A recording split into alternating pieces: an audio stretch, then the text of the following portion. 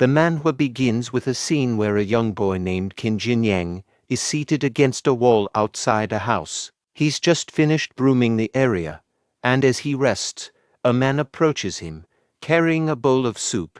Qin Jinyang, the boy, looks at the soup in his bowl and can't help but think to himself, shit, it's another bowl of swill again.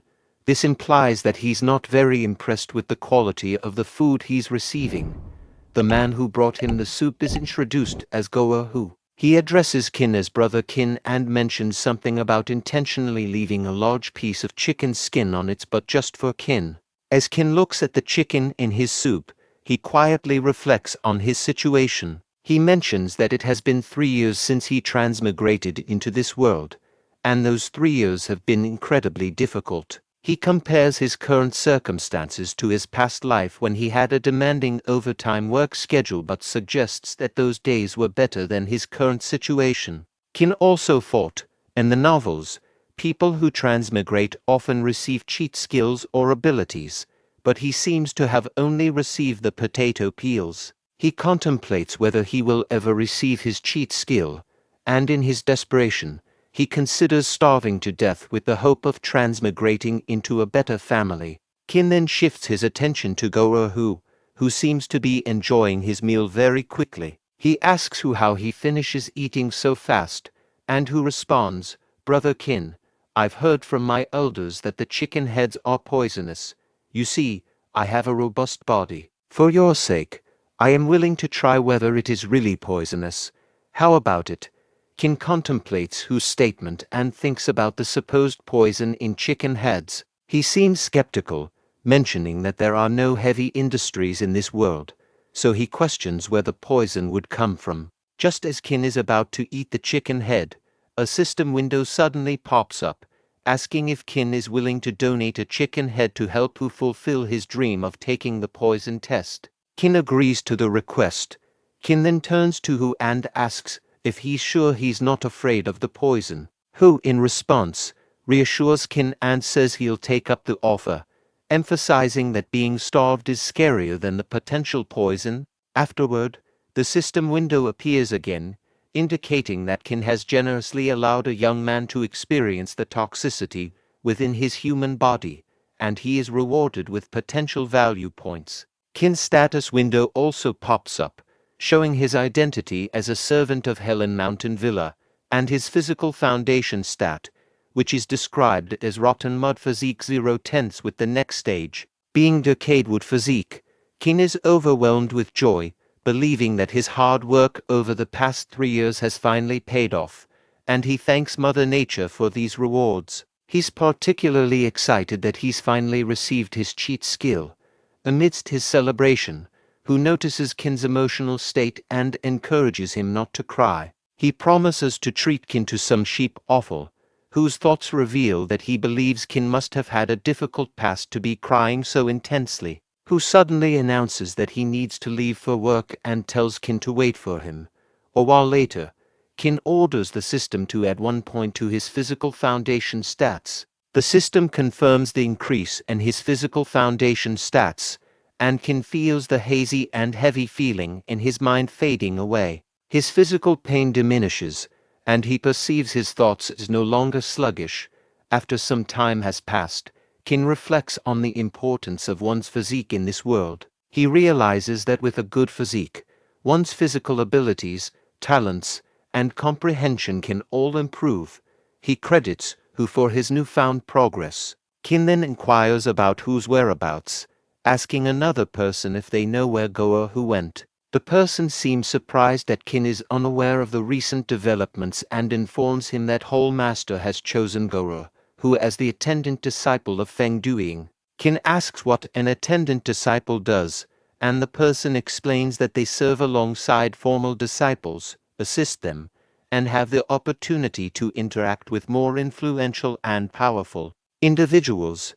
Suddenly, a person announces that dinner is ready, and everyone gathers around. Qin quickly moves to receive his meal and reflects on how his thoughts and reactions have become more sensitive and agile. Even the act of grabbing food has become effortless, thanks to his improved physique.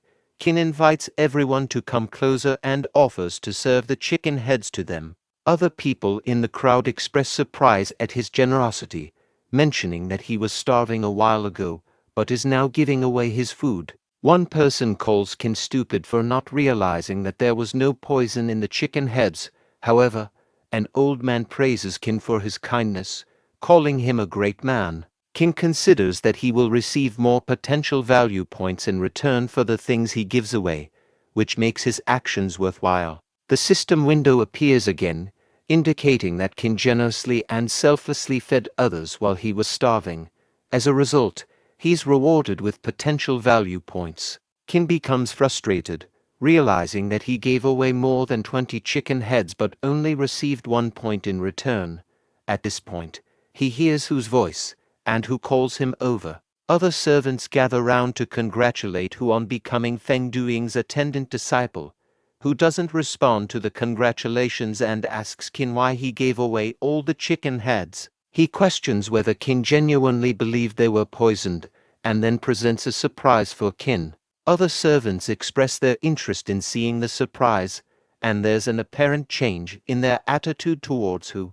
Afterward, Hu shares the roasted chicken with Qin, and Qin comments on Hu luck. He explains that being an attendant disciple is much better than being a servant, and hints that becoming a formal disciple could lead to an even better life. While Hu explains that being an inner disciple is not easy, and they face harsh punishments and tasks, including copying manuals. He notices that senior brother Feng Duing is busy copying manuals even though it's already dark outside.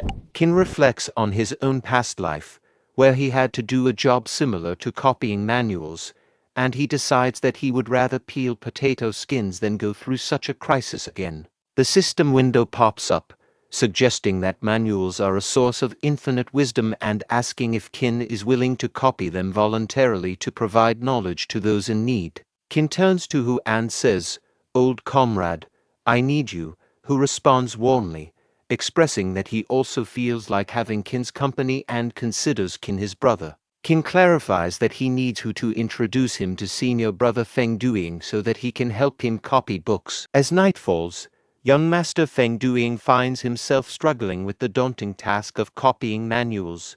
Goa Hu, a trusted servant, knocks gently on the door of young master Feng's room. Feng Duing, surprised by the late visit, questions why Hu is here at this hour.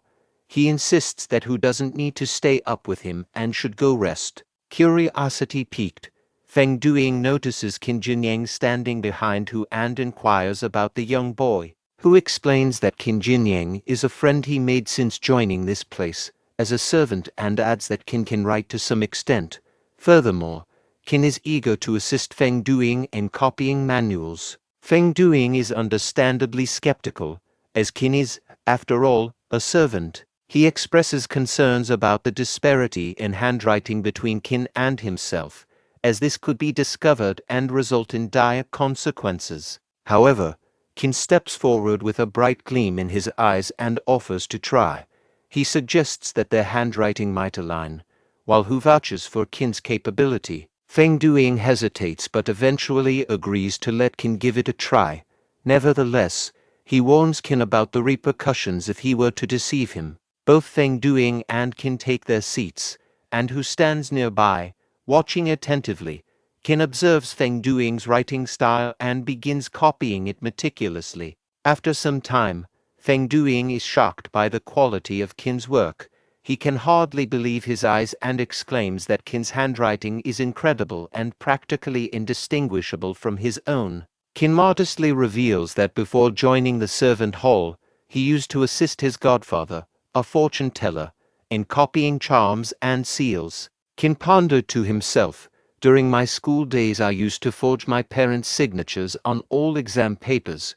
He never anticipated that his ability to imitate handwriting would come in handy here. In addition, to his astonishment, the manual they are copying happens to be a martial arts technique, which he considers a jackpot. The system window pops up, indicating that the mission has been accomplished. Feng Duing, appreciative of Qin's contribution, rewards him with 5 silver taels. Feng Duing hints that he may offer more when he has a more flexible budget. Qin is grateful for the recognition and can't help but admire senior brother Feng for his potential wealth. System window pop-up showing information. As a real man, one should regard money as dirt. Will you refuse it? After reading the system window, Qin state, I don't want this money. And explain, I came here to copy manuals because of my friendship with brother Hu, and I admire senior brother like it. System window pops up providing information about mission completed reward. Qin decides to allocate all 2 points to his physical foundation stats, believing that this will enhance his efficiency in copying manuals and clear his mind. Feng Duing kindly offers to pay Qin up to 100 silver taels for his help with manual copying, demonstrating a strong sense of gratitude. He asks Hu to escort Qin back to the servant hall and assign him easier tasks. Both Hu and Qin express their sincere thanks, and they show their appreciation to senior brother Feng. The following day, in the firewood storage area, Hu informs Qin of his new task, which involves supervising the firewood. Qin is only required to carry firewood during meal times. The other servants willingly offer to assist with carrying the firewood. Hu inquires, brother, what do you think? This job seems quite straightforward, doesn't it? I need to head back now. We'll catch up tonight. Qin nods in agreement and replies, see you later tonight. Qin, with some free time on his hands, decided to delve into the Great River technique. Despite his average aptitude, he remained optimistic about mastering the fundamentals of this ancient practice. He began to explain to himself the hierarchy of cultivation among martial artists. The strength of a cultivator was determined by their realm, starting with the first realm as the lowest and progressing to higher realms. Notably, the level of a cultivator's physical foundation directly influenced their potential for advancing to the next realm. The progression started with the rotten mud physique, followed by the decayed wood physique and the iron tree physique. Possessing the iron tree physique was the minimum requirement for entering the path of cultivation. However, this talent was scarce, and many cultivators spent their lives stuck in the first realm. Above the iron tree physique was the silver flower physique, which allowed cultivators to break through the bottlenecks of the first realm. With diligent practice and the aid of secret techniques and elixirs, it was even possible to reach the third realm. Beyond that was the coveted golden physique, granting a cultivator an almost ethereal path of cultivation. The lord of the Helan Mountain Villa possessed the golden physique and had reached the formidable fifth realm. Further up the hierarchy was the white jade physique, a mystical existence across the Jianghu. Rumor had it that an even more precious jadeite physique existed above it, although it remained a legend. As Qin contemplated the Great River technique, he knew that this practice had a soothing effect on the mind, bringing inner peace. He also understood that those hot-blooded and impulsive martial artists who attempted to copy the technique often found themselves drained and fatigued. In addition to a strong physical foundation, Qin recognized that there were other prerequisites for ascending to the first realm as a martial artist. Cultivators needed to possess a certain abundance and purity of true qi. However, Qin was honest with himself. He acknowledged that his current level in the Great River technique was merely at the entry level, signifying that he had much room for improvement. While engrossed in these thoughts, a voice called out from behind, startling Qin. He turned to find an old man named Lao Liangtu. In a surprised tone, Qin addressed the old man, "So it's you. What has happened?" Lao Liangtu stumbled and fell into Qin, causing both of them to tumble to the ground. In a distressed voice, he implored, "Little brother Qin, I beg you, please save me." Qin advised, "Take a seat first and speak slowly." Old Lao began to explain his dire circumstances, his eyes welling up with worry.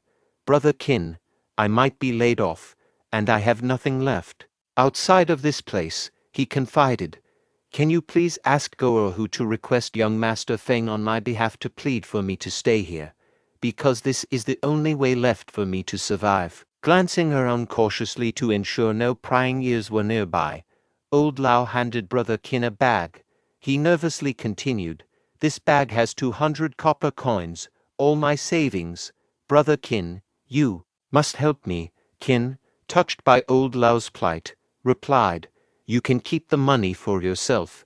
Just remind me later, and I will talk to Goahu on your behalf."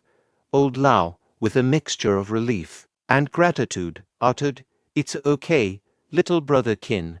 You can have it." He handed over the bag of money. He quickly disappeared for his place. While darting away, old Lao couldn't help but shout, "Back, thank you, little brother Qin. You must help me." At a mealtime, Qin pondered to himself, wondering why old Hu had not yet shown up for their usual shared meals. What's taking him so long? Today, as he contemplated, he overheard people talking to each other, their voices filled with shock and concern. "Have you heard? Someone died. Are you serious? Is it really Goahu?" This news sent a shiver down Qin's spine, and he asked loudly, "Who do you say died just now?" A person explained the grim details. "I heard that after paying a visit to young Master Feng, Goahu died on his way back. They say he suddenly spewed out a mouthful of black blood that splattered all over. Then he fell to the ground and passed away." Qin couldn't help but ponder to himself, could it be that the chicken heads are really poisonous? Suddenly, without warning, someone struck Qin from behind with a wooden stick, causing him to collapse to the ground. Before losing consciousness, Qin wondered, "Who is this son of A?" The person who had attacked him angrily declared, "Qin Jinyang, you despicable and cowardly bully." In the servant hall, Qin was tied up with a wooden log, accused by Steward Wang of extorting 200 copper coins from Lao Liangtu. The gathered people warned Qin that if he confessed now, they'd only break his legs and exile him from the mountains.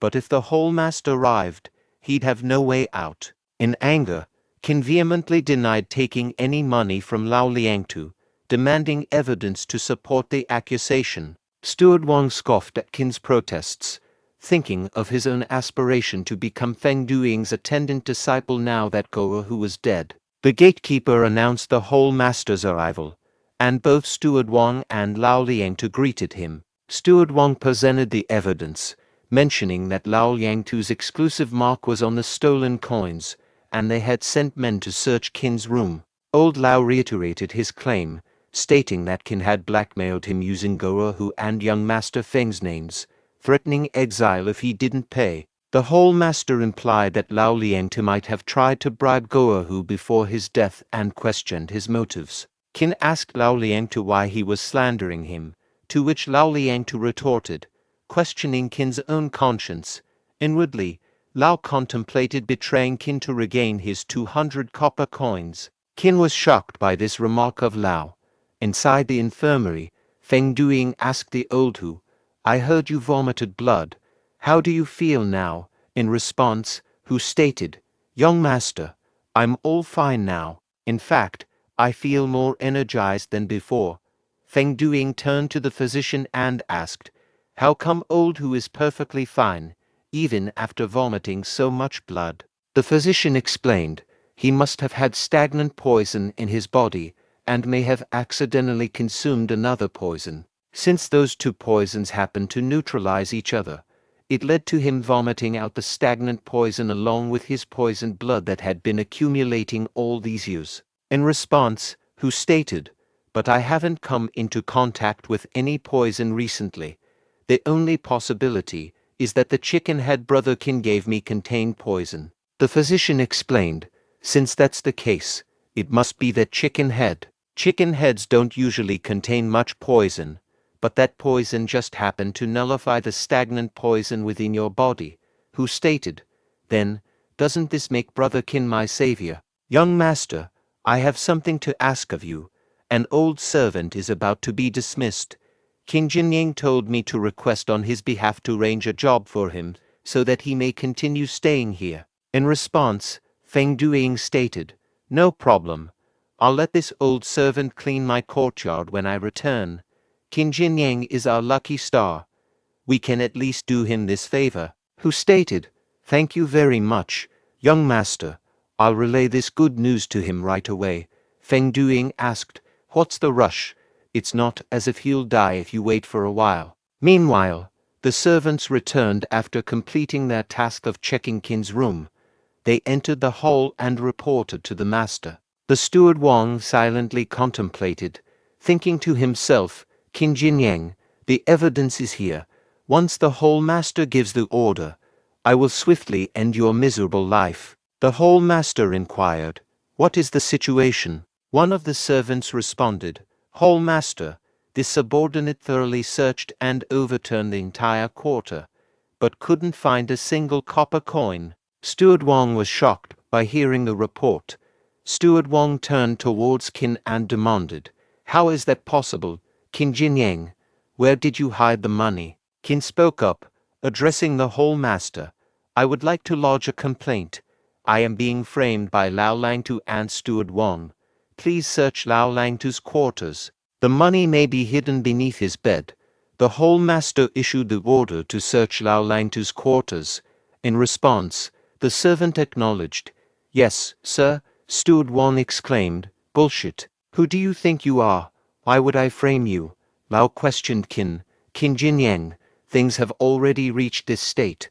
Why are you still trying to deny it? At most, I'll burn more paper money for you after you die. Qin retorted.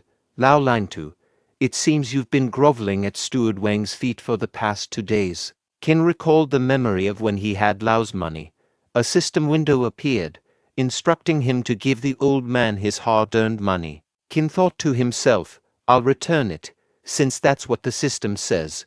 When Lao Langtu left for work, Qin discreetly placed the money beneath his bed. At that moment, the servant returned with the money in his hands. The hall master asked, have you thoroughly checked it? The servant replied, yes, sir. This bag containing exactly 200 copper coins was found beneath the bed in Lao Langtu's quarters. There is no mistaking it. These are all Lao Langtu's copper coins, and they even have marks on them.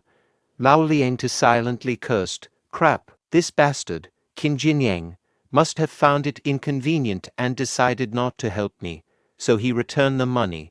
You should have informed me, bastard. You've screwed me over big this time. In the midst of the commotion, whose voice echoed as he shouted for the door, calling out, Brother Qin, he has done what you asked of him. Steward Wang found himself deep in thought and wondered, Goer who, didn't he already die? Undeterred, Hu continued, revealing, young Master Feng agreed to let Lao Langtu stay and clean his courtyard. Seeing crowd of people gathered in front of him, Feng Duing inquired, why are so many people gathered here? Then they both noticed Hall Master. With respect, they both greeted, Hall Master. Steward Wang explained, Hall Master, this old thief came to complain to me. He was just enforcing the law impartially and thus apprehended Qin Jinyang. He didn't know anything about all this. Following the way of the main hall, he'll kill this old thief right away. The Hall Master intervened firmly, stating, stop right there. Hu expressed his concern, saying, brother, you've had it hard.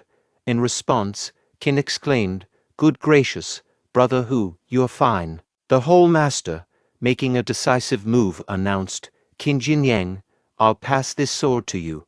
You may do as you wish regarding Lao Langtu. It's up to you whether you kill, spare, or slowly torture him. Lao Langtu pleaded, Qin Jinyang, I beg you, please spare me. I was wrong, I was blinded by greed. Killing me won't bring you any wealth. My life isn't worth you dirtying your hands. Please spare me. Remembering the man's previous actions, Qin used the sword and swiftly chopped off his head in one strike. A window popped up, displaying the message, mission accomplished. He had successfully ended his life and liberated the old man from life sufferings, rewarding potential value, 3 points. Seeing this, the Hall Master commended, you're quite courageous, Qin Jinyang. From today onwards, you will be the guard of the servant hall. You may patrol with the guard squad tomorrow. Qin expressed his gratitude, saying thank you, Hall Master. The Hall Master then instructed, Duing, follow me to my study room. In response, Feng Duing obediently replied, yes, father. Who reassured Qin, there is no need to overthink. You just killed an ungrateful snake. You just received a huge promotion. I'll treat you to a meal to celebrate this occasion later. Qin reflected to himself, at best, gods are bodyguards. This time, everything was entirely down to chance. When I'm framed again, will I be as fortunate? In reality, a person who is excessively kind is only met with death. The world's rule is an eye for an eye and a tooth for a tooth. No matter what, I have to get stronger. At the servant hall, Qin contemplated the unstoppable force of luck that had bestowed upon him. Upon becoming a god, his salary had arrived promptly, leaving him with some time to spare. It was then that he decided to extend an invitation to old Hu for a delightful meal. With a warm smile, Hu exclaimed, "Brother, I finally found you. I've been searching all over for you." In response, Qin joyfully replied, "Old Hu, you've arrived just in time. I was actually planning to seek you out. Have you happened to cross paths with Xiao Guzi, the young one who usually accompanies me on patrol and never leaves my side?" Pointing in a certain direction, Hu remarked, "Are you in search of Xiao Guzi? Isn't he right over there?" In a loud and hearty voice, Qin called out, "Hey, Xiao Guzi!" Xiao Guzi turned around, his voice quivering as he spoke. "Master Qin, Master Hu." Curious, Hu inquired, "What's troubling you, my lad? You seem so downcast. Have you missed your meals or something?" Qin chimed in. "And why are you carrying all those belongings? Where are you headed?" With tears in his eyes, Xiao Guzi shared, "Master Qin, my village has suffered repeated raids by bandits over the years, and this time, an epidemic has taken my parents and sister. I must return home to arrange a proper funeral for them." Filled with compassion, Qin offered, "Xiao Guzi, take this bag with 200 copper coins. Use it to ensure your family receives a dignified funeral." Overwhelmed with gratitude, Xiao Guzi expressed, "Thank you so much, Master Qin." A system notification popped up, displaying crucial information, emphasizing the purity of filial piety and the heart can cleanse the impurities behind dirty money. Rewarding potential value, 1 point. In his contemplation, Qin found himself grappling with unease while holding onto Lao Liangtu's money. He firmly believed that the virtuous path was to perform a benevolent deed and bestow all of it upon Xiao Guzi. The system window appeared again, reiterating the paramount significance of filial piety over all else. It posed a question to Qin, inquiring if he was willing to contribute his entire savings to ensure a peaceful rest for the departed. Upon absorbing the message within the system window, Qin declared, "Xiao Guzi, your devotion to filial piety is truly moving, and it has deeply touched my heart. I still possess 2 taels of silver. Take it all and arrange the most honorable funeral. Please, do not refuse." Qin ruminated within himself, "I've just come into this wealth, and yet, I'm already contemplating giving it all away." Xiao Guzi asserted, "Master Qin, you absolutely cannot do this." In response, Qin replied, "Enough talk, hurry and return home." Another system notification appeared, rewarding Qin with a potential value of 3 points. Both Qin and Xiao Guzi observed as the latter departed. Turning to Hu, Qin expressed, "Originally, I had planned to treat you to a splendid meal." Hu responded, "It's no trouble at all. It's a trivial matter. However, after the incident with Lao Liangtu, I suspected you might be disheartened and reluctant to assist others." Qin articulated, "The world consists of both virtuous and unscrupulous individuals. We should not judge the many by the actions of a few wicked ones. Since my time as a god, Xiao Guzi has faithfully served by my side, displaying wisdom and dedication. How could I not support such an admirable young lad?" From a distance, Xiao Guzi shouted, "Master Qin, my life may be insignificant, but even if it's all I have, I will strive to repay your kindness. Whether in this life or the next, or the ones beyond, I shall continue to show my gratitude for generations to come." Hu turned to Qin and exclaimed, "Brother Qin has definitely made the right choice to help him this time." Qin asked in response, "By the way, old Hu, Didn't you say earlier that you were looking for me? Hu State replied, Ah yes, I have some great news for you. Come with me, I'll explain on the way. A while later at Feng Duing Quarter, Feng addressed Qin saying, These are all the books my senior and junior brothers want you to copy. Brother Qin, you need to finish copying them as soon as possible. Qin assured, No problem. He guarantees to fulfill senior brother Feng's order without fail. Feng then entrusted the task to Qin, stating, Then he will leave it in your care. Qin thought to himself, if he continues writing like this, it will take him forever to finish this. Maybe he can use the Great River technique's true Qi on his hands, copying the work of others to improve proficiency in the Great River technique. Action speaks louder than words. Let him put it into action and see if it works or not. Qin began copying the book with great speed. Feng then instructed his servant, This pile belongs to junior brother Wang, and this one belongs to junior brother Li. Go quickly and deliver them. Also, don't forget to bring back the final payment from them. Qin thought to himself, Yes, as expected, it works. The assistance of true Qi is progressively making him able to copy the books faster. Feng State acknowledged, Let's stop here for today, Brother Qin. Your ability to copy the work of 5 people in just one night is truly remarkable. You can come over every night to write the remaining work. Qin replied, Okay, senior brother Feng. Feng State praised Qin, saying, Brother Qin is indeed a rare talent. There aren't many people who I Feng Duing admire. But Brother Qin, you are definitely one of them. Qin humbly responded, Senior brother Feng, you overpraise me. Thanks to you, I can earn so many silver taels. Senior brother Feng, now that I think of it, I feel like I don't need so much money as a god. Don't you also think so? Feng State laughed heartily, knowing that his brother Qin was facing difficulties. As a senior brother, he decided to offer his help. A few days later, Qin sat on a big wooden bench and pondered to himself. He reflected on the past few days of copying books, realizing that he had not only earned a significant amount of money but also improved his physical strength and advanced in the Great River technique to a minor attainment level.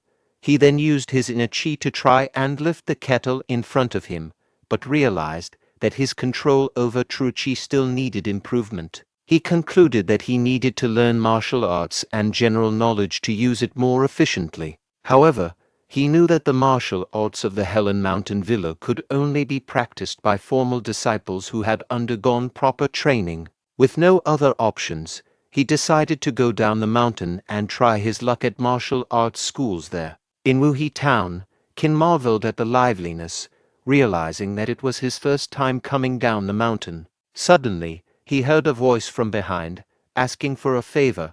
Old person sitting nearby street, asking if the person could buy 2 little girls from him. The person rudely dismissed the request, not wanting to be bothered. The old man pleaded, explaining that if the girls continued to follow him, they would starve to death. The person responded harshly, claiming that giving the old man a steamed bun was already generous enough and refused to help further. Unable to bear the situation, Qin turned to a nearby shop. Qin requested the shopkeeper to give him 2 buns and put them in a paper bag. The shopkeeper agreed and prepared the order. The old man, still crying, told his daughters that they could share the steamed bun. He blamed himself for their current situation, expressing his inability to grow crops or sell them to provide a chance for his daughters to survive. One of the children comforted their father, urging him not to cry. Moved by their conversation, Qin approached the old man after purchasing the buns. Approaching near the old man, Qin stated while hiding behind a wall, There is some broken silver under the buns in the paper bag beside you. Go back and use it to farm. Don't make too much noise. Hearing that, the old man turned toward his right side and found a bag. After looking inside the bag, he started crying again. The children worriedly asked, Father, are you okay? The old man stated, Bodhisattva, a bodhisattva came to my rescue. Wife, did you see that? I've encountered a living bodhisattva. A system window popped up, showing the information. He saved a struggling family, rewarding potential value. 2 points, Qin stated. The next step of the plan is. Then he heard a voice of a child saying, I can sing and do shameless things. I can also sell myself for my whole lifetime. Another child said, my mother is seriously ill. I am willing to fight for just 1 copper coin. Who wants to fight with me? A notification prompt appeared.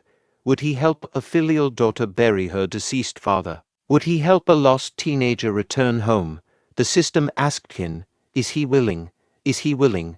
After all, later, a system window showed information, potential value, 22 points. Qin thought to himself, he really earned so many potential points. In this world, where the weak are preyed upon by the strong, life is so difficult for the common people to live through. If old who were to know that he gave away so many silver taels, he would probably be angry to death. Forget it. Let's not think about these things for now. System, add all of his potential points into his physical foundation.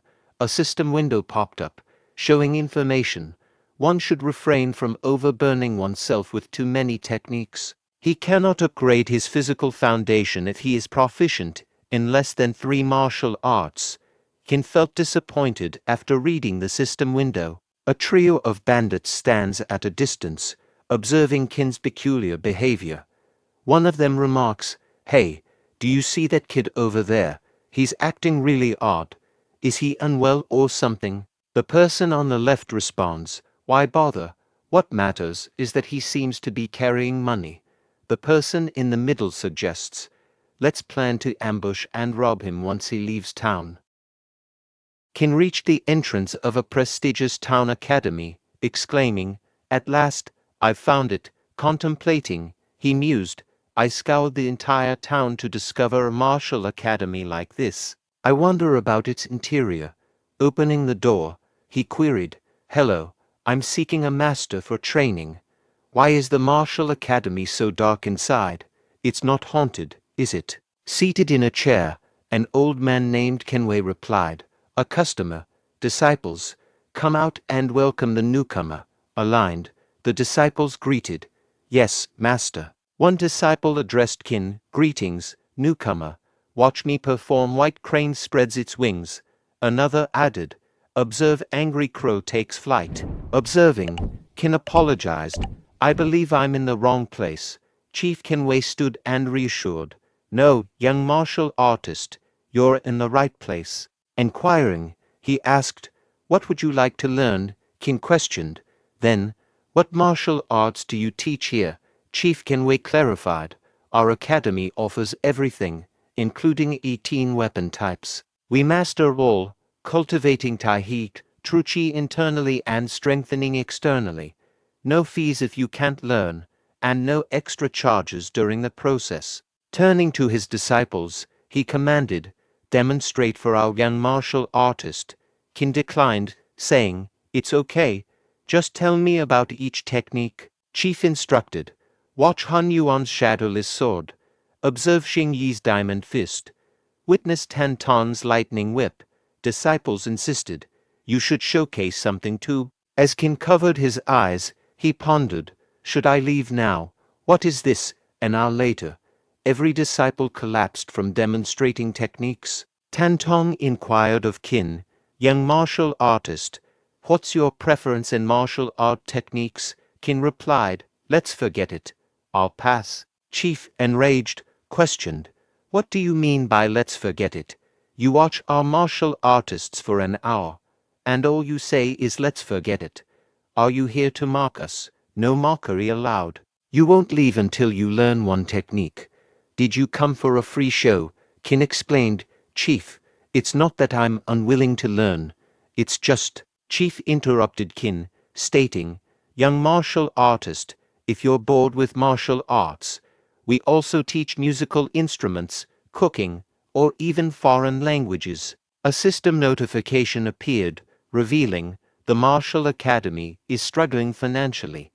Would you consider leaving a silver tael as a tip? Chief directed his disciples, keep performing. Impress this young martial artist.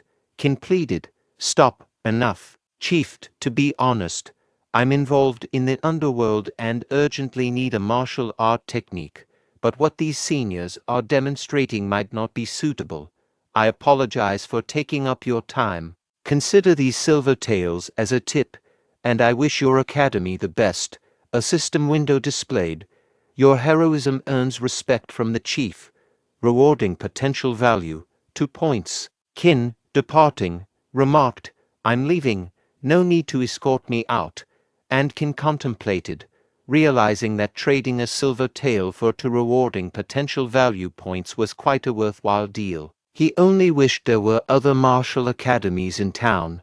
Chief intervened, stating, Young master, please wait, and instructed the disciples to exit. They acknowledged, Yes, master. Once alone, Chief turned to Qin, acknowledging, You have a discerning eye. You saw through those superficial martial arts used to deceive outsiders. Our academy indeed possesses unique martial arts techniques. Qin reflected. Special techniques. This is an unexpected gain. He inquired, Could the chief demonstrate them for me? Chief, seizing sand from the ground, declared, Certainly. I'll give you a taste. Don't blink. Throwing the sand toward Qin, it passed in front of his eyes and struck the practice dummy behind him. Qin questioned, Is that all? Isn't this just throwing sand when you can't win a fight? Chief replied, You're too naive, young man. Have you heard of hidden weapons? Qin asked. Hidden weapons? Like techniques using shurikens and darts for a single-shot kill? Chief inquired. That's nothing. Are those just ordinary weapons? What makes them worthy of being labeled hidden weapons? He continued, Listen carefully. The essence of hidden weapons lies in their concealment. Catch your enemies off guard. Strike when they're unprepared. Additionally, they should be portable and ideally carried at all times. A handful of sand can confuse enemies, buying time for escape or forcing them to reveal weaknesses. For the final blow, a blade is still preferable. Examine the dummy's eyes closely. Qin, visibly surprised, thought, It's filled with tiny nicks resembling needle pricks. Chief elucidated, This is the application of our dirt field technique. It allows manipulation of dust, sand, loess, lime, and even various poisonous powders. Qin expressed interest, stating, I want to learn this technique. Name your price. Chief Kenway cautioned, This hidden weapon is our family's exclusive technique, passed only to male direct descendants. You, an outsider, consider learning our secret technique. Qin insisted, Just state the price. Chief proposed, Given your unique skeletal structure, you are an extraordinary martial arts talent. 300 taels, I guarantee mastery. Qin countered, 10 taels of silver. Take it or leave it. In a hushed tone, he added, Why not resort to robbery? Chief agreed, Fine, 10 taels it is. I'll teach you for a day, with no guarantee of mastery. Follow me to the training ground if you accept. Chief pondered, It's challenging to determine if someone can truly grasp this generational technique. Even our great-grandfather, with a silver root bone, took 61 days to learn the basics. Learn some basics and then scram. That's 10 taels richer today. A day for us common folks to celebrate. Chief instructed, I'll start the timer. Remember, the dirt field technique involves coating dirt with true qi before throwing it. This aids in understanding the theory. Guide the qi down your center. Feel it down your spine. Kid, are you following? Don't tell me he fell asleep. Later, a system window appeared, proposing, use 5 potential points to unlock and learn the basics of the dirt field technique. Qin instructed the system to proceed. The system displayed Qin's profile. Qin Jinyang, with a rotten mud physique foundation, a servant of Helan Mountain Villa, progressing to decayed wood physique. Martial arts skills included the Great River Technique beginner level and Dirt Field Technique basic level. Potential value points stood at 0. Chief inquired, How's it going? Any confusion? Utilize these 24 hours to ask anything? Relieved, Qin expressed gratitude. I appreciate the chief's guidance. This technique will be invaluable. I've successfully learned it. Chief questioned, Learned it. Are you kidding? Don't dream of a refund even if you leave now. Internally, he mused. Learned it so easily. Who does he think he's fooling? Let's see if I can beat some sense into him if he asks for a refund later. Are all young people this arrogant? The system window appeared again, suggesting that the chief was suspicious of his extraordinary intellect and wondered if he would showcase his abilities to broaden his narrow perspective. System inquired if Qin would demonstrate the dirt field technique, challenging the narrow-minded man to recognize a true genius. Casting doubt, Chief asserted that even top-tier geniuses couldn't grasp it instantly, let alone Qin. Criticizing Qin's pretentious demeanor, Chief accused him of feigning genius martial artistry. Complying, Qin demonstrated the dirt field technique on the chief by swiftly grabbing his leg and tossing him to the ground like a pile of dirt, leaving Chief astonished and collapsed on the ground. A system window appeared, heralding that Qin's talent and diligence had garnered admiration, earning him 2 points of potential value. Post-demonstration, Qin departed the martial art academy, returning to the mountain. Contemplating that he'd acquired a worthwhile technique, he happily anticipated a nap upon his mountain return. Unexpectedly, a person confronted Qin, brandishing a sword and demanding money. The system window identified the assailant as a Grade 1 martial artist robber. Acknowledging the situation, Qin assured the person that the money would serve as his travel fare. Other companions of robber judged Qin as a gradeless, timid individual, wealthy yet frightened. Dismissing Qin's intervention, he believed the 2 present was sufficient, and beknownst to them, Qin schemed to use the dirt field technique on the Grade 1 martial artist and his companions. Qin employed the technique to blind all. In response, the martial artist remarked, "Your fate is sealed, kid. You've offended the Steel Dragon tribe, and your face is etched in his memory." Qin retorted, "Now that you recall me, that's even more reason not to spare you." The martial artist protested, "You can't kill me, I am." Qin interjected, "Don't move. My blade might find a new path the moment you do." He swiftly used his blade to dispatch the robber. The system window displayed, he successfully eliminated a threat, ensuring the area's safety. Rewarding potential value, 2 points. You successfully eliminated a threat, ensuring the area's safety. Rewarding potential value, 1 point. You successfully eliminated a threat, ensuring the area's safety. Rewarding potential value, 1 point. The following morning, outside Qin's quarters, someone knocked on the door. Qin shouted, "Who's there?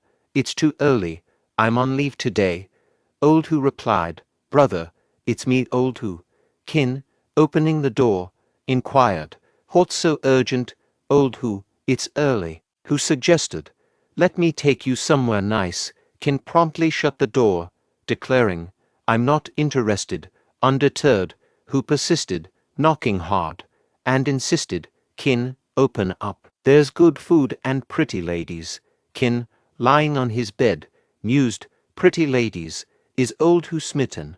A system window appeared, stating, "His friend has a wish. Will he generously fulfill it?" Qin thought, "Fine. I'll go this once for Old Hu's sake." Another system window appeared, noting, "You generously fulfilled his brother's wish. Rewarding potential value, 1 point. Your considerate gesture towards your brother is commendable. Rewarding potential value, 1 point." Surprised by their location, Qin pondered, "The original networking group. Well, that's unexpected. I thought this kid fell for someone." Qin declined, saying, "Old Hu, I'll skip your squire tea party." Hu insisted, "No way. You have to go. Even if you don't want to. Do it for me." Secretly, Hu thought, "I went through so much trouble to bring you here. I can't let you escape." A system window appeared, stating, "Your brother sincerely wishes for your participation. Will you do him this favor?" Qin considered, "Oh well, it's a chance to meet more people in this world." Another system window appeared, noting, "By doing your brother a favor, you've proven your loyalty. Rewarding potential value, 1 point." Who urged, "Brother, let's go." Let me introduce you to everyone. Brother Zhang, meet my brother, Qin Jinyang. He's a god in the servant hall and even knows how to read. Perfect for Miss Changlin. I brought him here to meet her today. What do you think? Who exclaimed. Qin thought. Is he setting me up on a blind date? Miss Changlin retorted. Who's that? Which Tom, Dick, and Harry dares to say they're worthy of me? Who, sporting a smile, remarked, Sister Changlin, my brother possesses limitless potential. You'll undoubtedly be satisfied. Changlin inquired. You're my blind date. Why are you just staring? Don't you have a gift for your blind date? Qin stood there, dumbfounded. Zhang commented, Brother Hu, it appears this man lacks the courtesy to bring a decent gift. If this is your introduction, let's just forget about it. Nervously, Hu responded, Brother Zhang. Zhang, unrelenting, remarked, a god, elevated from servant to a miserly god, earns a bit more and forgets his status. Marry someone on your level. Do you understand what that means? Take a good look in the mirror. Changlin intervened. My brother is only conveying this out of respect for Senior Feng. Don't embarrass yourself any further. Recalling memories from his past life, Qin thought, I won't let myself be bullied again. Addressing Zhang, he asked, What makes you think I can't come with a decent gift? Zhang retorted, Are you foolish? If you bring a decent gift, I'll kneel and call you father.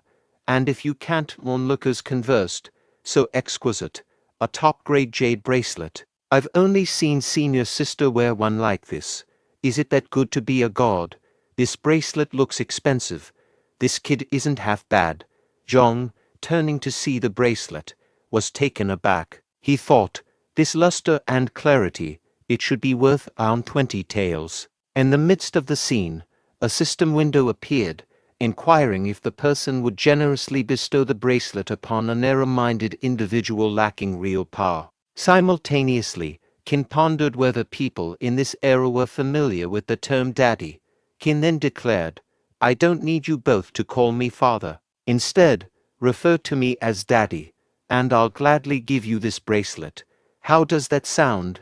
Zhang questioned internally if daddy was the person's nickname and estimated the bracelet's worth at least 20 taels. Addressing his sister, Zhang asked why she wasn't expressing gratitude to daddy. She replied, Thanks, daddy. Pleased with her response, Qin instructed her to take the bracelet. She added, Daddy, listen up.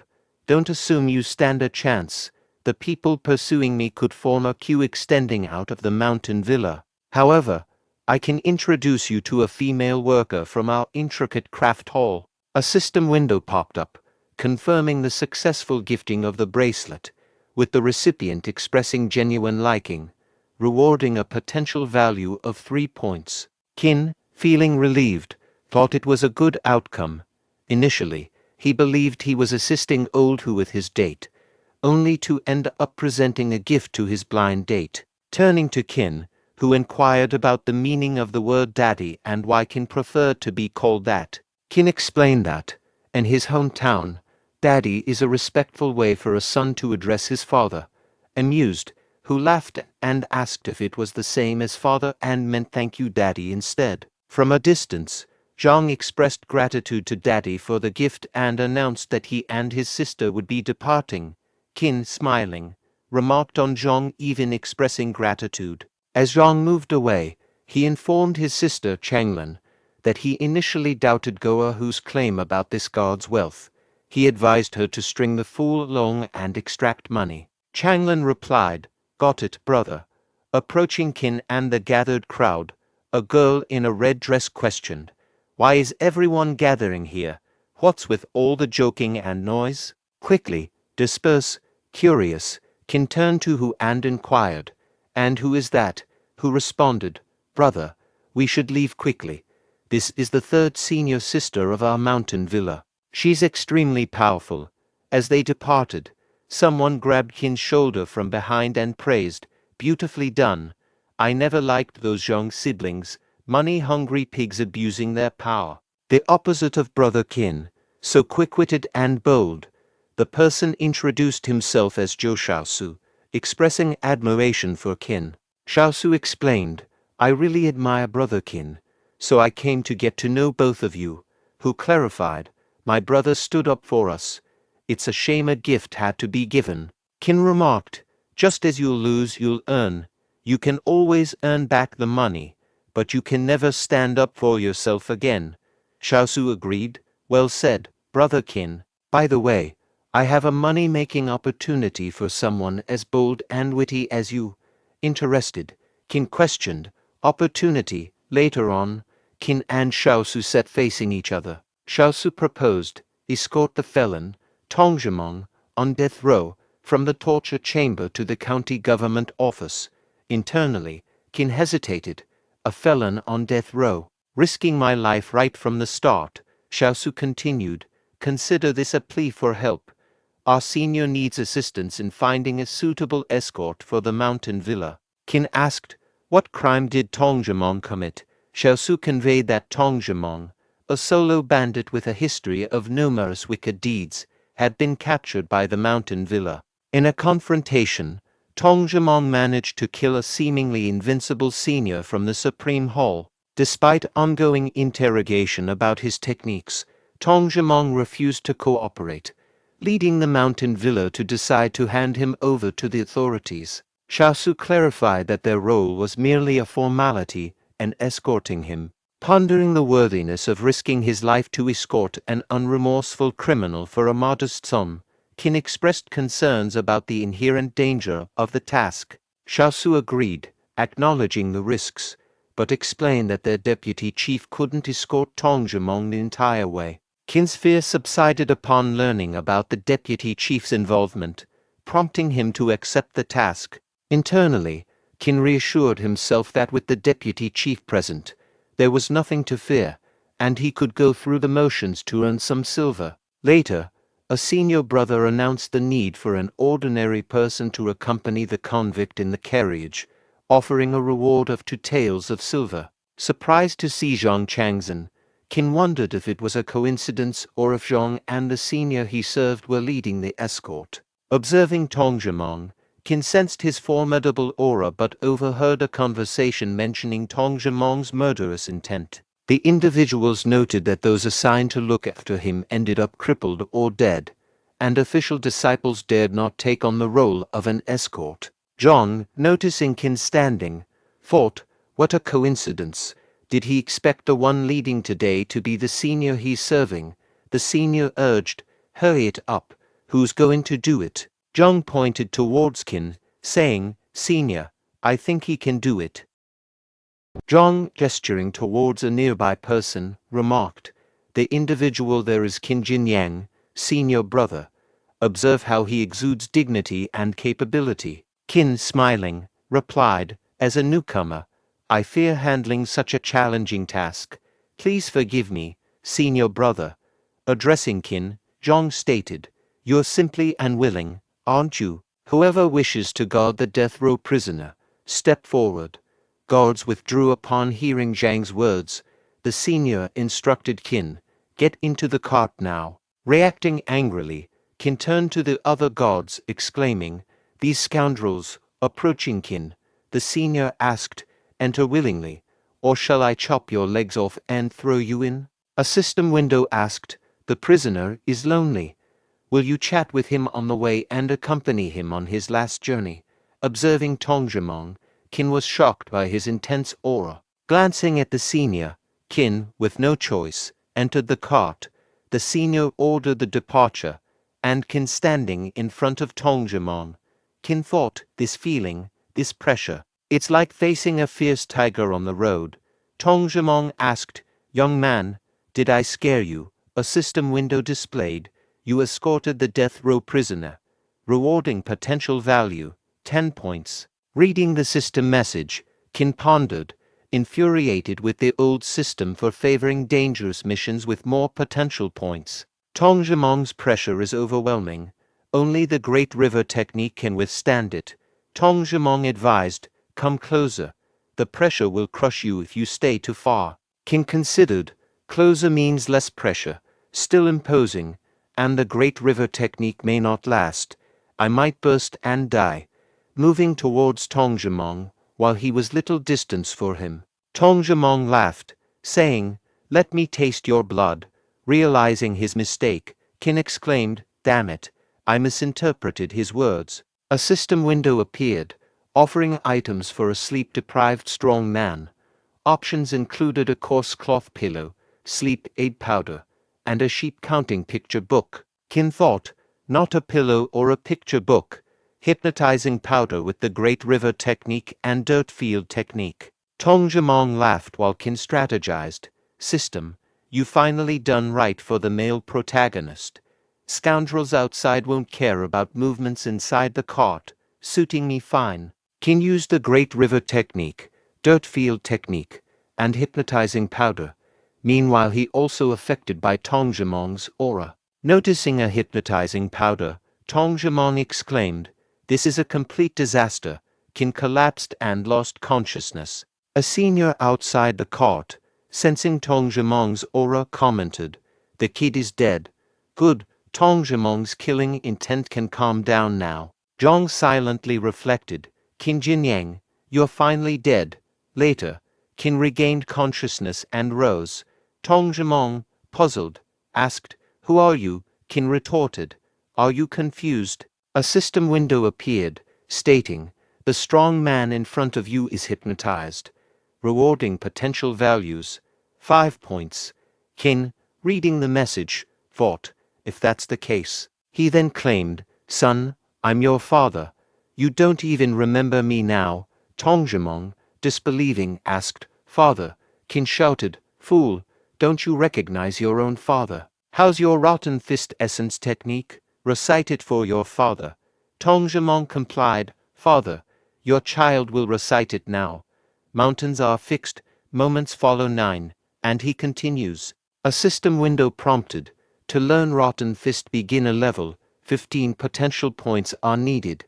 Allocate the points." Qin agreed. His profile displayed as Qin Jinyang with a decade wood physique 19/20, a Helan Mountain Villa servant. Skills, Great River technique bottleneck, dirt field technique minor attainment, and rotten fist beginner. Potential value, 1. Another window asked to use more hypnotizing powder for a peaceful to let him pass away in a happy dream, because this man has suffered too much torture. Qin mused, "So, this is rotten fist martial arts. There must be more good things." Curious, he asked Tong Jimong, "Son, you've worked hard. Where's your hidden savings?" After a while, the group arrived at their destination, and Qin stepped out of the cart. He greeted Master Fu and Sir Liu, saying, "Hello, Master Fu, hello, Sir Liu." Zhang and the senior were astonished to see Qin alive and well, pondering, "Is he really unharmed? Did he not perish? What's going on?" Meanwhile, Liu was impressed by Qin's bravery and approached him, noting, "This young hero possesses both courage and potential." Qin thanked Sir Liu for the compliment. As Master Fu observed them talking, Qin modestly downplayed his actions, while Liu expressed his admiration. Liu then informed Qin, "My government office has formed a new patrol unit, and we could use someone like you. The future looks promising." Suddenly, a system prompt appeared, stating, "Master Fu highly values reputation. A true man remains steadfast despite poverty or low status. Will you uphold his honor?" Qin noticed and replied to Liu, "Thank you for your kindness, Sir Liu. I am a humble peasant from a mountain villa. My loyalty lies with the villa, and I'm even willing to sacrifice for it, regardless of future prospects." Another system message appeared, declaring, "You have upheld Master Fu's honor, rewarding potential value, 4 points." Liu smiled and announced, "Well said. Bring 10 taels of silver to reward this young hero." Master Fu, chuckling, also promised Qin a reward of 15 taels. Qin happily anticipated the payment for completing the mission, while Zhang and the senior seethed with anger. After a while, Qin, studying the map, mused to himself, "Tong Jimong's savings must be on here." Doubting Tong Jimong's honesty, he pondered, he shouldn't have lied about the location. Inquiring, "So it's supposed to be here, but where's the ruined temple?" Lost in thought, he accidentally stepped on a sleeping tiger's tail. Startled, Qin turned to find an angry tiger behind him. Panicking, he ran while attempting to use hypnotizing powder, which proved ineffective. Bewildered, he resorted to throwing various items from his inventory. Fearing the tiger, he decided, I should hide in the bushes for a moment. Unfortunately, hiding led him to a cliff, and he tumbled down, thinking, ouch. Relying on rotten fist and dirt field technique isn't sufficient. I need to learn Qigong soon. Surveying his surroundings, Qin discovered the desired ruined temple. Examining the area, he speculated, someone tried to take Tongjiang's treasure, but the divine statue protected it. Outsiders can't grasp the rotten fist technique. Perfect opportunity to test it. Using the technique, the statue crumbled, revealing a wooden box. Excitedly, Qin, open it, he exclaimed. Golden leaves, I'm rich, and this small bottle. Is it medicine? A system window appeared, presenting information. The system asked Qin if he wanted to spend 20 potential points to appraise a bottle of high-grade medicine. Qin replied, expressing insufficient potential points but acknowledging the medicine's value. He assured that the rest was manageable and he moved to a village orphanage. And upon leaving, he mentioned having enough food for half a year. Grateful, the person referred to Qin as a benefactor and living bodhisattva. Another system window notified Qin that his kindness had saved the entire orphanage and provided winter sustenance, rewarding him with 10 potential points. Qin continued helping poor villagers, and they expressed gratitude. Qin then instructed the system to upgrade his physical foundation. A profile window displayed information about Qin Jinyang, the god of Helan Mountain Villa, with a 39 out of 40 iron tree physique. His martial arts skills included a bottleneck-level Great River technique, minor attainment in dirt field technique, and beginner-level rotten fist. His potential value stood at 17 points. Another window outlined the requirements for upgrading Qin's physical foundation to a silver flower physique, indicating the need for 5 martial arts at the perk level and 30 potential points to upgrade the Great River technique.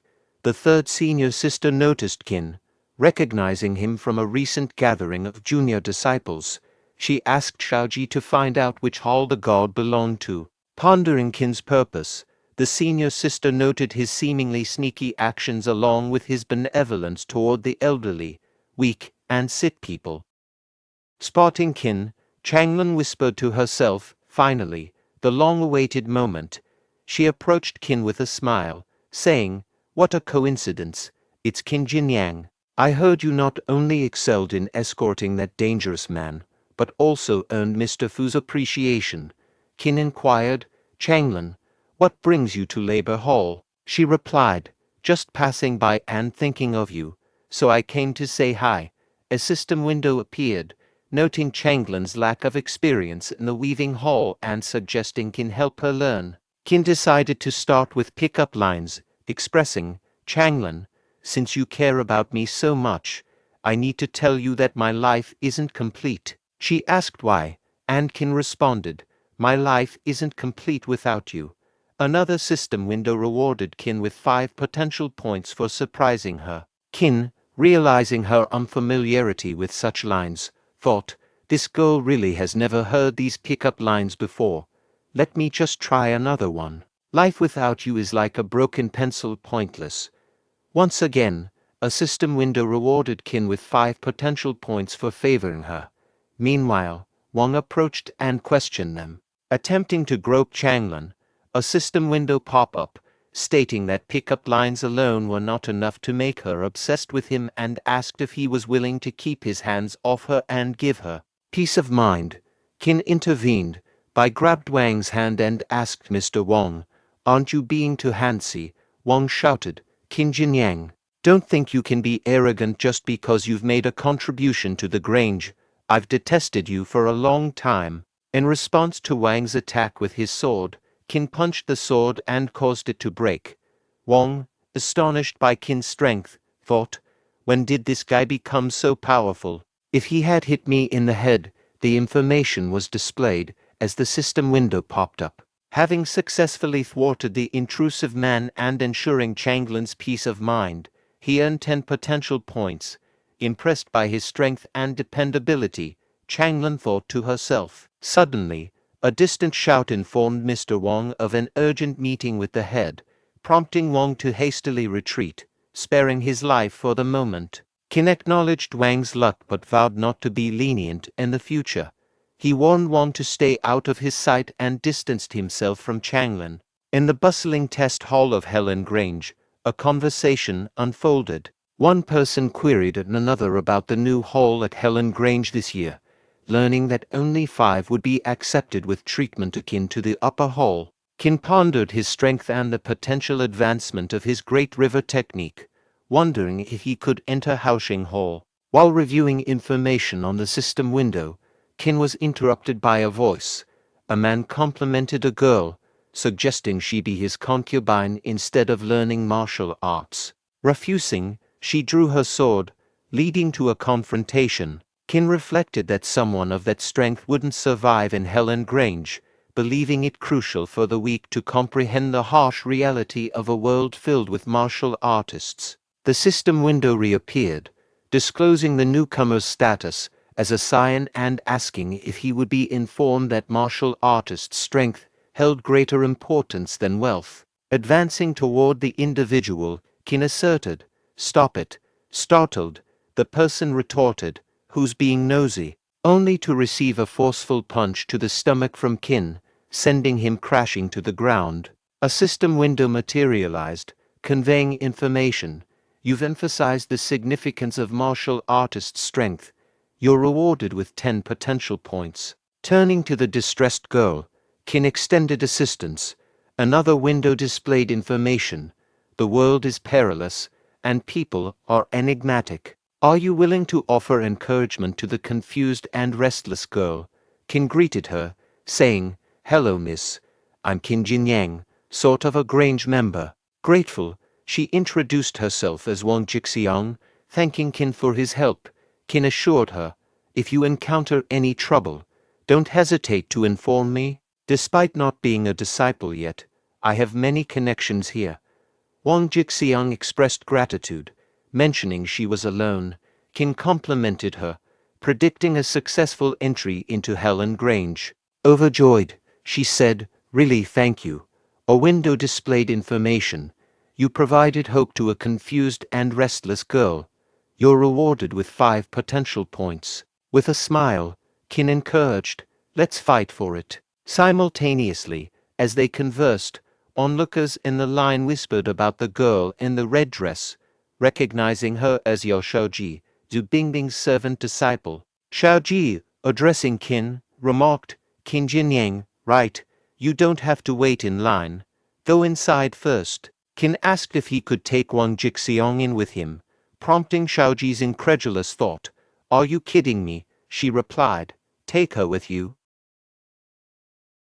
Upon entering Helan Grange, a system window appeared with information. During the entrance test, candidates meditated on spiritual stones inside a cave, feeling a mysterious pressure that increased gradually. Responding unconsciously, they released qi, interacting with the stones. Qin, reading the system message, noticed a group ahead and turned to Wang Jixiang, suggesting, "Let's see what they're doing." Approaching, they overheard a conversation where one person called them lowly peasants, another admired a girl, and a third questioned their desire to join Helan Grange. Jixiang, confused, was asked to be a servant disciple. Qin intervened, proclaiming, "I disabled someone as arrogant as you." Lu Shuqing, the first disciple of Star Hall, stepped in, emphasizing recruitment based on root bones rather than background. He urged harmony and directed them to the main hall for rule explanations, wishing them success in the test. The concept of root bones was explained, mentioning that some mud would be generated in the cracks of the spiritual stones, and candidates who couldn't hold on would have sludge-level root bones. On the other hand, if candidates managed to hold on, roots would grow in the mud, indicating deadwood-level root bones. Eventually, the roots would harden and grow into branches, signifying ironwood-level root bones. Upon the branches, silvery flowers will bloom, signifying silvery flower-level root bones. If the black bark breaks, emitting golden light, candidates possess golden branch-level root bones.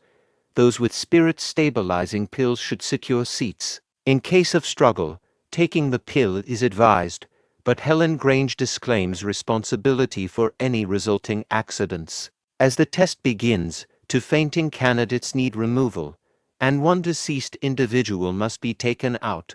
Qin pondered, "Let me reach the high rank of the ironwood level and enter the Haoxing Hall. I won't expose my silvery flower-level root bone to avoid jealousy." A system window offered to replenish Qi for 10 potential points in the Qi-rich environment, but Qin declined, confident in his silvery flower-level root bone. Curious about Wang Jixiang, he mused on her potential decision to take the spirit-stabilizing pill, acknowledging she might not join Helan Grange.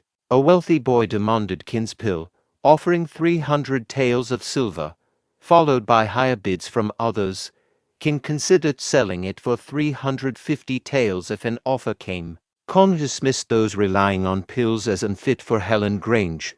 The wealthy boy, recognizing Kong as a son of Gu family, turning to Qin, he increased his offer to 500 taels, prompting a system window asking if Qin would sell the pill to him. Declining, Qin conveyed his unwillingness to proceed. Another window surfaced, presenting information. Was this a setback? Qin aimed to make the wealthy boy realize money wasn't everything, revealing the unpredictable nature of society to Mr. Gu. Consequently, Qin earned 12 potential points. Glancing at Jixiang, he pondered her situation. A system window revealed a strong girl in pain, asking if Qin would show kindness by giving her his pill. Contemplating, Qin admitted finding her prettier in pain and determinedly handed her the pill, urging her to eat it immediately. Despite Jixiang's gratitude, Qin interrupted her, emphasizing actions over words. The system window rewarded him with 10 potential points for this kindness. Jixiang, grateful, was asked to repeat her thanks but quickly retracted her statement. Simultaneously, the wealthy boy struggled with pain. Jixiang informed Qin of his achievement reaching the high rank of the ironwood level. Exiting the test site, Qin and Jixiang observed many falling unconscious. Jixiang expressed surprise at Qin's success without the spirit-stabilizing pill. Qin clarified that the pill couldn't truly enhance his root bone, intending to reach the silvery flower level before the test. Acknowledging Qin's capabilities, Jixiang inquired about his whole choice. She, in the middle rank of the ironwood level, considered Flame Hall. Qin declared his intention to join Haoxing Hall. Inquiring about recruitment, Jixiang asked if Haoxing Hall was accepting new members this year. She relayed to Qin that Haoxing Hall wasn't recruiting due to the leader discovering disciples with someone copying books for them. Outraged, the leader took all disciples to meditate under a mountain waterfall, and they hadn't returned. Jixiang also heard of a man who single-handedly copied books for everyone in Haoxing Hall, sparking amazement and curiosity about his identity. Qin acknowledged the man's remarkable feat. Planning to stay in Flame Hall temporarily, Qin aimed to achieve something before eventually joining Haoxing Hall. He informed Jixiang of his decision to go to Flame Hall, and they agreed to go together. Suddenly, accusations arose from behind as the rich boy accused Qin of cheating. Rich boy, angered by Qin's refusal to sell the pill, told him to go to hell. Observing from behind a tree, Lu Shuqing thought no one expected Zhu Bingbing to investigate Qin secretly. Determining to let his men teach Qin a lesson, Lu Shuqing aimed to prevent anyone from gaining favor with Zhu Bingbing, his beloved. Qin instructing Jixiang to hide behind him. Meanwhile, Rich Boy and his friends moved towards him, prepared to attack. With a smile, Qin swiftly defeated them, turning to remark, "You overreached yourselves." The Rich Boy, lying on the ground, bewilderedly asked, "What's going on?" A system window then appeared, displaying information. "These 3 people are poor lackeys.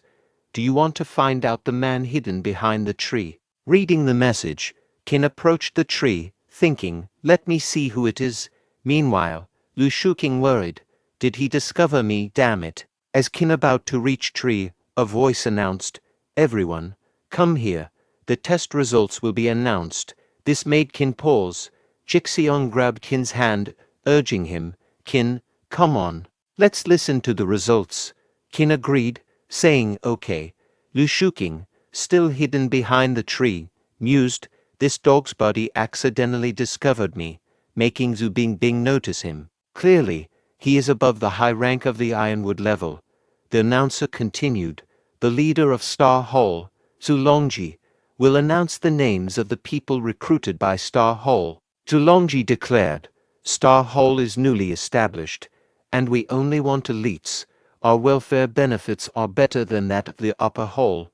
We only accept 5 people now." Lu Shuking, in the middle rank of the silvery flower level, responded, "I'm here."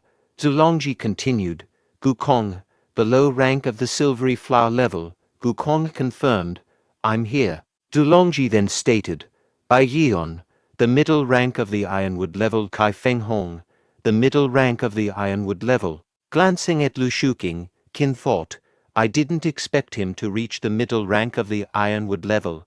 Zhu Longji turned to Zhu Bingbing, inquiring, "There is one spot left. Bingbing, do you have any recommended candidates?" Bingbing replied, "Yes."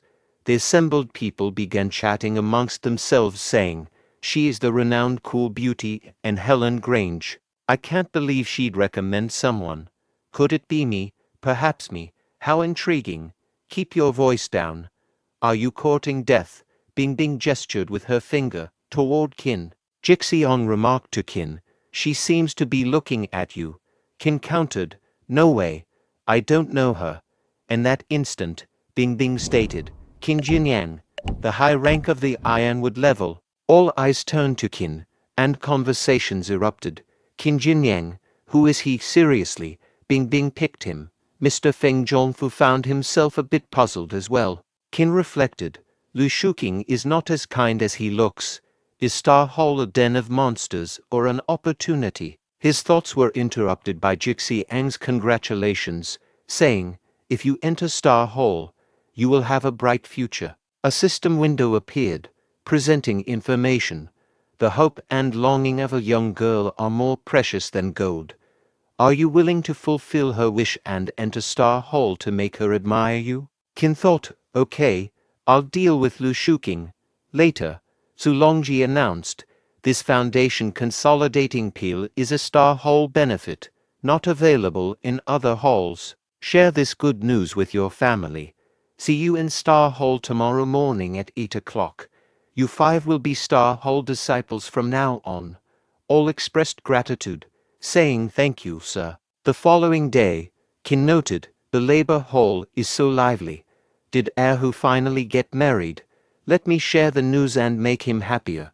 Observing Zhou Shaosu's injuries, Qin was shocked. Zhou Shaosu collapsed, prompting Qin to shout, "Zhou Shaosu," rushing to help him and questioning, "What's going on? Who hit you?" Zhou Shaosu asserted that Mr. Wang displayed arrogance and dominance in the absence of their whole leader, Feng Duing, and Erhu. Qin expressed disbelief at Mr. Wang's conduct. Zhou Shaosu clarified that they, returning to the labor hall after their disciples' deaths, were treated as menial workers. To establish himself in Helen Grange, Zhong Changzhen had married Zhong Changlin to Mr. Wang as a concubine. Mr. Wang had also attempted to take Zhou Shaosu's sister as a concubine, but they resisted, resulting in Mr. Wang beating Zhou Shaosu. Qin proclaimed the labor hall as his home and condemned Mr. Wang's actions. Meanwhile, Mr. Wang enjoyed a party, with friends praising his fortune. Qin approached him, angrily calling out his name. Mr. Wang acknowledged Qin and accused him of copying books for Haosheng Hall disciples, causing cultivation delays. Wu Shengxi, Haosheng Hall's leader, was furious, and all disciples were punished due to Qin. Mr. Wang claimed Qin had no supporters and ordered servants to subdue him. Swiftly defeating them, Qin heard someone shout that Mr. Feng Zhongfu had arrived, prompting him to turn around. Mr. Wang warned of Mr. Feng Zhongfu and Wu Shengxi's friendship, predicting Qin's doom. Mr. Feng Zhongfu addressed Qin by name, and Qin respectfully greeted him. Mr. Wang believed Qin was in trouble. Mr. Feng Zhongfu instructed Qin to tidy the courtyard and then visit his study. Qin agreed and followed Mr. Feng's instructions. Mr. Wang asked Qin about Mr. Feng's intentions, and Qin replied, "Guess what he meant." The sword in Qin's hand advanced toward him. Wang exclaimed, "Qin, I'll give you all my money. You are the boss of Labor Hall from now on." Qin lowered his guard, and Wang swiftly unsheathed his sword, moving toward Qin. Wang declared, "You wanna kill me? Then I can't keep you alive." Qin turned around, and in the meantime, Changlin shielded Qin from Wang's sword with her body, the blade pressing into her stomach. Qin questioned Changlin, "Why did you?" Changlin replied, "Qin, your life may be incomplete because you told me that your life wasn't complete without me. I knew you lied, but I really like you." Wang remarked, "Boy, you're so lucky that you're not dead. I didn't expect this woman to block it for you." A system window appeared, asking, "Are you willing to kill the evil Mr. Wang and make Labor Hall peaceful again?" Qin contemplated. Zhang Changlin is somewhat domineering, but sometimes she is kind and lovely. She is keen on getting petty advantages, but she doesn't deserve to die. She did it to protect me. In anger, Qin shouted, "I must kill you today." Wang warned, "If you kill me, Helen Grange will not let you go." Laughing, Wang added, "Are you afraid? What can you do to me, if you beg for mercy now?" In that moment, Qin employed the rotten fist to eliminate Wang. A window displayed information. You killed the evil Mr. Wang, transforming Labor Hall significantly. You're rewarded with 50 potential points. Simultaneously, Feng Daying opened the door of Labor Hall, congratulating Qin on joining Star Hall. He asked Qin, "Did you beat them all?" Qin affirmed, "Yes." Zhongfu explained, "Senior Feng, Mr. Wang killed his new wife. Then Mr. Wang wanted to frame Qin, but he was killed by Qin when he attacked Qin secretly. Mr. Wang deserved to die. Everyone present is a witness. Everyone was afraid of Qin, each one confirming, yes, that's what occurred." In response to his actions, Senior Feng chuckled, advising, "Martial artists should be firm and resolute. Don't worry, I'm with you, and my father won't blame you." Qin expressed gratitude to Feng. The next day at Star Hall, he wondered if unique techniques like the Great River technique existed there. A system window displayed information about Qin Jinyang, noting him as a Star Hall disciple of Helen Grange with a silvery flower level root bone, progressing to golden branch level, mastery of 7 martial arts techniques, including the Great River technique perfection, dust darts perfection, and rotten fist perfection, earned him 34 potential points. Suddenly, a servant announced Mr. Zulongji's arrival.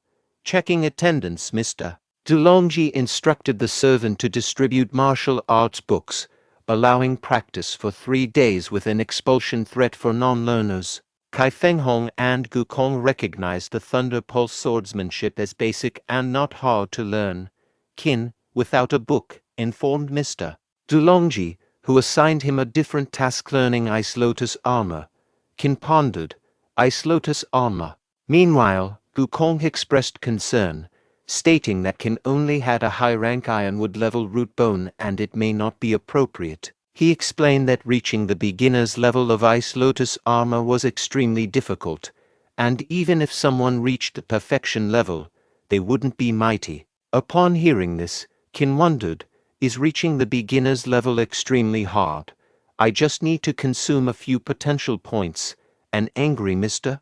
Zulongji rebuked Kong for questioning him on the first day, using his chi to injure Kong's internal organs. Qin voiced concern, stating, "Kong," in a worrying tone. Shuking interjected, questioning Qin, "Aren't you going to take Mr. Zulongji seriously?" Kong stood and admitted, "Sir, I was wrong." Qin thanked Mr. Zulongji, expressing, "Thank you, sir. I am willing to learn Ice Lotus armor." Shuking privately thought, "You're overrating yourself. You'll be kicked out of Star Hall in 3 days." Mr. Zulongji instructed, You may leave. All bid farewell, saying, "See you, sir." Kong apologized to Qin, remarking, "I'm sorry your shabbily treatment. I know about Ice Lotus armor. If you have any problems, feel free to ask me." Qin expressed gratitude, saying thank you. Kong. Shuking reflected, "Kong, this is Star Hall of Helan Grange. This is not your home. Mr. Zulongji has his own arrangements. Don't meddle or cause trouble." At night, while practicing Ice Lotus armor, a window displayed information, stating, "It needs 30 potential points to unlock Ice Lotus armor and reach the beginner's level. Do you want to unlock it?" Qin responded, "Yes, unlock it." A while later, Xiaoji approached Qin's quarter and peeked through the window, muttering, "Let's see what he's up to." Her face turned red in shock, prompting her to quickly retreat to Bing Bing, who stood a bit away from Qin's quarter. Curious, Bing Bing asked, "What's wrong?" Xiaoji exclaimed, "He's a pervert." Absolutely shameless, Bing Bing, there to observe Qin's practice with good intentions, wondered, is he really doing something inappropriate? Meanwhile Qin, practicing Ice Lotus armor, pondered, "This feels strange. Is this the power of Ice Lotus armor?" Moments later, he joyfully shouted, "I did it," only to discover Bing Bing and Xiaoji in front of him. Feeling embarrassed, he greeted, "Hi Bing Bing." Noticing Qin's chi flow, Bing Bing inquired, "Did you succeed?" Qin admitted, "Maybe it was luck. I just tried. Didn't expect it to work." Bing Bing thought, he tried and succeeded. A pop-up window appeared. "Zu Bing Bing doubts your talents. Want to show your latest achievements?" Bing Bing said, "I have to go. It feels like Ice Lotus armor, but keep practicing." "You're still learning?" Qin asked, like this. Another window appeared. You surprised her and earned 10 potential points. 3 days later, at Star Hall, Mr. Zulongji instructed, "Show your progress." They agreed, and Mr. Du praised Shuking and Kong. Shuking teased Kong, and Qin reflected, "People envy those with talent, but I just need to meet the standard." Mr. Zulongji noted that Kai Fenghong and Bai Yuan just scraped by, shifting his attention to Qin Jinyang and criticizing his lack of talent, asserting that Star Hall wouldn't retain someone of his caliber. Trying to console Qin, Shuking mentioned that even if expelled from Star Hall, Flame Hall and Tiger Hall would still value him. In response, Qin questioned what would happen if he demonstrated something and proceeded to unveil his Ice Lotus armor, stunning everyone, confirming his passing. Mr. Zulongji was perplexed about when did he learn it. Kong congratulated Qin and expressed surprise at his talent, to which Qin humbly accepted the praise. Now recognized as Star Hall disciples, Mr.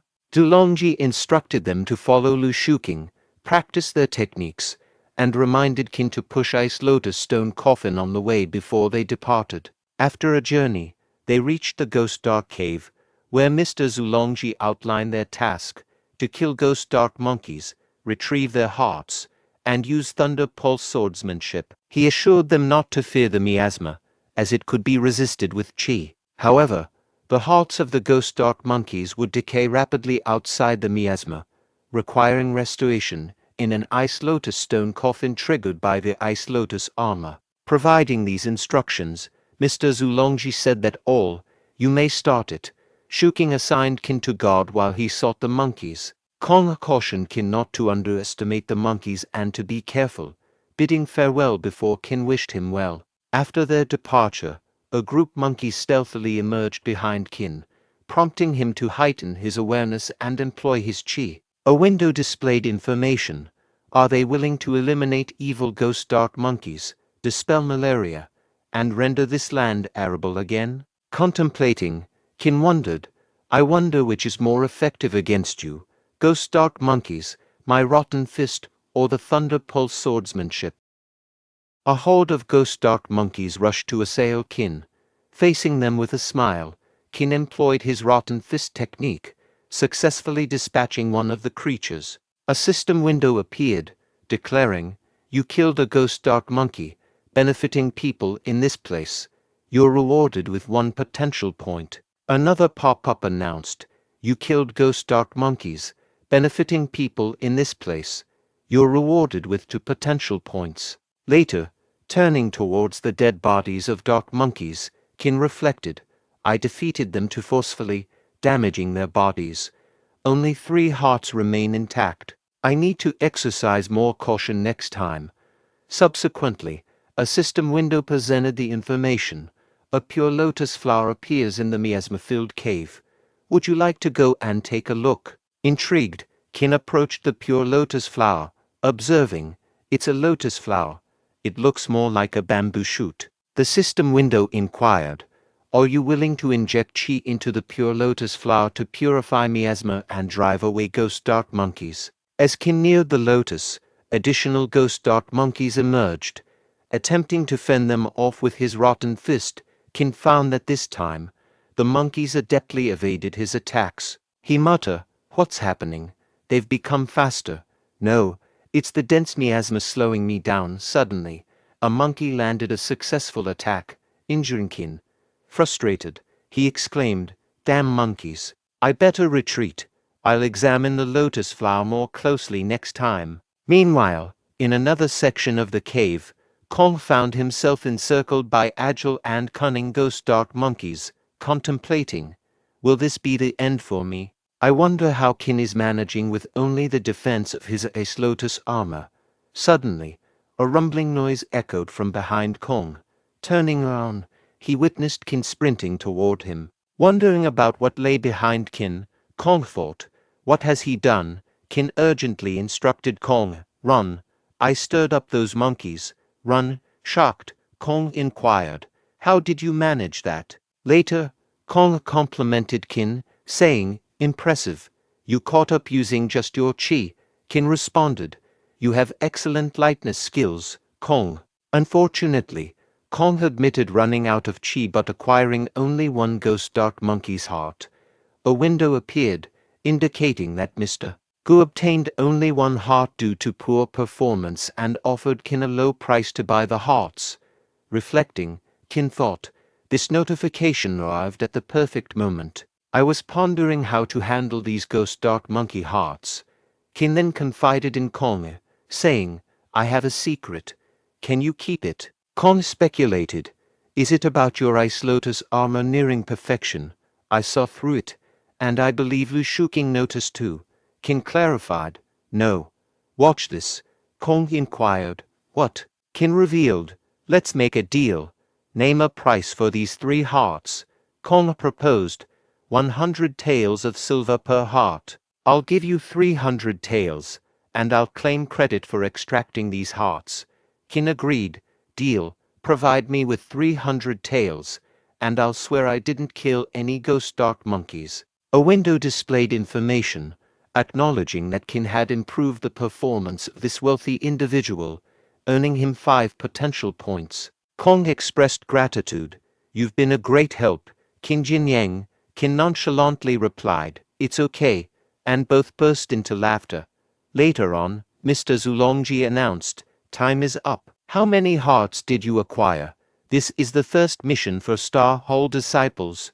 For each heart, you can practice for 2 hours in the owner's secret room, and so on. The one with the most hearts receives an extra reward from the owner of Helan Grange, a clear spirit peel. Shuking aimed to secure the clear spirit peel, having learned the Thunder Pulse swordsmanship from Mr. Zulongji before joining Star Hall. Feng Hong and Yeong admitted to getting nothing, while Shuking proudly declared, Sir, I obtained 2, Mr. Zulongji firmly declared that Kai Feng Hong and Bai Yeon were forbidden from sleeping that night, instructing them to engage in sword fighting practice under Lu Shuking's guidance. Shuking turned to Kong, questioning the number of hearts he had secured.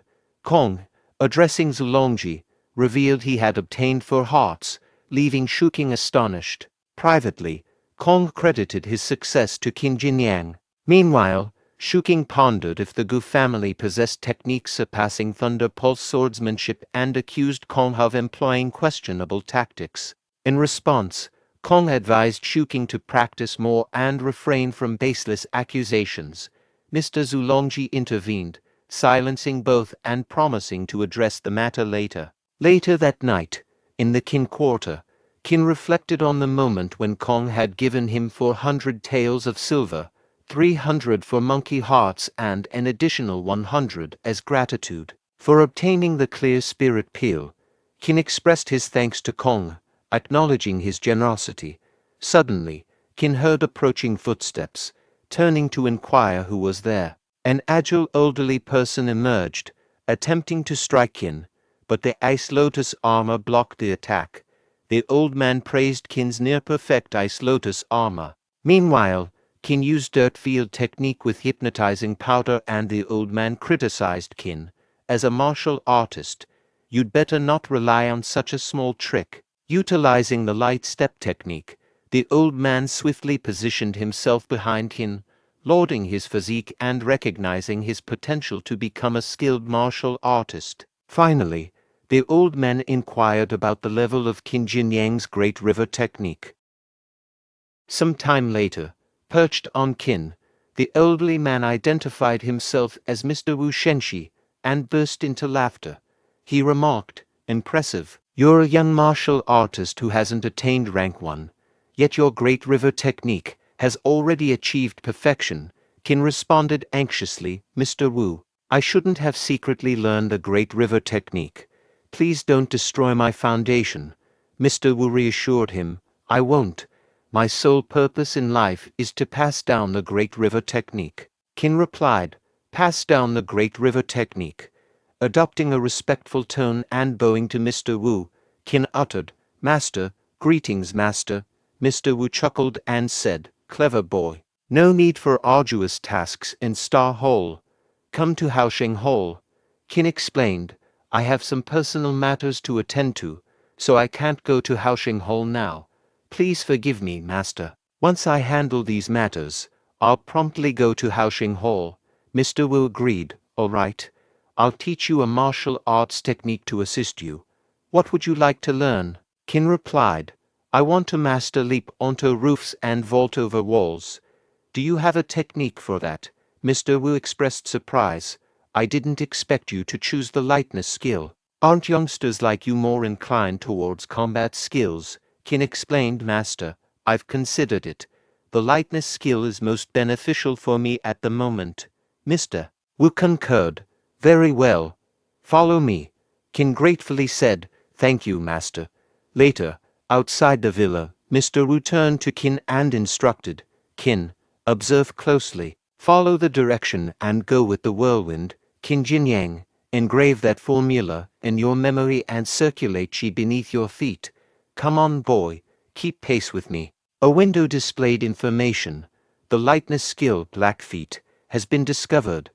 Do you want to spend 20 potential points to unlock Blackfeet? You've unlocked Blackfeet, reaching near perfection directly. Excitedly, Qin exclaimed, "Master, I'm coming, Mr. Wu responded with approval, thinking to himself, he's indeed a once-in-a-century genius. Instantly grasping the essence of this skill, I have no regrets teaching him and doing. Annually, on the first full moon night after new disciples join Helan Grange, a banquet is organized. Mr. Zhou, in charge of the event, instructed his subordinates, "Speed up." The subordinate replied, "Yes, Mr. Zhou, all disciples, regardless of their gate status, attend the banquet." Both Duing and Jixiong greeted Qin, saying, "Hey, Jinyang." Qin replied, "You guys are here too. On the surface, it offers new disciples an opportunity to get to know each other. In fact, Helan Grange wants to make these newcomers fight, and the owner and the leaders of various halls can find disciples they like during the fight." With a sudden impact, Qin is struck by a watermelon. If no fights erupt naturally, the owner of Helan Grange will instigate trouble. Jixiong defended Qin, exclaiming, "How dare you hit Qin?" Duing added, "How dare you hit my buddy?" As expected, this year is no different, and the new and old disciples engage in combat, creating a harmonious scene. Mr. Zhou urged, "Speed up. We need more jars to smash." Qin confronted a guy who was eating the watermelon before and questioned, "Did you bully Wang Jixiang?" At that moment, someone tapped Qin's shoulder, prompting him to launch a punch, easily blocked by Mr. Wu. In response, Mr. Wu asked Qin, enjoying the fight. Qin halted and addressed him as master. Mr. Wu instructed, "Come with me. I'll introduce you to other hall leaders and Grange managers." Qin followed Mr. Wu, entering Helan Grange. Mr. Wu pointed out, "Here we are, Qin. Meet Mr. and Mr. Ding, deputy managers of Helan Grange." Mr. observed Qin, remarking, "I've seen you before. You seem destined for greatness." Qin expressed gratitude, saying, "Thank you for your kind words, Mr. O." Mr. Ding recognizing Qin, stating, "So you're Qin Jinyang. Mr. Wu has spoken highly of you, claiming to have found a talented disciple."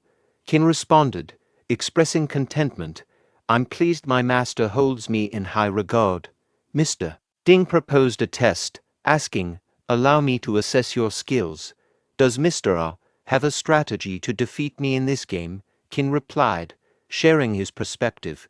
"In my view, Mr. A faces a challenging situation, but he still holds a potential path to victory." Both Mr. Ding and Mr. O were taken aback by Qin's comments. Mr. Wu whispers to Qin if he was sure that Mr. Ding was the best Go player in Helan Grange, mentioning that no one had ever defeated him in a decade. Confidently, Mr. Ding retorted, challenging Qin by noting that Qin's master had lost to him just 3 days ago. However, Qin privately assessed Mr. Ding as a novice based on the game pieces and pondered if martial artists were generally bad at playing Go. Qin revealed his experience, mentioning leading an online Go game project and playing against professional Go players at levels 2 and 3 before time travel. He assured his master that he could win the game for Mr. O. Mr. O agreed, offering that if Qin win, he could request anything he desired. A system window appeared, exposing that Mr. O lacked Go skills but was arrogant and resistant to defeat. "Do you want to give him a victory, Mr. Wu?" cautioned Qin that if he failed, it wouldn't personally affect him, but Qin would offend both Mr. Ding and Mr. A. Qin reassured his master, prompting another system window indicating that Qin's master felt uneasy after losing to Mr. Ding and inquired if Qin wanted to reassure him. Meanwhile, Mr. Ding privately thought that today's youth displayed arrogance. Another system window emerged, revealing Mr. Ding's obsession with Go and his lack of encounters with true Go players, asking if Qin wanted to broaden his perspective. Feeling the weight of 3 tasks, Qin expressed to Mr. Ding and Mr.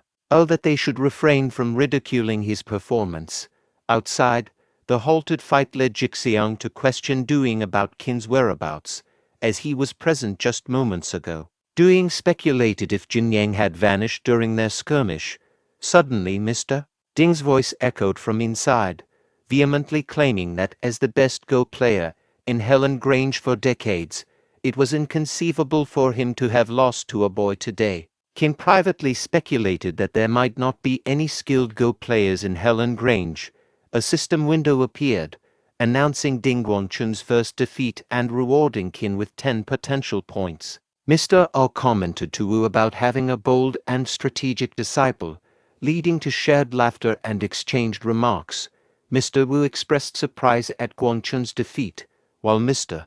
O declared that he had finally avenged himself. Mr. Wu expressed satisfaction that someone had triumphed over Guanchun. Mr. O turned to Qin, inquiring about his desired reward.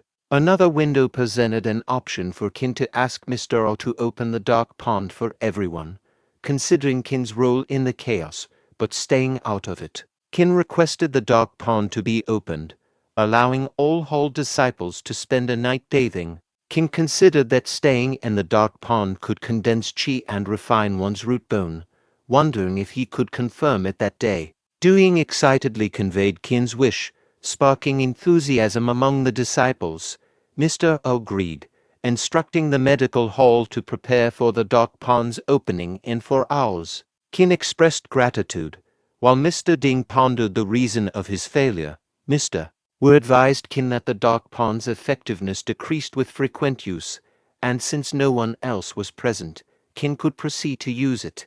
Qin acknowledged his master's counsel. A bit later, at the dark pond, Qin, seated in the obsidian water, murmured to himself, "The water is so black, but the fragrance of herbs it emits makes me feel fresh. I haven't taken a bath since I came into this world, so I'll have a good bath today.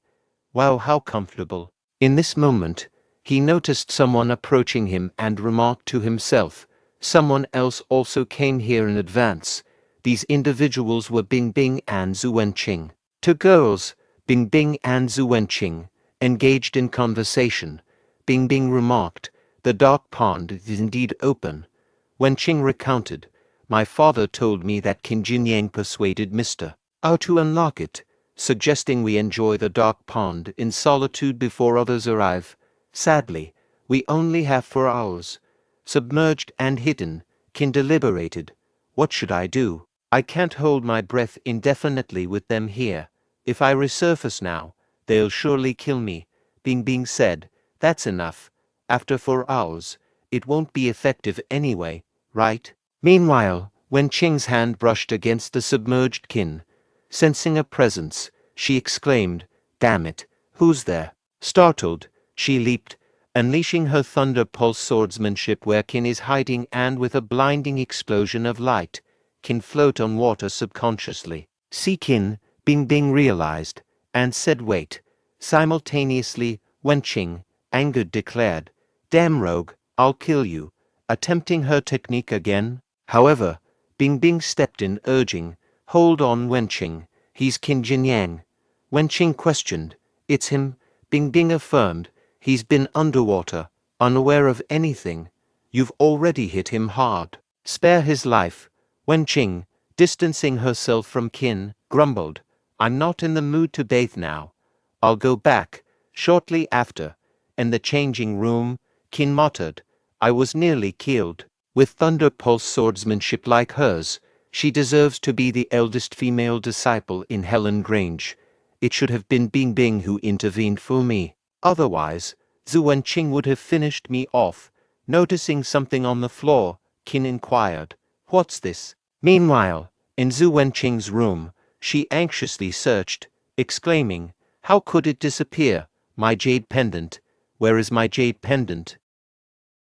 The following day, within the ghost dark cave, Qin found himself approaching the lotus flower. In a self-reflection, he mumbled, "I didn't anticipate earning so many potential points by allowing everyone to soak in the dark pond. Lotus flower, here I come." A window emerged, showcasing Qin's profile, revealing his name as Qin Jinyang and his role as a disciple of Star Hall in Helan Grange. It disclosed that his root bone rested at the silvery flower level, just a step away from attaining the golden branch level, which necessitated mastering 7 martial arts techniques. Qin's martial prowess encompassed the Great River technique, Dust Darts, Rotten Fist, and Black Feet, all perfected. His potential point stood at 102. Continuing his journey, Qin noticed the oncoming rush of ghost dark monkeys, yet he adeptly dispatched them one by one. Another window popped up, acknowledging his potential point rewards for each slain monkey, benefiting the people. Meanwhile, Shuking perceived the monkey's roars and ruminated. Qin Jinyang went deeper. He should be lost. Well, that saves me trouble. Recalling Mr. Zulongji's directive to trail Qin and stir up trouble, Shuking aimed to find a pretext to expel Qin and thwart Zhu Bingbing's interference. He assured Mr. Zulongji of understanding the plan. Simultaneously, Mr. Zulongji contemplated, "I must halt Zhu Bingbing's growing influence. If she loses her sway, Helan Grange's resources will be mine." Shuking thought to himself, "When Zhu Bingbing is down and out, I will help her openly. Then she will be mine." Both Shuking and Mr. Zulongji chuckled at their scheming thoughts. Meanwhile, Qin persisted in battling the dark monkeys on his path to the lotus. Upon reaching the lotus, the pursuing monkey leaped to attack, but met its demise. The same fate awaited all other monkeys approaching the lotus.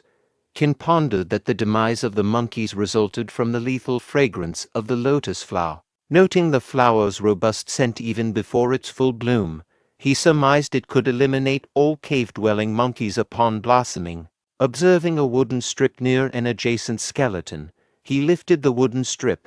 He speculated it might contain clues about the lotus flower. Reading the inscriptions, he discovered that the writer had serendipitously obtained the lotus seed. The message detailed the lotus flower's potential to vanquish monsters and purify the environment when in full bloom. Despite the writer's lack of martial prowess, he injected their chi into the lotus flower, anticipating death with resentment. He plea on the strip urged anyone finding it to prioritize people's safety and inject their chi into the lotus flower. Qin concluded that the lotus flower indeed possessed the ability to eradicate ghost dark monkeys, dispel miasma, and purify the land. However, it required absorption of chi from martial artists to thrive. Realizing the writer had succumbed to the monkey attacks after imparting their chi, Qin decided to fulfill the man's wish and employed his Great River technique on the lotus flower. To his contentment, the technique succeeded,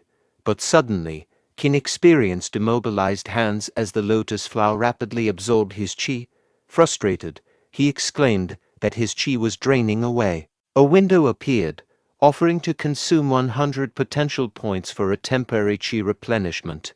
Undeterred by the cost, Qin eagerly agreed, urging the process to quickly proceed. Subsequently, another window notified Qin that the secret treasure had activated, leaving him with 48 points of potential. The jade pendant, picked up from the floor of the dark pond changing room, turned out to be the secret treasure, and then the pendant levitated. Qin, amazed by secret treasure, its potent chi not only replenished mine, but also transmitted it to the lotus flower through my body. After a while, the lotus flower ceased forcefully absorbing his chi. Qin, relieved, remarked, "It seems fate is on my side." Suddenly, a growl emanated behind Qin, prompting him to turn and wonder, "What's that noise?" A large ball approached, and he exclaimed, "What the hell is this?" A monkey's hand emerged for the ball, scratching Qin's back. Responding with a powerful rotten fist technique, he shattered the ball, eliminating the enclosed monkey. Other monkeys spit corrosive black blood towards Qin, who blocked it with his hands, musing, "They formed these balls to attack before their demise.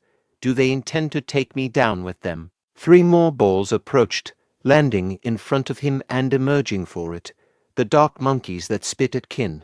Despite using his ice lotus armor, his low chi hindered full defense. A window suggested consuming 100 potential points to temporarily replenish chi with the secret treasure, but Qin, lacking sufficient points, prioritized escaping. Facing a group of monkeys, patiently anticipating Qin's withdrawal from the lotus vicinity, he thought, "It's challenging to shake them off." Another window rewarded him with 1 potential point for each killed monkey, emphasizing the benefit to people.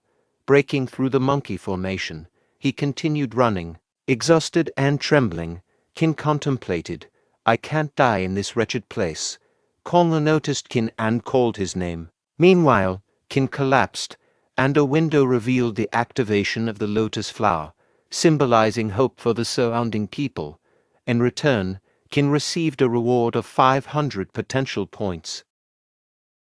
Let's aim for 100 likes on today's video. To show your support, consider subscribing to the channel. In the outskirts of the Ghost Dark Cave, Kai Fenghong and Bai Yuan exchanged thoughts, wondering about Konga's extended absence. Mr. Zulongji turned to Shuking, questioning whether he had completed the assigned task. Shuking, confirming through his eye gestures, giving a follow-up inquiry about everything being in order. Meanwhile, Hong emerged from the cave, supporting the injured Qin, prompting Yuan to express concern. Mr. Zulongji commanded a halt, and Kong informed him of finding Qin. Qin explained his injuries from a monkey attack and apologized to Mr. Zulongji, who remained silent. Qin reiterated his plea, receiving no response. Shuking scolded Qin, expressing disbelief at his audacity to seek forgiveness. Kong questioned Shuking's reproach, as Mr. Zulongji hadn't spoken.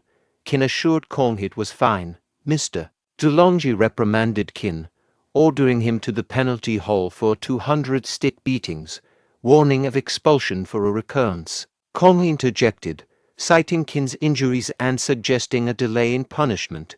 Shuking dismissed Kong, asserting his lack of authority.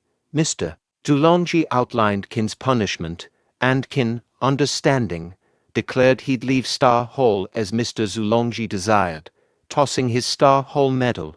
Kong caught it, expressing disappointment and declaring his departure. Watching them go, Shuking labeled them as idiots. Mr. Zulongji instructed Shuking, inform Mr. Shi and Mr. Zheng to prepare gifts. There are available seats in Star Hall. Shuking acknowledged, yes, sir. 2 days later, Duing inquired of Qin, how are you feeling now? Qin expressed gratitude to Duing and Mr. Wu. Thank you for your concern, master. I'm almost fully recovered. Mr. Wu questioned Qin, Haoxing Hall is your home. Tell me, what are your future plans? Qin replied to Mr. Wu, master, I'll break through to rank 1 tomorrow. Duing asked Qin, has your chi reached rank 1? Qin informed Duing, actually, it reached rank 1 a long time ago. The reason for not making a breakthrough was the sensitivity of ghost dark monkeys to martial artists' chi. Now that the issue is resolved, I don't need to worry. Duing expressed concern, I think it's inappropriate. You just recovered. Making a breakthrough directly may not be wise. Mr. Wu assured Duing, I am well aware of Qin's condition. There's no problem. Mr. Wu advised Qin, I need to warn you, breaking through is crucial for martial artists. Being too eager for quick success and instant benefits is not advisable. Qin assured, don't worry, master. I won't attempt anything uncertain. In his thoughts, Qin strategized, dust darts, ice lotus armor, and rotten fist can control chi. I'll use these 3 techniques simultaneously, significantly increasing the success rate. Mr. Wu informed Qin, okay, in that case, I will personally set up a formation to assist your breakthrough tomorrow. Duing pledged to Qin, I will be there to support you tomorrow. Surprised, Qin asked Mr. Wu, you can help me with that. Mr. Wu explained, tomorrow, he'll establish the Qi blood gathering formation. The one breaking through will sit in the center, others seated in 8 directions. Duing will apply pressure with his Qi and blood to resonate with your Danshan, solidifying your Qi and enhancing the breakthrough success rate. Acknowledging, Qin said, thank you, Master and Duing. Fellow disciples offered, we're here for you. We'll support you through your difficulties. Grateful, Qin responded, thank you, guys. Mr. Wu cautioned, stay out of it. Your Qi and blood are limited. You might faint before Qin breaks through. Since you're eager to help, join us tomorrow at noon for Qin's breakthrough. But I suspect you just want him to copy books for you. The disciples agreed with smiles. All right, Duing instructed Ping, come here. Qin has recently recovered, and I'm concerned about a potential staff shortage. Find help for tomorrow without disclosing details to outsiders. We don't want trouble. Reassuring Duing, Ping said, I can keep a secret. Duing thought, we might not be adequately prepared. I hope tomorrow goes smoothly. On the following day, Bing was astonished, exclaiming, what, Qin, despite severe injuries, is determined to force a breakthrough. Just a few days ago, he was on the verge of death, and now he might face fatal complications during the process. Xiaoji confirmed, I heard it from Haoxing Hall disciples yesterday. It's undoubtedly true. Reflecting on the situation, Bing considered that the Ice Lotus armor was the only technique Qin had truly mastered, acknowledging the considerable challenge of breaking through with it. Recognizing his expulsion by Zulongji and perhaps driven by resentment, Qin had chosen a forceful breakthrough, maybe leading to his unfortunate demise. Having recommended him to Star Hall, Bing now felt a responsibility to intervene. Deciding to act, she turned to Xiaoji and suggested, let's go to Haoxing Hall later. Xiaoji agreed with a simple okay. Later at Haoxing Hall, Xiaoji expressed confusion, asking, what's going on? Why are so many people gathered at the gate of Haoxing Hall? Someone from the crowd addressed Doing, explaining, "We're here to see Qin, where is he?" Doing addressed the person, "I remember you. Qin defeated you at the previous banquet. Are you seeking revenge?" The person replied, "We're not here to fight you. Our business is with Qin." Qin arrived, questioning the commotion. "What's going on? Why so many people this early?" The person, surprised, said, "Qin, you're alive," Qin retorted. "Do you want me dead?" "Because I beat you up in banquet," a voice clarified. "Qin, you misunderstood," revealed as Jixiang. Kong Han Jixiang stepped forward. Jixiang explained, "They bathed in the dark pond because of a rumor about issues in your practice. They're here to check on you." Qin, understanding, asked the person, "Why the stern face if you're here to visit?" The person replied, "Can't help it. Born this way." Kong offered help. "Are you breaking through to rank 1? I'll guard the formation with them." The group eagerly agreed, having benefited from the dark pond. Bingbing volunteered too. People murmured about Zhu Bingbing assisting Qin. Qin questioned her presence, and she explained her decision to help him break through. Qin hesitated, interrupted by Mr. Wu, who instructed, "Let them in." Qin protested, "Master, Mr. Wu explained that while setting up a large formation might deplete their qi and blood, it wouldn't harm their foundation significantly." Through telepathy, he assured Qin that he'd manage the formation to prevent any issues. Qin thanked him and turned to the group, seeking assistance for his breakthrough. The group eagerly supported him, recalling his past help in opening the dark pond and promising help him this time. The newcomers and Haosheng Hall disciples positioned themselves in a formation around Qin. Mr. Wu informed Qin that the breakthrough was imminent and asked if he was ready. Qin confirmed, and Mr. Wu initiated the process. A powerful qi tornado formed around Qin, challenging Mr. Wu to guide it. Bingbing noticed the potential strain on weaker individuals and marveled at Qin's ability to resonate with the qi. Qin recognized the contributions of Kong Jixiang and others, including Zhu Bingbing, his master, and fellow disciples. A window appeared, offering Qin the chance to use 60 potential points for a breakthrough. Reflecting on the system's role, he acknowledged its shortcuts, but expressed a desire to break through with others' help. He then addressed his master, Mr. Wu directed Qin, "Take it," with a mental note praising, "Good boy, the big formation has only been active for half a circle." Qin harnessed qi, conjuring a roaring dragon that vanished with a powerful explosion. Emerging from the smoke, Qin struck a triumphant pose, signaling a successful breakthrough. A window appeared, announcing, "You've reached rank 1. Fellow disciples, astonished, whispered about the quick success, contrasting it with their prolonged efforts. Celebrating Qin's breakthrough, Jixiang embraced him and handed over a golden paper. Intrigued, Qin inquired, "What's this?" Jixiang explained, "You introduced a servant disciple to me. His sister, Zhou Shaohua, is marrying the owner of a restaurant in Yonfang town. The wedding is in 3 days." Excited, Qin exclaimed, "Zhou Shaosu's sister. I'll happily attend that joyful occasion." Meanwhile, Zhang assured Madam, "Everything is going smoothly," harboring dark thoughts about Helan Grange members. Madam praised Zhang for his massage skills, unaware of his ominous contemplation. Meanwhile, Doing remarked to Qin, "Buddy, you broke through so quickly. Any special skills? Spill the details." Qin explained, "Just luck. Condensed the qi into a big bell, collided it with external qi, and it happened."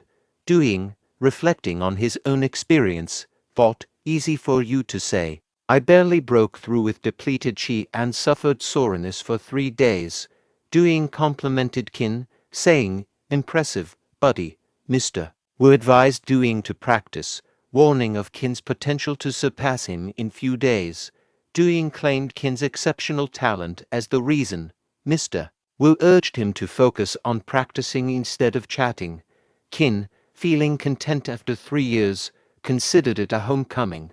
A system window suggested Qin treat everyone to a dark pond bath. Qin enthusiastically announced his decision to the group, and Duing gladly accepted.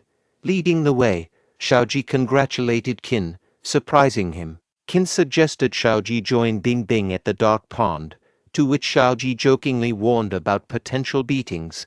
Qin requested Shaoji to put in a good word with Bingbing, who gifted Qin a blade technique. Qin expressed gratitude, and Shaoji revealed that Bingbing had carefully selected the technique known for its deadly effectiveness against higher-ranked opponents. Expressing gratitude, Qin thanked Bingbing, who then turned to Shaoji, suggesting they leave. Shaoji agreed, and before departing, Bingbing cautioned Qin about the boiling demon blade's potential to induce impulsivity and bloodthirstiness. She advised him to use the Great River technique and Ice Lotus armor flexibly during practice. Qin assured her, saying, "I'll meet your expectations."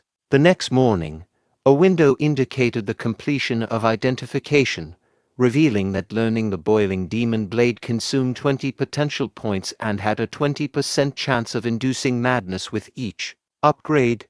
Qin, surprised, thought about, "It consumes potential points.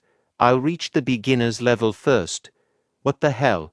This scene seems different from before." As the technique made contact, it attacked his mind, revealing past moments of his anger and despair. Qin recalled Bingbing's advice to use the Great River technique and Ice Lotus armor, and he successfully fought off the demon trying to control his mind, and another window informed him that his boiling demon blade had reached the beginner's level. Qin thought to himself, "Fortunately, it reached the beginner's level, but it may be hard to upgrade it in the future. Why do I feel so sleepy?" After a brief interval, Qin opened his eyes and was surprised to find Erhu standing before him. He inquired, "Erhu, when did you arrive?" Erhu replied, "This secret book belonged to Mr. Feng Duing, but Mr. Wu has said it is yours now." Qin exclaimed, "We haven't seen each other for a long time. Shall we have a drink?" Erhu declined, saying, "No, Mr. Feng asked me to do other things. I'll go back first." Qin wondered to himself, what's wrong with Erhu? Is he worried about anything? A window popped up, displaying information. It stated that some martial arts techniques could be integrated. The window then asked if the person wanted to consume 80 potential points in order to integrate these techniques and practice the new technique to reach the beginner's level. Qin inquired, "Can martial arts techniques be integrated?" A notification window appeared, presenting information. The message indicated that the Tiger Collapsing Blade and Boiling Demon Blade originated from the same source. It inquired whether Qin wished to invest 80 potential points to amalgamate these two martial arts techniques and acquire the new technique at a novice level. Qin contemplated, doubting the efficacy of the Tiger Collapsing Blade. He perceived it as a mundane, low-tier blade technique that might subject him to ridicule in combat. Conversely, the Boiling Demon Blade, while potent, lacked versatility. Considering the potential for acquiring something novel through their combination, Qin opted to experiment and give it a shot. Out of nowhere, the devil aura made its way toward Qin once more, making an attempt to seize control of his mind. Irritated, Qin voiced his frustration once more. "I'm tired of this." Another system window materialized, presenting an option to utilize two potential points to introduce a progress bar for the cutscenes and manipulate the progress at will. Appreciative of this choice, Qin directed the system, "Thank you, fast forward." In a brief span, Qin came to the realization that spending 80 potential points resulted in what appeared to be an underwhelming outcome. He commented, "I invested 80 potential points, and this is the extent of it. It resembles more of an acrobatic move. Upon closer examination, isn't it still essentially the Tiger Collapsing Blade? And its power is rather lacking." Nevertheless, the system model, showcasing the Tiger Collapsing Blade, illustrated the technique by surrounding the blade with a vivid crimson aura. This startled Qin, who pondered, "What? The aura just transformed. It's still the essence of the Tiger Collapsing Blade, but now it carries a fierce and demonic energy. It's the Boiling Demon Blade." The window displayed fresh details, confirming the completion of the integration. A novel martial arts technique, named the Boiling Demon Tiger Collapsing Blade, had emerged. This transformation endowed the Boiling Demon Blade with an enchanting effect, amplifying the potency of the Tiger Collapsing Blade by utilizing Qi. Additionally, it specified that practicing and employing this technique would serve as a safeguard against Qin succumbing to madness.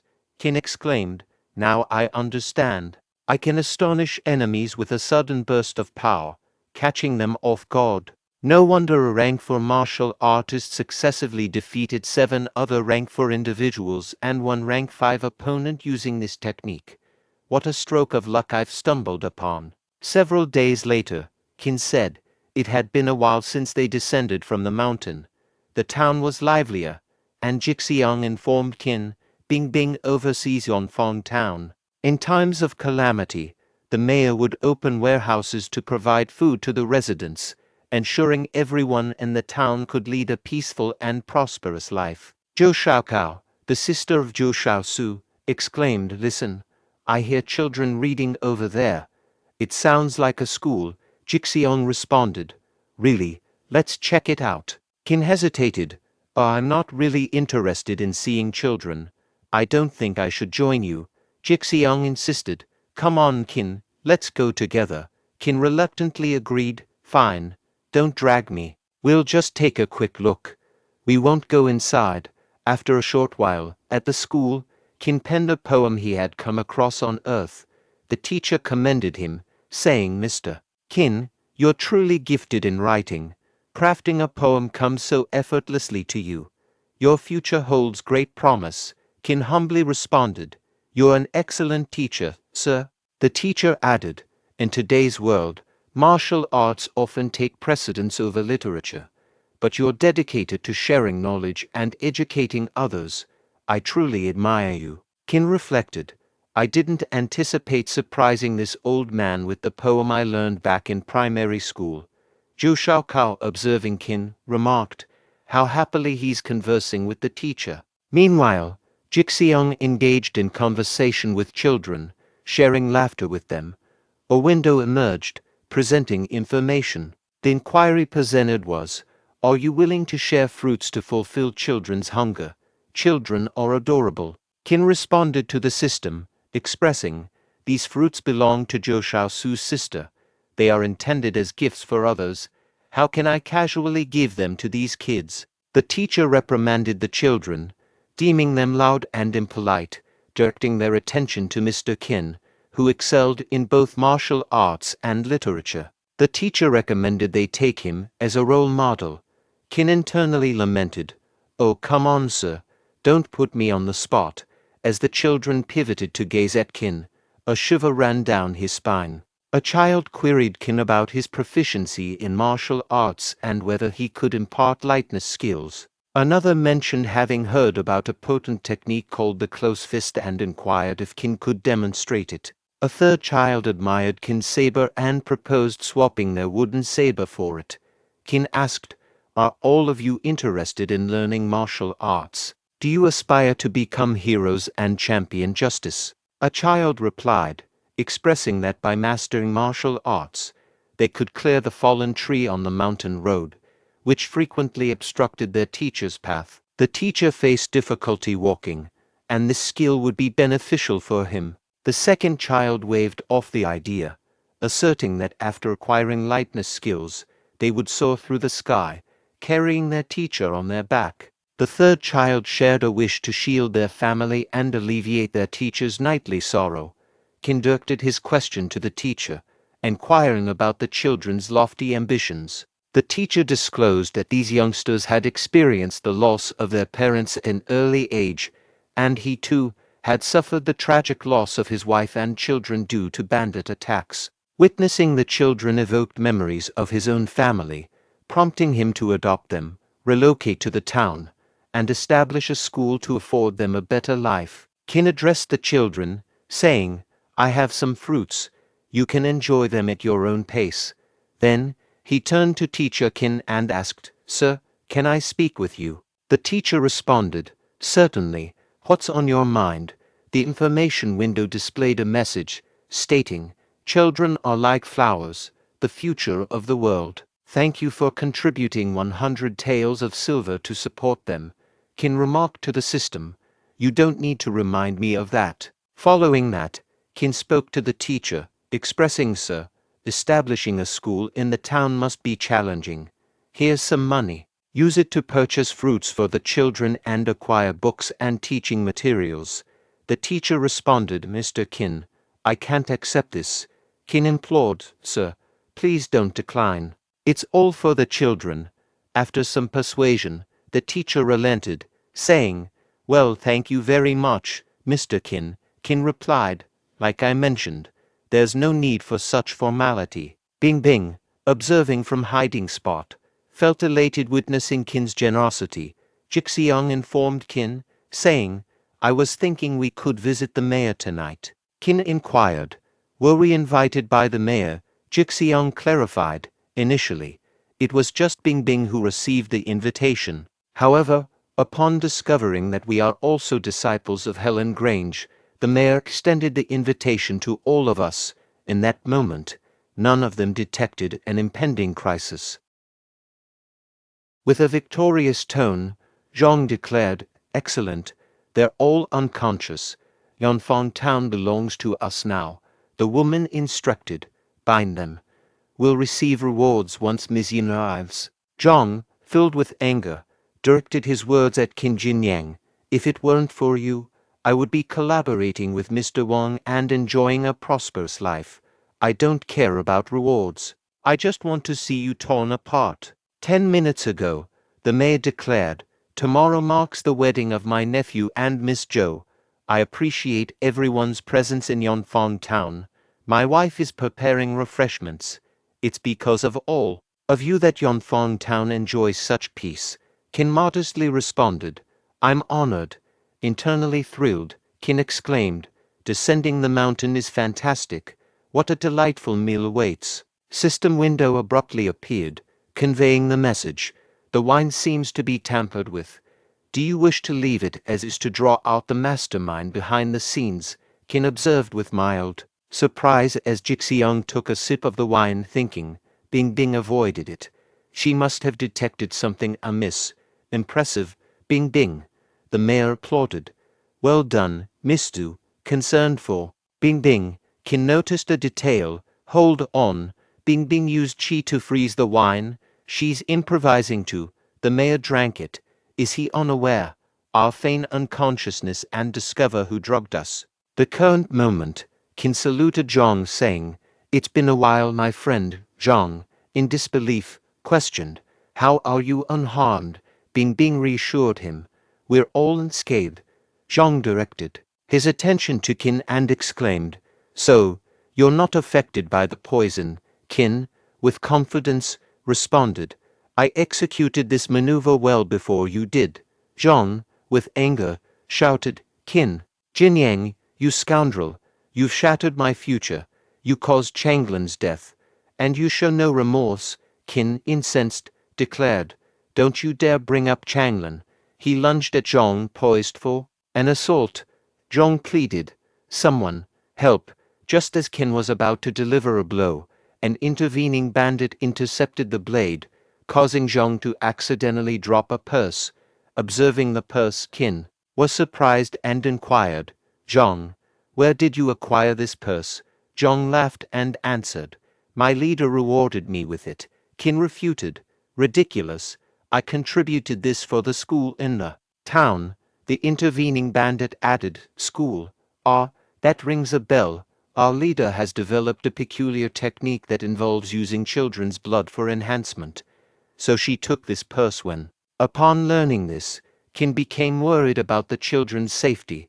Simultaneously, the bandits approached Qin, issuing threats like, Ready to die.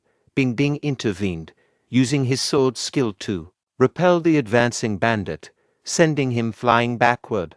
Tauntingly, another bandit mocked, Thinking of saving those brats at the school, our leader, Yin Yanyan, is way stronger than you. You'll end up dead. In his thoughts, Bing Bing reflected, Yin Yanyan, the Iron Dragon Bandit Group's first leader, holds rank 2, advising Qin.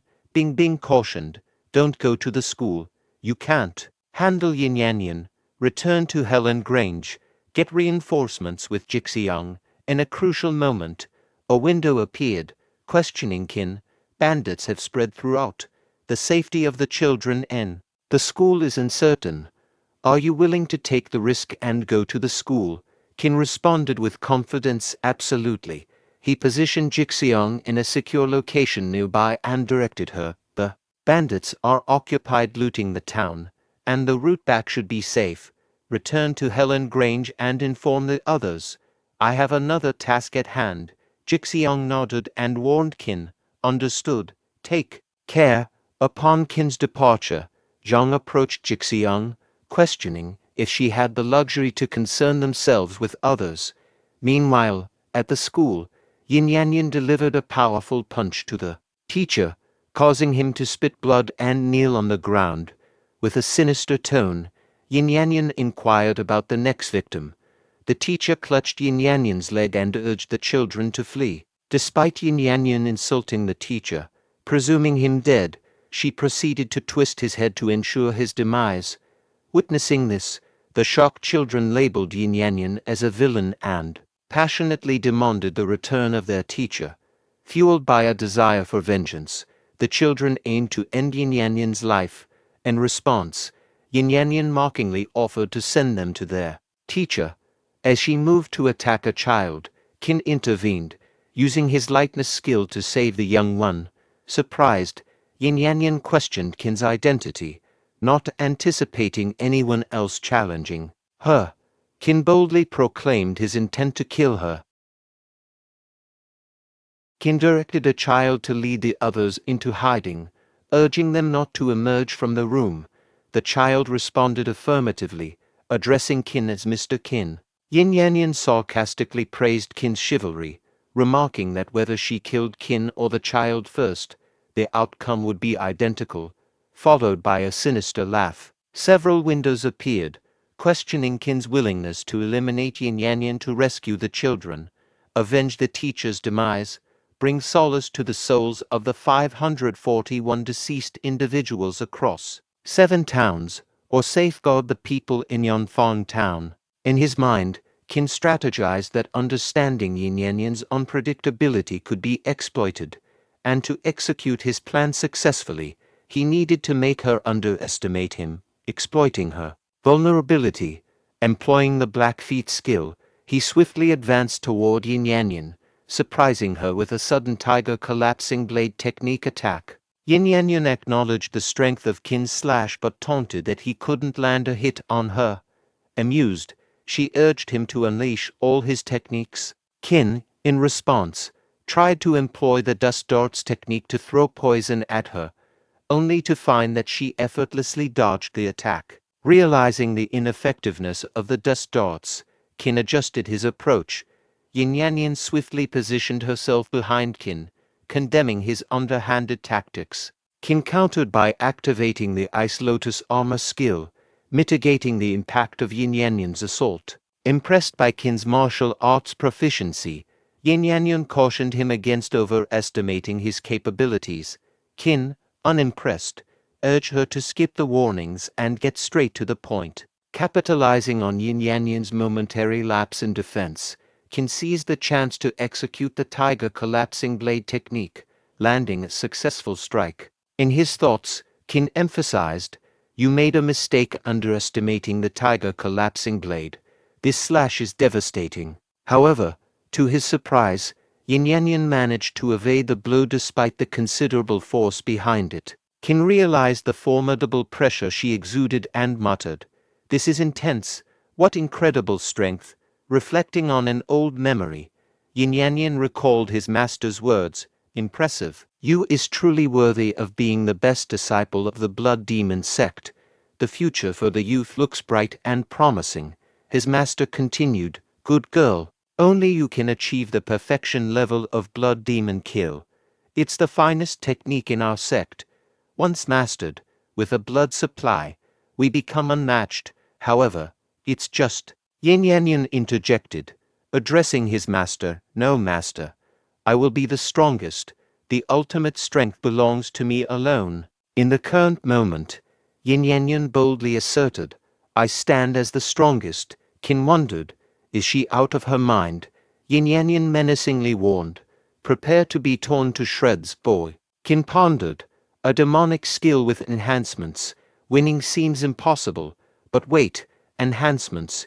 Jixiang informed Zhong. You lack martial arts skills, so you can't hinder me. Zhong retorted. That was true, but things have changed. I've taken pills from the second and third leaders. Jixiang, after dealing with you, I'll finish off Qin. And consuming one of the pills, Zhong chuckled, remarking, it truly boosts my strength. Jixiang cautioned, before you reach Jinyang, you'll have to get through me first. Zhong laughed and charged towards Jixiang, who was surprised, thinking, how is he so fast? Zhong boasted, even as a formal disciple. What can you do against me? This pill enhances my power 100 times. Jixiang considered. Is this still Zhong? His power is unimaginable. I'm weaker, so speed might be my only advantage. Jixiang declared. It's done. No matter your strength, your speed has its limits.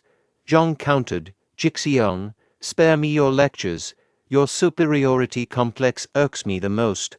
Rot in hell. Jixiang wondered. He can't feel pain. No, that pill must be causing issues. Meanwhile, Zhong charged for another attack but suddenly stopped, proclaiming, I'll kill you and Qin, as his body expanded and then exploded with a loud bang. Jixiang found the remaining pill beside Zhang's lifeless form and deduced, this pill provides a temporary power boost, but its side effects are severe. Mishandling it results in an explosive death, as witnessed with Zhong. Despite being an inner gate official disciple with some training, I hesitate, knowing that taking the pill might jeopardize my danshan. As an explosive sound echoed from the school, Jixiang worried about Qin. On the other hand, Qin was forcefully struck by Jinyanyan, sending him crashing to the ground. As Jinyanyan advanced with a menacing threat, Qin pondered, this woman, having reached the pinnacle of rank 2, has become deranged. How can I handle this? I'll focus on evading her attacks for now. Out of nowhere, Qin caught a child's voice behind him, and as he turned, he discovered children's hidden in a room behind him. Simultaneously, Jinyanyan unleashed an attack that Qin skillfully blocked. With a sneer, Jinyanyan mocked, quite the hero you are, not even dodging to shield these kids. Let's see how long you can withstand. I'll cut you in half, extracting every bit of you brain, heart, intestines, and all. Qin retorted to Jinyanyan, your character is as repugnant as your appearance. Outraged, Jinyanyan exclaimed, how dare he? She heightened the force in her strike, escalating the clash between them. Yet, their battle was abruptly halted by Jixiang, who sternly cautioned Jinyanyan, keep your distance from Qin. Qin inquired about Jixiang's unexpected appearance, questioning why she was present. In a mocking tone, Jinyanyan commented, oh, what a lovely girl, ready to sacrifice yourself for him? Is he your sweetheart? Jixiang responded with a firm order, enough. Driven by the determination to safeguard Qin, Jixiang launched an attack against Jinyanyan, but her adversary effortlessly countered the strikes, pushing Jixiang back and causing internal injuries. Witnessing the critical circumstances, Qin stepped into the conflict, swiftly seizing Jinyanyan. Urgently instructing Jixiang, he said, go, take the children with you. Jinyanyan vehemently resisted, shouting, release me, brat, I'll rip you apart. In a powerful blow, she struck Qin, causing him to collapse. Meanwhile, Jixiang consumed the pill she had taken from Zhang's lifeless body. Steeled with determination, Jixiang faced Jinyanyan, proclaiming, the gravest mistake you've made is harming Qin. Jixiang claimed that Jinyanyan couldn't have harmed Qin. In response, Jinyanyan inquired if Jixiang had taken her pill and insisted on knowing its source, demanding an explanation. Despite being reminded of her low rank and perceived weakness, Jixiang was cautioned against arrogance. Jinyanyan, while threatening to handle Jixiang later, expressed concern about the well-being of the other two leaders and emphasized the urgency of eliminating the two youngsters, pondering the whereabouts of the Qin. Suddenly, Qin emerged behind Yin Yanyan, instructing her to go to hell as he swung his sword in her direction. Swiftly evading the attack, Yin Yanyan labeled Qin as an injured boy of middling rank 1, questioning whether he believed his worn-out saber could kill her. Qin retorted, asserting that his saber was effective if it could accomplish the task. Sensing Jixiang attack from behind, Yin Yanyan leaped into the air to evade both Jixiang and Qin's strikes. Despite this, Qin and Jixiang pressed on with their relentless attack. Yin Yanyan, realizing that she might soon run out of blood to fuel her techniques, felt the urgency to find a fresh source. Observing the children, she acknowledged it as beneficial for her cause. In response, she hurriedly launched an attack on the children, eliciting curses from Qin. Simultaneously, Jixiang positioned herself in front of the children, condemning Yin Yanyan as a deranged and shameless woman for attempting to harm them. Yin Yanyan angrily declared, "You want to go to hell, so I'll savor your blood first." In response, Qin unleashed the boiling demon tiger collapsing blade technique to strike Yin Yanyan from behind. Despite coughing up blood, Yin Yanyan tenaciously held onto Jixiang. Qin ordered, "Release her. If you crave blood, I'll willingly offer mine.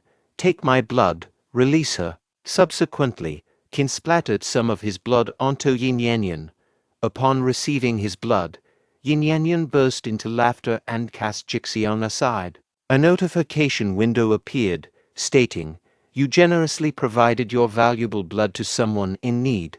You're awarded 20 potential points, bringing your total to 400 potential points. Additionally, a hidden task is activated.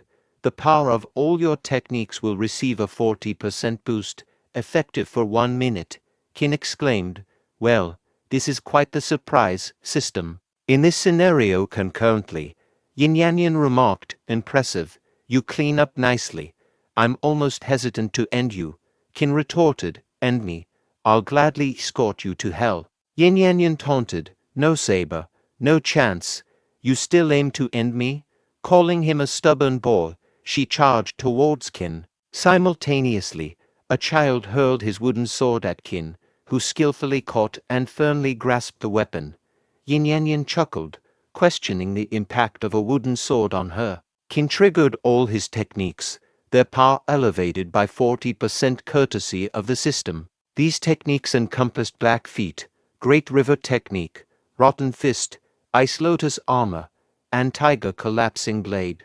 The system provided details, confirming that Qin had achieved perfection in the Boiling Demon Tiger Collapsing Blade, with its power now amplified by 40%. Subsequently, the strikes from both Qin and Yin Yanyan converged. Moments later, Yin Yanyan grinned and inquired if Qin believed he could defeat her with a wooden saber. Qin responded confidently, asserting that indeed he could.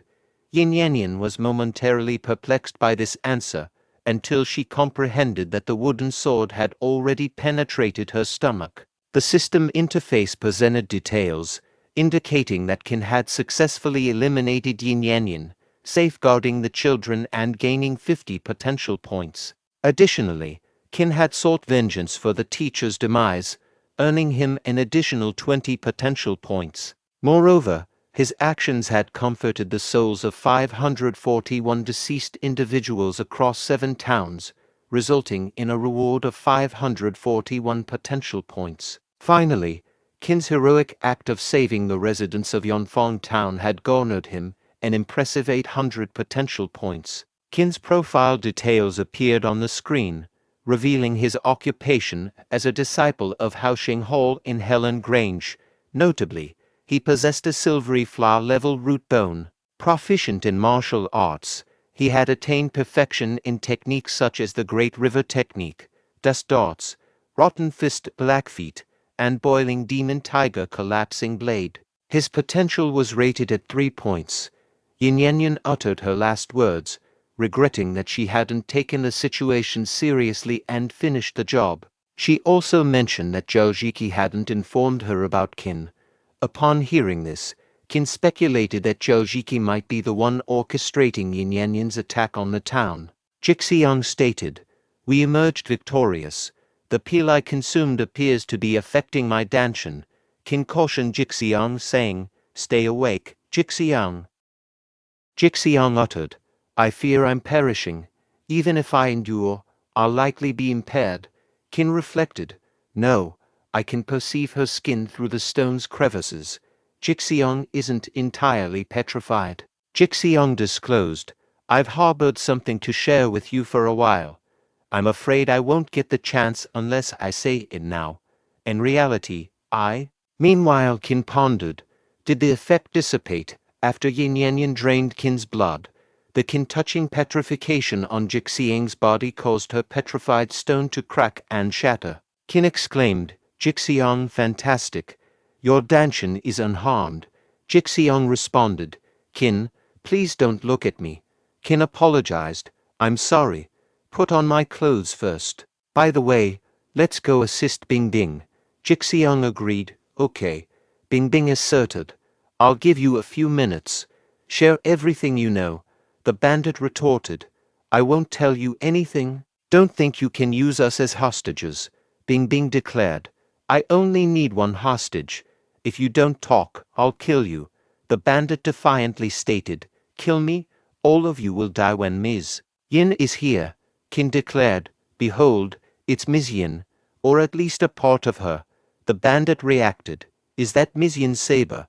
What is he carrying?" In response, Qin tossed Yin's head in front of the bandit, stating firmly, "Take a good look." Both bandits exclaimed, "This can't be real."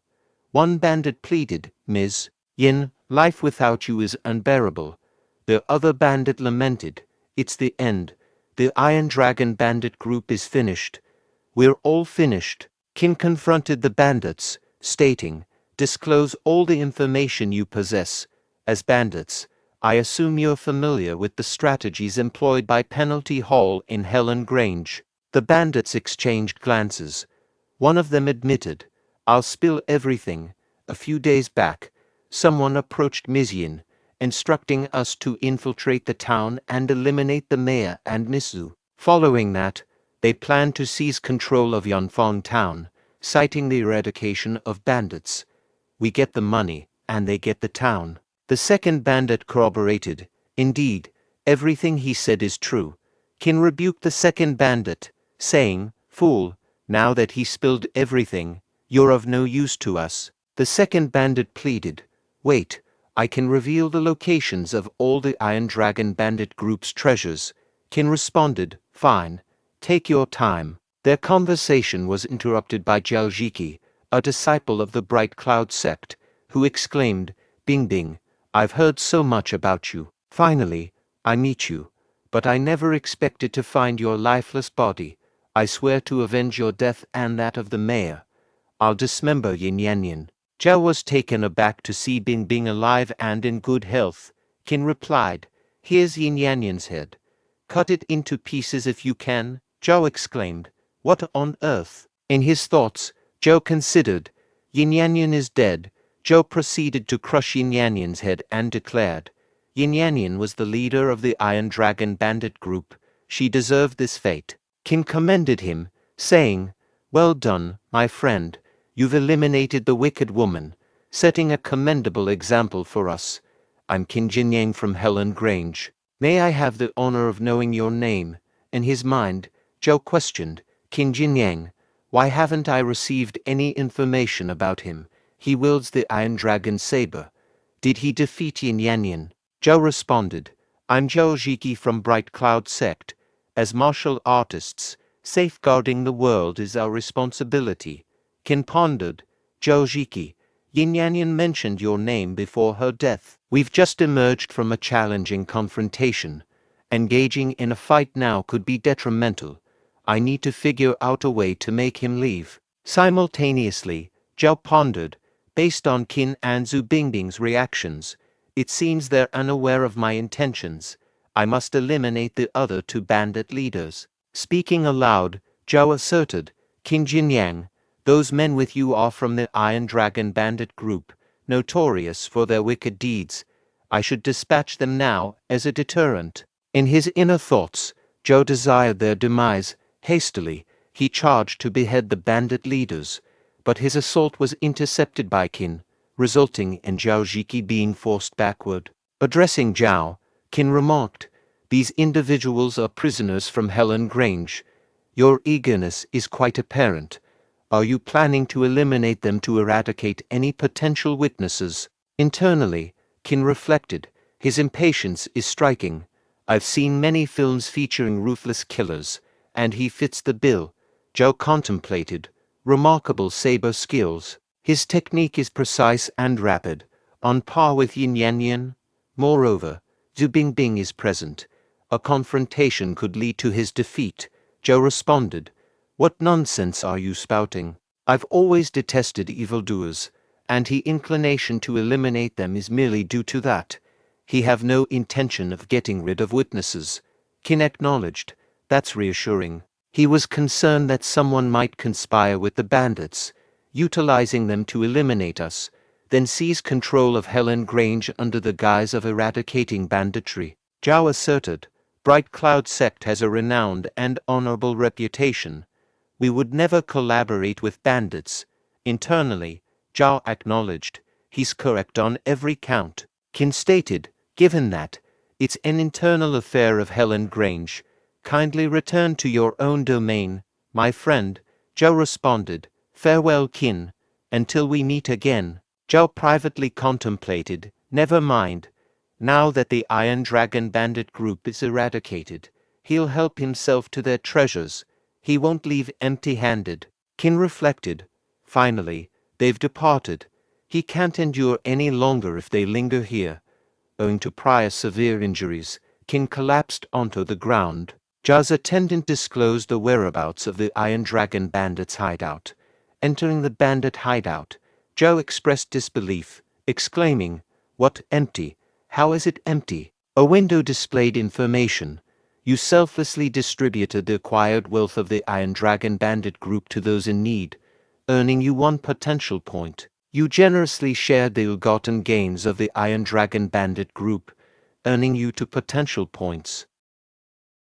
Various notifications displayed information, expressing gratitude for his benevolence. Qin received 5 potential points as a reward. Someone shared that a masked individual had distributed money to households the previous night, while another person confessed ignorance about the benefactor's identity. Qin chuckled to himself, thinking, "Keep praising me." Yet, his contemplation was cut short by an elderly man who accidentally dropped his bowl while rushing. The bowl plunged into the water, prompting the old man to seek advice on salvaging it. Qin surmised the bowl's significance to the elderly gentleman and, feeling benevolent that day, decided to assist him. Fishing the bowl out, Qin observed its foul odor and harbored concerns about its usability. Qin presented the salvaged bowl to the elderly man, advising him to take good care of it. However, before he could complete his sentence, the old man inadvertently dropped the bowl into the water once again. Annoyed, Qin instructed the old man to wait for him, as he intended to retrieve the bowl and ensure it found its way back into the elderly man's hands. Despite Qin's offer to help, the old man insisted on retrieving the bowl himself, expressing concern that Qin's clothes might get dirty. He exclaimed, "Let me do it. How about letting me do it?" Flustered, Qin responded, "No, it's okay," but internally thought, "You said so. But you're just standing still, old man." Qin approached the elderly man, handing him the bowl. However, before Qin could say anything to old man, he tossed the bowl into the water for a 3rd time. Perplexed by the old man's actions, Qin pondered, "What is this old man playing at? I should see what he wants." Qin directly addressed the elderly man, questioning, "Are you tricking me for fun?" However, their exchange was abruptly halted as someone announced, "The butler of Prince Kang's mansion is here." The butler greeted the doctor and conveyed, "I have prepared a carriage. Please come with us to Prince Kang's mansion to treat the princess." Surprised by the revelation, the elderly man was taken aback and inquired, "Me, a doctor? Are you mistaking me for someone else? The butler responded sternly, Don't waste time. If you delay the princess's treatment, Prince Kang will kill you. It's crucial. Please come with us, sir. Qin too was astonished to discover that the old man was indeed a doctor. The elderly man made a request. My bowl fell into the river. Could you please pick it up? The butler directed his servant. Do as he says. Go pick it up. The servant obediently replied, Yes, sir. However, the old man suddenly changed his mind and said, Hold on.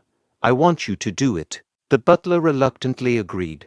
Since you asked, I'll do it. After some time, the butler approached the old man and handed him the bowl. The elderly man examined the bowl and exclaimed, The bird pattern on my bowl is very vivid. This is not mine. You got the wrong one. I believe my bowl is still in the river. How about you look for it again? Enraged, the butler declared, I am the butler of Prince Kang's mansion.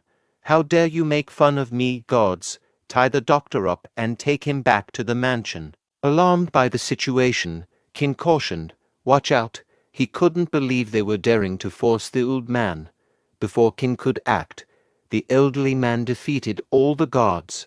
Qin pondered, What's going on? This old man is not simple. Did he seal the butler's acupoints with silver needles, making him unable to move? The butler threatened, Old man, wait and see. You've offended Prince Kang, and you can't live in peace anymore.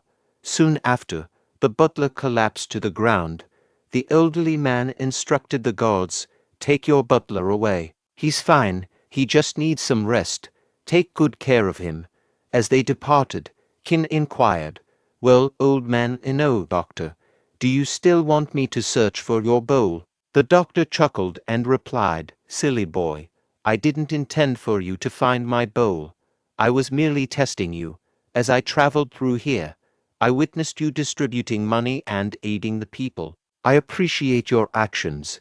Seeing that you haven't fully recovered from your serious injury, I decided to put you to the test.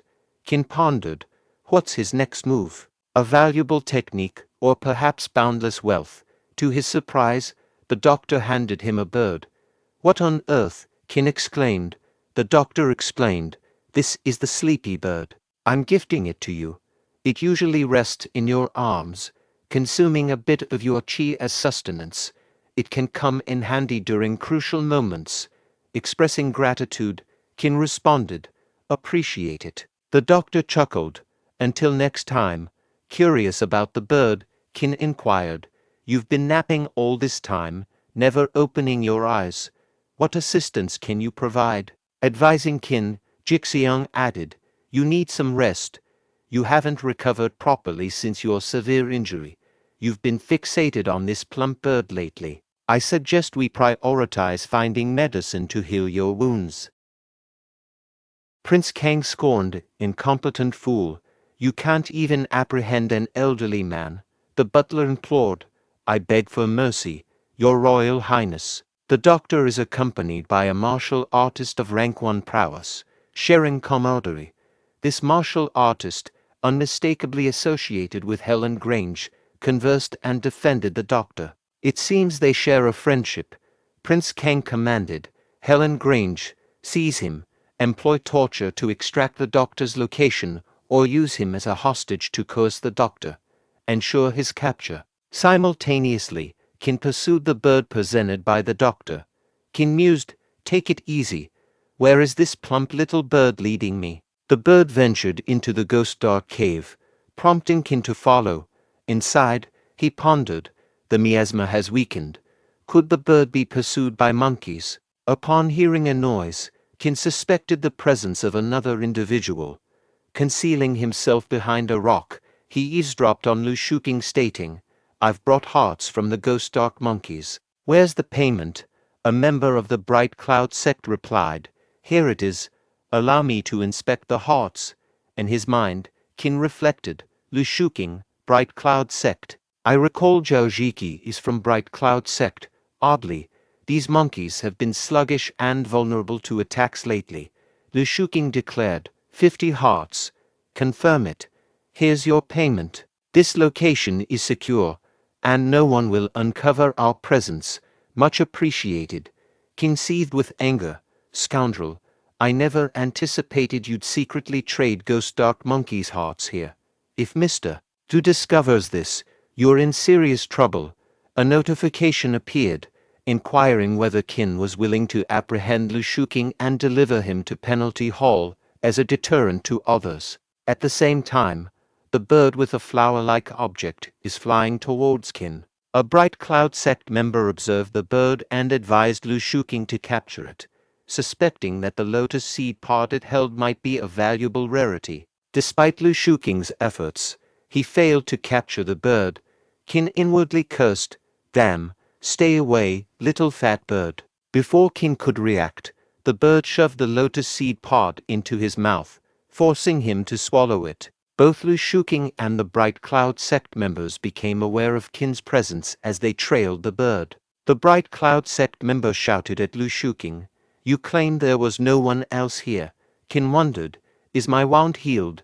Lu Shuqing questioned Qin, "What brings you here?" Qin responded, "Oh Shuqing, it's been a while. Wishing you prosperity in your endeavors." Lu Shuqing interrogated, "Qin, how's life treating you?" "If you wish for my prosperity, Qin, then let it end here." Qin deployed the Ice Lotus armor to fend off Lu Shuqing's assault. Qin stated, "Shuqing, I haven't exposed your covert dealings with ghost dark monkeys' hearts. Are you planning to kill me, Lu Shuqing? Do you still see me as the vulnerable boy from the past? Do you think you can easily take my life?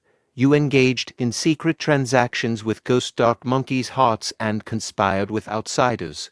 It's time to confess in the Penalty Hall." Subsequently, the members of the Bright Cloud sect initiated an assault on Qin, prompting him to distance himself from Lu Shuqing. Observing their prowess, Qin commented, "I didn't anticipate you'd possess some strength." Addressing the Bright Cloud sect individuals, Lu Shuqing ordered, "Quickly, eliminate him." They exchanged words among themselves, fighting together. "We can easily overcome a rank 2 martial artist." A message window appeared, presenting information for wrongdoers engaged in a clandestine trade of ghost dark monkeys' hearts and expressed interest in the lotus seed pod. Are you ready to take punitive action against them? Qin said, "You claim to be capable of defeating a rank 2 martial artist. Are you more formidable than Yin Yanyan? Visit the Penalty Hall and admit your transgressions alongside Lu Shuqing," it asserted. Following that, Qin observed Lu Shuqing making a hasty escape. Shortly afterward, Lu Shuqing raised his voice, exclaiming, "Wenqing, there's a grave matter at hand.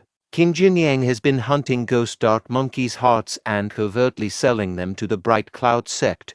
Wenqing inquired, "Do you possess any evidence?" Lu Shuqing responded, "Indeed, I witnessed him carrying the gold leaves given by the Bright Cloud sect while attempting to eliminate those 4 swordsmen."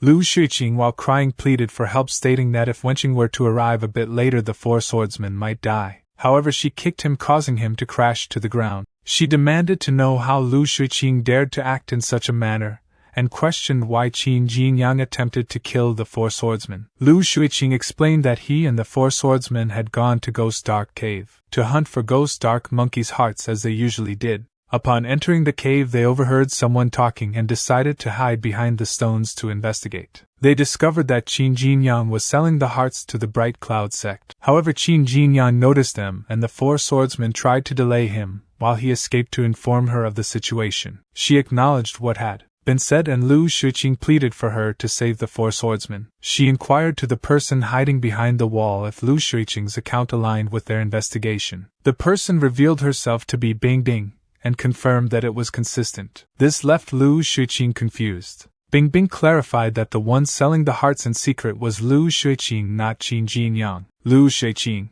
insisted that Bing Bing was mistaken. Wenqing ordered the guards to tie him up and take him to the Penalty Hall, to which the guards agreed. Wenqing thought to herself that if they hadn't sent someone to investigate beforehand, they would have been deceived by Lu Shuqing. Meanwhile, at Ghost Dark Cave, Qin Jinyang urged the 4 brothers swordsmen to hurry and keep up, threatening them with a harsh punishment in the Penalty Hall if they didn't disclose everything they knew.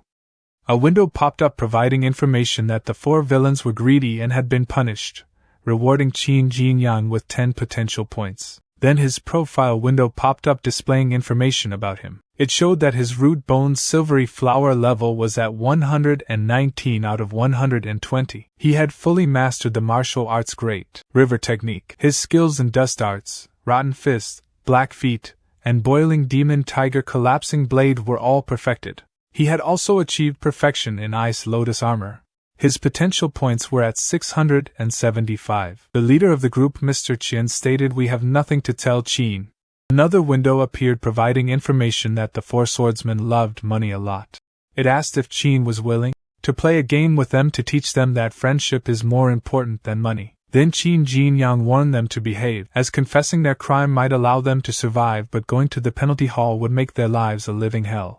The second brother inquired what is he going to do to them. Meanwhile, the third brother declared that he won't tell Qin anything even if he kills him. Qin Jinyang responded, "Oh, really? Is he challenging him? Let's play a game." A little later, Qin Jinyang tied all 4 of them to the trees. He announced, he will ask them a few questions and they can choose to answer or not. He will ask one person a question, and if the other 3 confirm that his answer is true, he will be exempt from punishment. But if he find out they are lying, they will be punished. Doesn't it sound fun? Mr. Qin gave up and stated, "Just kill me." Qin Jinyang inquired how much can he earn by doing this. Mr. Qin questioned why do he ask this. Qin Jinyang smiled and replied he is asking him a question. You can race to be the first to answer, and he will give the winner better rewards. He then threw a toad into Mr. Qian's pant. Mr. Qin shouted, "Damned brat." Qin Jinyang responded, since he feels so uncomfortable, he will let the snake eat the toad. Don't be afraid, and he threw the snake into Mr. Qian's pant. The others became afraid witnessing this, and second brother stated he will tell him everything. Lu Shuiqing gave us 2 gold leaves, which meant each of the 4 of them earned 500 taels of silver. Qin Jinyang inquired, but he took 5 gold leaves. Second brother replied, but our boss Qin said to them that he got only 2 gold leaves. Qin Jinyang turned to the other 2 persons and questioned, is what he said true? Both third and fourth brother agreed. Then Qin Jinyang inquired, did Qian pocket the other 3 gold leaves? Mr. Qian stated, don't sling mud at him. Lu Shuiqing only gave him 2. Third brother shouted, please explain this. After we finished selling hearts and split the money last time, he saw him go down the mountain to find that widow. We didn't have enough money to buy a good drink. They have been sworn brothers for so many years. Mr. Qian stated he went to the widow because he is a normal man and you and the second brother are gay. Don't think he don't know. And he stole the money from the fourth brother before. Third brother declined, and he stated that the second brother stole it. He saw it with his own eyes. Second brother stated that he gave him 100 taels of silver and told him to keep it a secret. Qin Jinyang suggested that they should calm down. Actually, he want to work with them to make money. Why don't they contact Bright Cloud Sect themselves? There won't be any middlemen making a profit. We'll split the money equally. Mr. Qin stated to Qin Jinyang, let's abandon them. He know how to contact Bright Cloud Sect. He will contact him and he will kill monkeys. Second brother stated, don't believe him. No one knows how to contact the Bright Cloud Sect but Su Longjia. Qin Jinyang laughed and stated Su Longjia knows. During the period in the penalty hall, Lu Shuiqing is tied with a rope. At the moment someone approached him, making him a little nervous. Lu Shuiqing inquired, Mr. Su, is he here to save him? Mr. Su Longjia told him to lower his voice and stated although he is the leader of Star Hall, he have no right to let him go. But the leader of Penalty Hall is his master, and he will ask him to let you out. Lu Shuiqing thanked him. Mr. Su inquired have he shared any information with them. Lu Shuiqing refused, stating no. Su Wenqing was not skilled at administering punishments, allowing Lu Shuiqing to successfully overcome the situation. Mr. Su expressed gratitude, acknowledging you've endured a lot, thank you. Feeling anxious, Lu Shuiqing responded it's his duty. Mr. Su with a sinister grin stated however he believed that only the deceased can truly keep secrets. At the forest, Qin Jinyang stated sure enough Su Longjia has something to do with this. Second brother questioned, well, is he afraid of him? So let go of them. Qin Jinyang asked why he released them. Since Su Longjia is not here he can kill them. They will rot in this forest, and no one will know it. Second brother warned if they die here he can't leave this mountain alive. Do he think only the people from Star Hall are involved? Qin Jinyang inquired what? Do he have other allies? Second brother confidently replied, of course. Do he think the disciples from Bright Cloud sect can avoid Helan Grange's patrols and go to the Ghost Dark Cave on their own? They paid a lot for it. Mr. Qian interjected, shut up. You told him everything. Qin Jinyang addressed him, stating he is the second brother, right? He is so talented and strong. Why did he let him be his big brother? Did he forget how he betrayed him? He stopped you because he was afraid he would take all the credit. Let me ask you one question, do they have other helpers? Second brother revealed there is a mountain fastness less than 10 miles north from here, and their leader is at the middle level of rank 2. He was Su Longjia's confidant before Su Longjia joined the Helan Grange. They have been working together for a long time. Qin Jinyang pondered Su Longjia's mountain fastness. They must have made a lot of money by leading the way for Bright Cloud sect. Maybe he can get a windfall. Window popped up inquiring, is he willing to wipe out bandits and let those in need get the money? Meanwhile, Mr. Qian rubbing the rope against the tree, he thinks that if he turned around, he will be able to break the rope. However, before he could act, Qin Jinyang turned towards him and expressed gratitude by thanking him and inquired, why do those bandits have to keep so much money? He is going to help them spend it. Mr. Qian exclaimed, what? He dared to go to the mountain fastness and rob them of money alone? Is he crazy? Their leader is at rank 2. As Qin Jinyang moved away from them, he confidently declared, wait and see while accepting the mission. Qin Jinyang thinks he have got everything he want to know, but he didn't expect a windfall like this. The treasures in the mountain fastness. They dare not reveal such a secret. He must get the treasures and leave before Su Longjia finds out. 2 hours later, after running away from Qin Jinyang, Mr. Qian and his 3 brothers encountered Su Longjia, causing them to feel a little confused. Regaining their composure, all of them knelt before Mr. Su and greeted him. Mr. Qian spoke up, stating, Mr. Su, Qin Jinyang is insane. He stuffed poisonous snakes and toads into his pants. The second brother added he finally come to save them. Mr. Su inquired, did Qin Jinyang torture them? And he wondered how come Qin has so much to do with this. All 4 brothers thinks they cannot let Su Longjia know that they told Qin Jinyang everything. Mr. Qian quickly responded, yes, but they kept their mouths shut.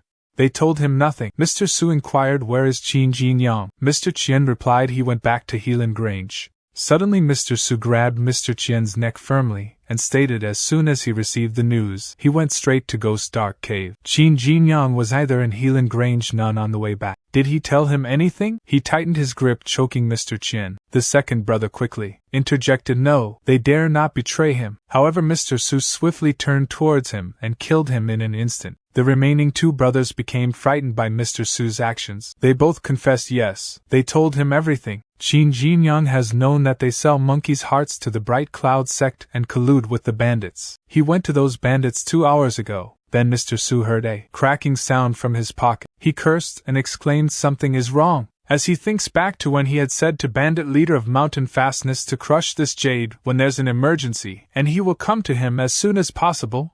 Mr. Su realized that he shouted in anger to kill Qin Jinyang. A little later, Qin Jinyang exclaimed, good, he found it. A window popped up, displaying the information, you wiped out the bandits and gave the people a safe and peaceful world. He is rewarded with 200 potential points. Qin Jinyang thinks so far so good. He did better take the treasures and go back to Helan Grange quickly. In that instant, the bandit leader fell to the ground, dropping a broken pieces of jade that made a clattering noise. Hearing this, Qin Jinyang turned around in confusion. However, upon closer inspection of the jade, he became slightly shocked. Unexpectedly, Mr. Su appeared behind him, launching an attack. Qin tried to block it, but the impact forced him backward, resulting in internal injuries and causing him to bleed from his mouth. Mr. Su confidently stated he blocked it, which means he have some strength, but he will be killed by his next blow. Qin Jinyang defiantly replied he can do more than he think. A window popped up displaying his profile information, occupation disciple of Hoshing Hall in Helan Grange. Root Bone's silvery flower level was at 119 out of 120. He had fully mastered the martial arts Great River technique. His skills in dust arts, rotten fist,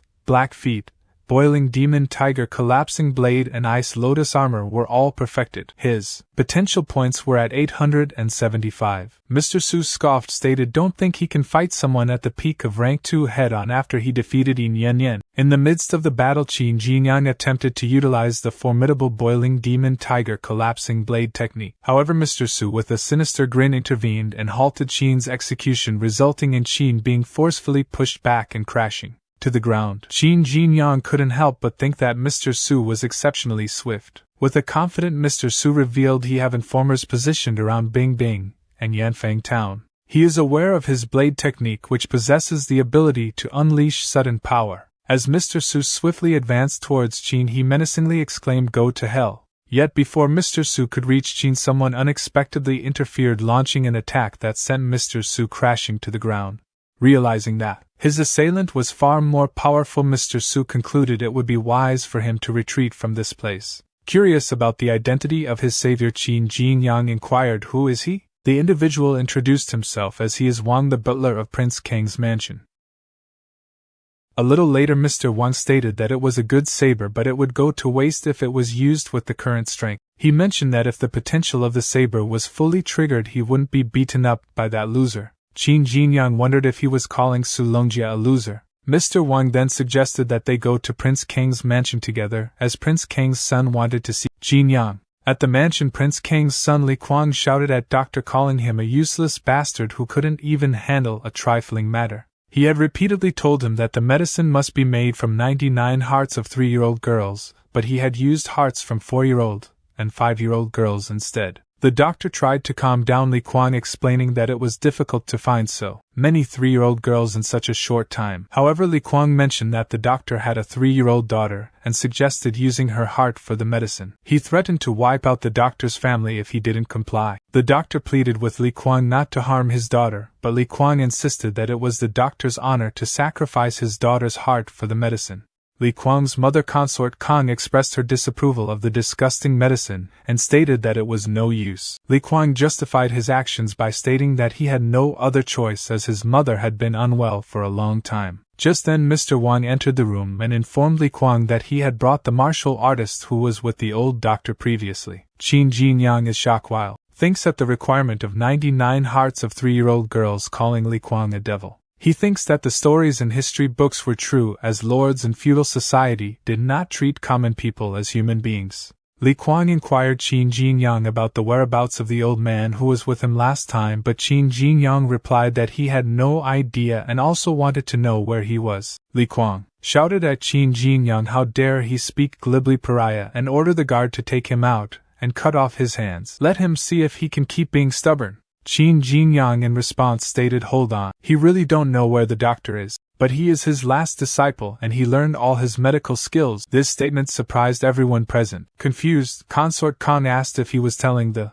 truth. Qin Jinyang confirmed yes, and he think that doctor won't mind him using his fame, will he? Or he will lose his hands. Consort Kong then stated since he is the doctor's disciple, Kwang has offended him a lot. Please come here and make a diagnosis for her. If he can cure her, she will reward him generously. Li Kuang interjected, "Mom, why is she just trusting what this peasant said?" Qin Jinyang replied, "Well, he will diagnose her on behalf of his master." As he started to check the pulse, a window popped up showing information stating for middle-aged people health is the most important. Is he willing to cure this woman who has suffered from illness for a long time? Qin Jinyang thinks he can only play it by ear. This damn system keeps giving him various tasks he don't know how to cure people. Consort Kong reassured him, saying, "Doctor, don't be nervous. If he can cure her, she will reward him with anything he want, and if he can't cure her, it's okay. She don't mind, but Kwang is naturally impulsive, and she is afraid he will." Qin Jinyang suspected that she was threatening him. At that moment the little fat bird showed up and sat on her chest. Qin Jinyang thinks this little fat bird took him to a ghostly dark cave where he saw Lu Shiqing selling hearts secretly. Looks like it's intelligent, it showed up suddenly, could it be? He touched the part where the bird was sitting, causing others to be shocked at his actions. Qin Jinyang concluded sure enough he vaguely felt many extremely tiny particles under her skin.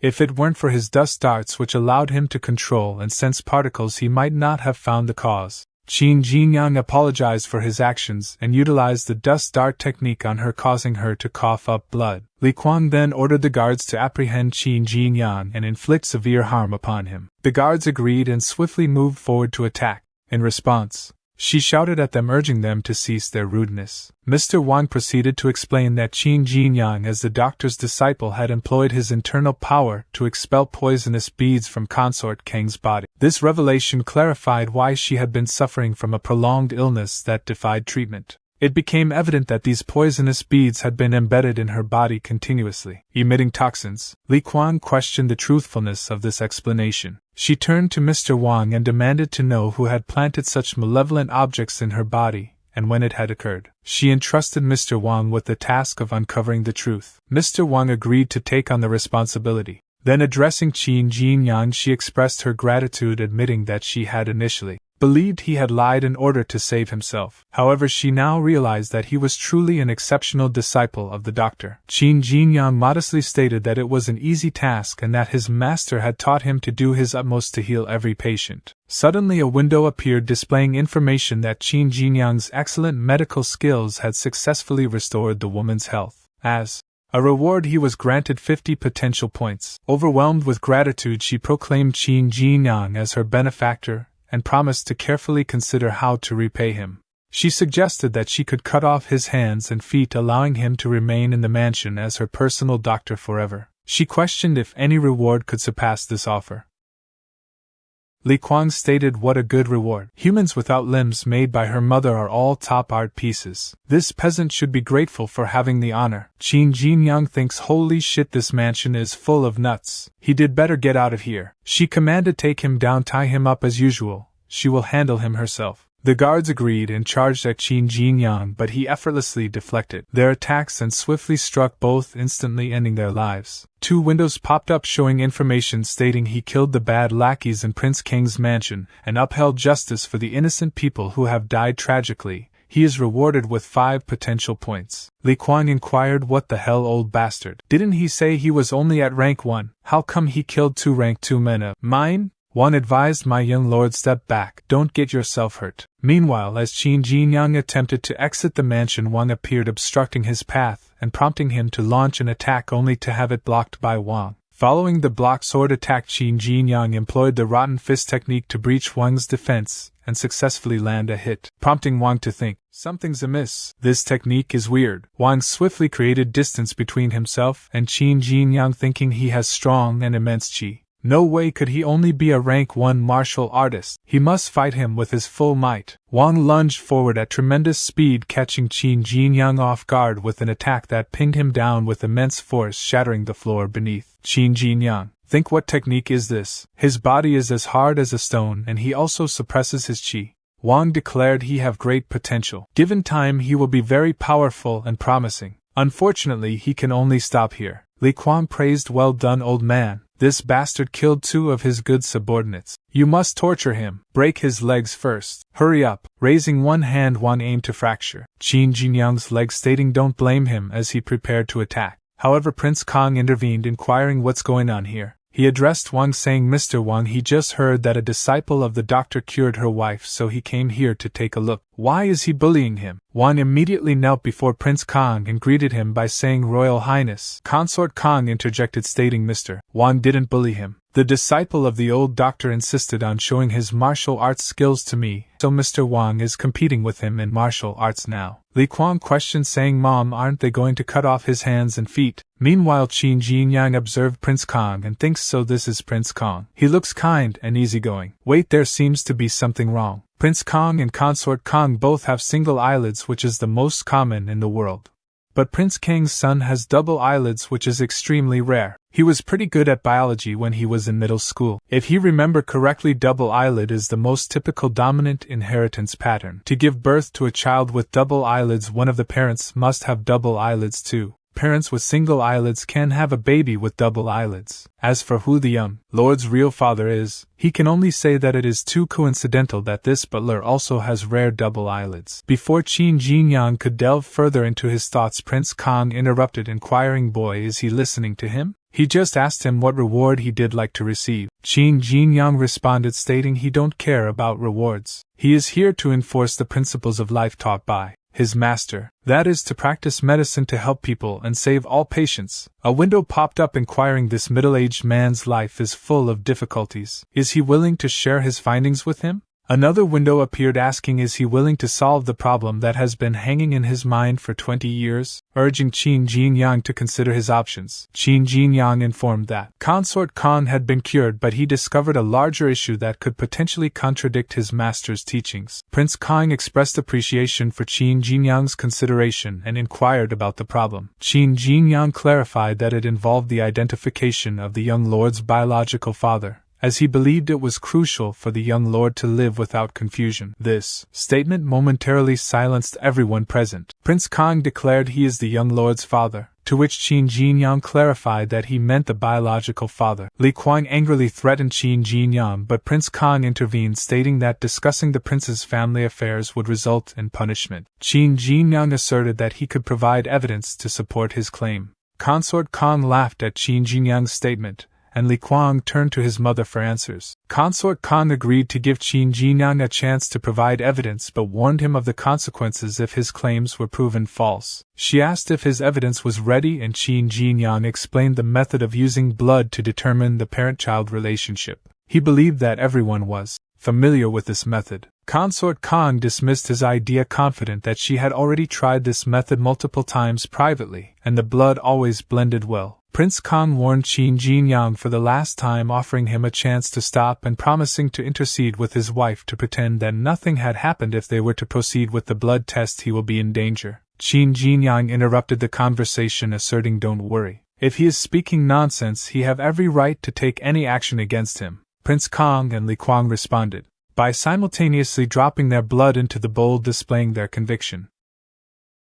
A little later of waiting, both Li Kuang and Prince Kang were shocked at the results. Prince Kang stated, "It doesn't blend?" Qin Jinyang thinks this method has been proven to be very unreliable by modern science. In most cases human blood will blend, but it's easy to make them not blend. If the bowl is cooled in advance, and the water inside the bowl is kept cold, the blood that drips into the bowl will coagulate slightly and not blend at all. He used the ice lotus armor to cool down the bowl while preparing it, so he didn't have to do anything when they dripped blood. Qin Jinyang then announced, "Here's the evidence. Their blood does not blend." Li Kuang is not Prince Kang's son. Li Kuang, feeling angered, exclaimed, "Bastard, let him see what trick he have played. He is sowing discord between him and his father." Qin Jinyang sternly replied, "Young lord, he cannot make irresponsible remarks. Many martial artists present are more powerful than him. He bet they know whether he played tricks or not." Wang chimed in, stating he didn't feel any fluctuation of qi, so he did not use any techniques. Meanwhile, Consort Kang couldn't understand how this could happen. She had tried the same method before, and their blood had blended. She wondered if Qin Jinyang's method was truly different, and if he could indeed tell if they were father and son.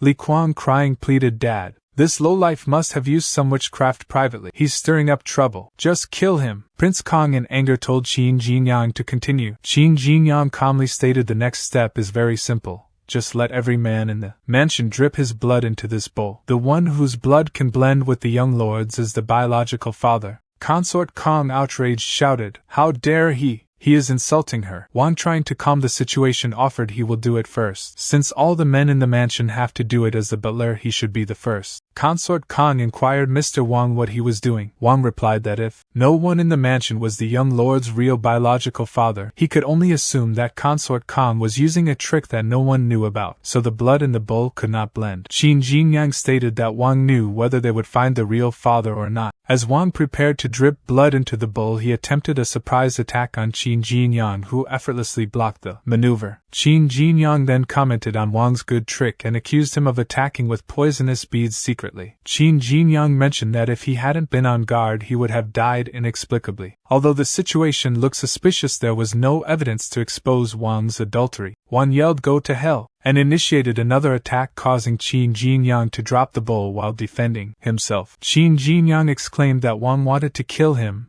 and called him a bandit instead of a butler. Wang told Qin Jinyang to cut the crap and mentioned that if it weren't for him, all these things wouldn't have happened. Meanwhile, Qin Jinyang thinks that he was going to lose. The battle was disrupted when an elderly maid landed an attack on Wang. The elderly maid scolded Wang for fighting in front of Prince Kang and declared that he must die. Qin Jinyang thinks that he didn't expect the old maid serving Prince Kang to be so powerful, and that he didn't even see how she attacked Wang. He estimated that she was at least at rank 5 in terms of strength. With Wang lying lifeless on the floor, Consort Kong confessed that the servant had raped her in the past, and she had no choice. She had been trying to tell the truth over the years but had been threatened by Wang. She also mentioned that she had always wanted to kill Li Kuang but was prevented from doing so by the servant's threats. Li Kuang inquired Mom what she was saying, and Prince Kong declared that no one would harm his own children, and regardless of Li Kuang's father, he is still her son. However, Prince Kong was astonished that Li Kuang was being abandoned so she can protect herself. He ordered for her to be imprisoned in the dungeon she had constructed and for his hands and feet to be severed, wanting to give her a taste of his own medicine. The guard acknowledged Consort King's command and addressed her as Your Royal Highness. She pleaded her innocence and claimed that only outcasts deserved such torture, requesting to be released. Prince Kong retorted that she was now considered an outcast. Suddenly, a window popped up displaying information that Qin Jinyang had gained 50 potential points for speaking the truth to the tormented middle-aged man, clearing his confusion. Prince Kong expressed his gratitude towards him and promised to grant him any request if possible. Qin Jinyang then revealed that there was a town called Wuhan next to Helan Grange which was currently suffering from droughts and poverty. He requested Prince Kong to build a canal in his name to divert water from afar for irrigation in order to alleviate the drought conditions. Prince Kong acknowledged that building a canal was a significant undertaking but agreed to fulfill Qin Jinyang's request. He assured Prince Kong that he only came to treat patients and had no ulterior motives. Once the canal was built, they would have no further dealings with each other. Prince Kong praised Qin Jinyang for his talent, intelligence, and concern for the people, promising that the canal would be completed within the year. As Qin Jinyang returned to Helan Grange, he pondered if there's a canal that the farmers use to irrigate crops, he can potentially gain points. It's like a perpetual potential point machine. What a great opportunity. Shortly after, Qin conveyed his appreciation, saying, "Here is Helan Grange. Thank them for escorting and please return to Kong Mansion." In response, the escort guards informed him Prince Kong specifically instructed them to escort him back to his residence and then depart. Qin Jinyang agreed but wondered to himself, does Prince Kong want to confirm that he live in Helan Grange? As Qin opened the gate, he noticed that there were no guards present, leading him to think they're slacking off again. Su Longjia, with a convincing tone, accused Qin Jinyang, stated that he was a shameless traitor. He lived off Helan Grange while secretly assisting others. Along with Lu Sheiqing, he sold ghost dark monkeys' hearts, which are crucial resources of Helan Grange, to others in secret. Now he have the audacity to return after absconding. On behalf of the owner of the Helan Grange, he will apprehend him and execute him on the spot.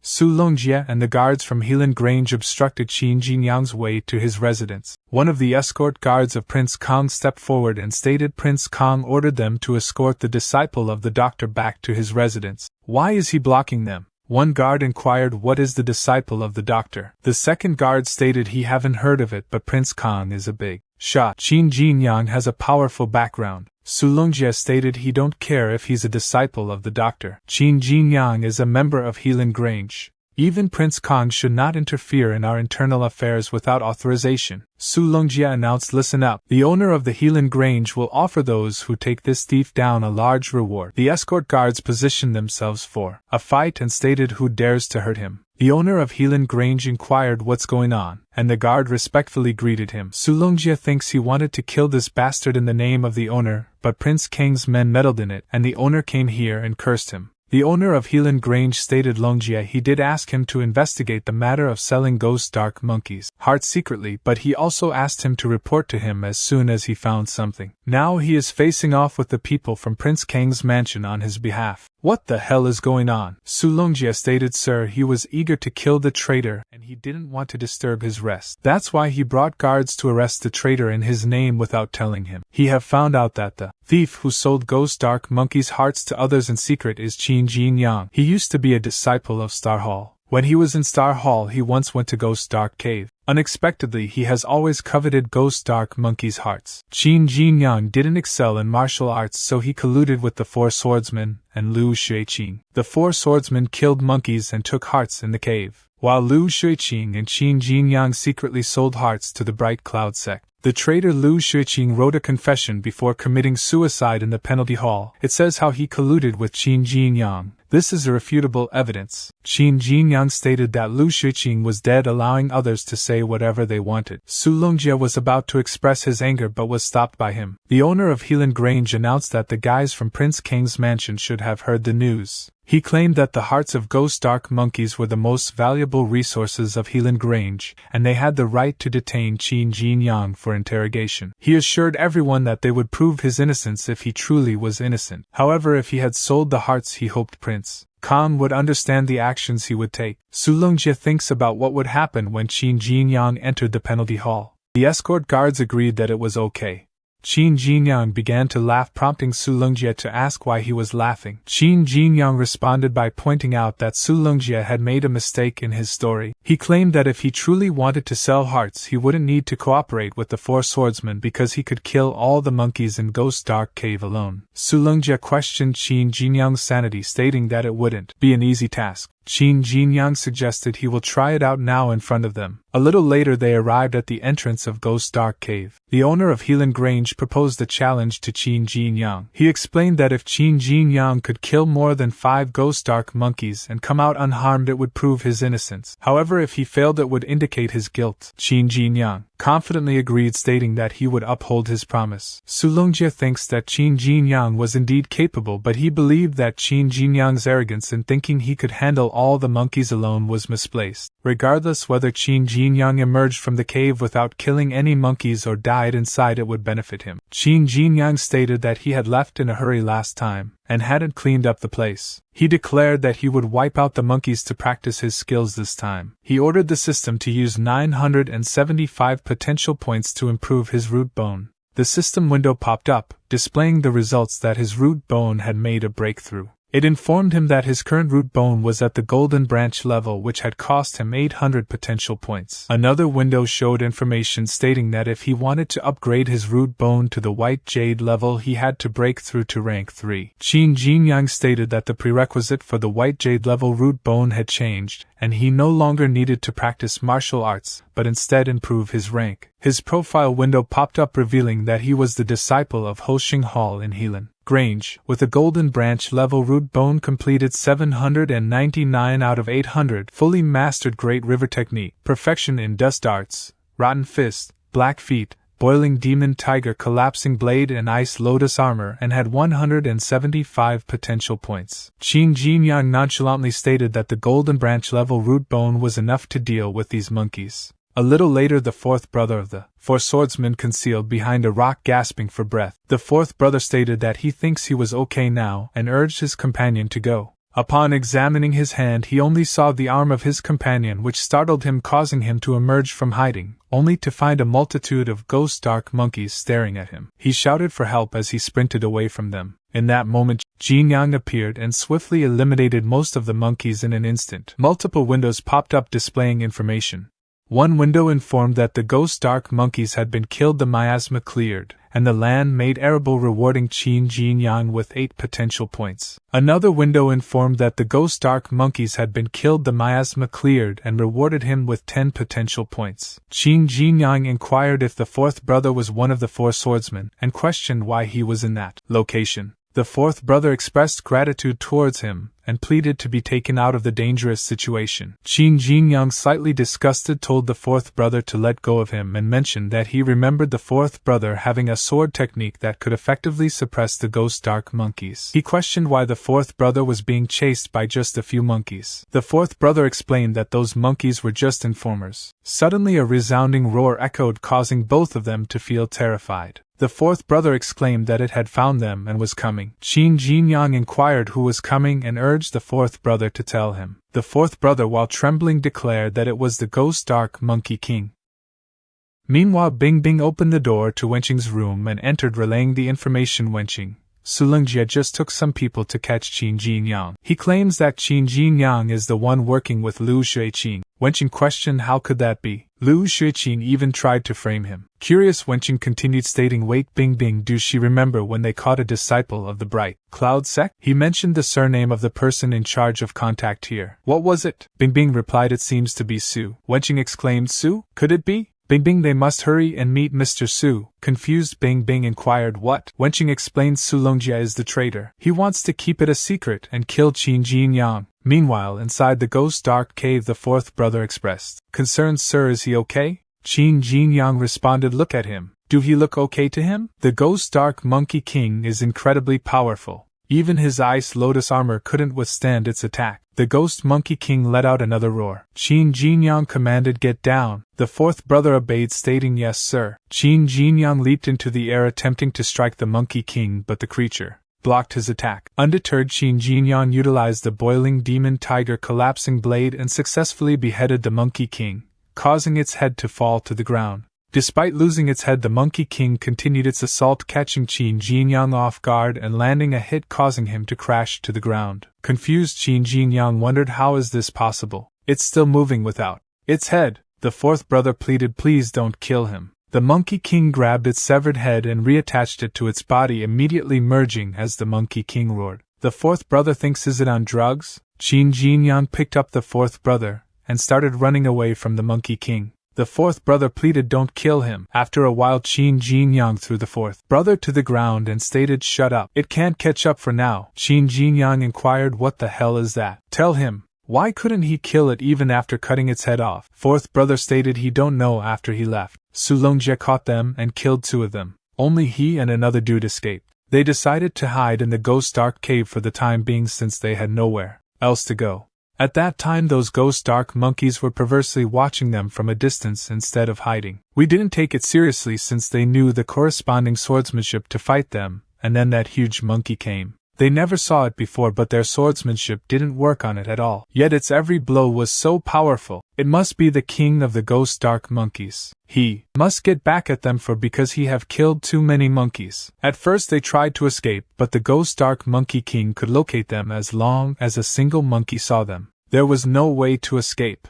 Qin Jinyang thinks that's why the monkey king could suddenly appear in front of him. But he killed all the monkeys that saw him. No monkey should get a chance to tip the Monkey King off. It could survive after its head was chopped off, and it can know their whereabouts without notification from any monkey that sees them. Way could it be? His thoughts were interrupted as Little Fat Bird woke up. Qin Jinyang stated, how is he? It looks like they're thinking the same thing, right? He ordered, follow it. It'll lead them there. Fourth brother inquired, where? After a short while, Qin Jinyang shattered the entrance to the secret room and exclaimed, finally he got him. Inside they observed an old monkey sitting within a magical formation shielded by it, with its eyes closed in complete concentration. The fourth brother inquired, is this old monkey the ghost dark monkey king?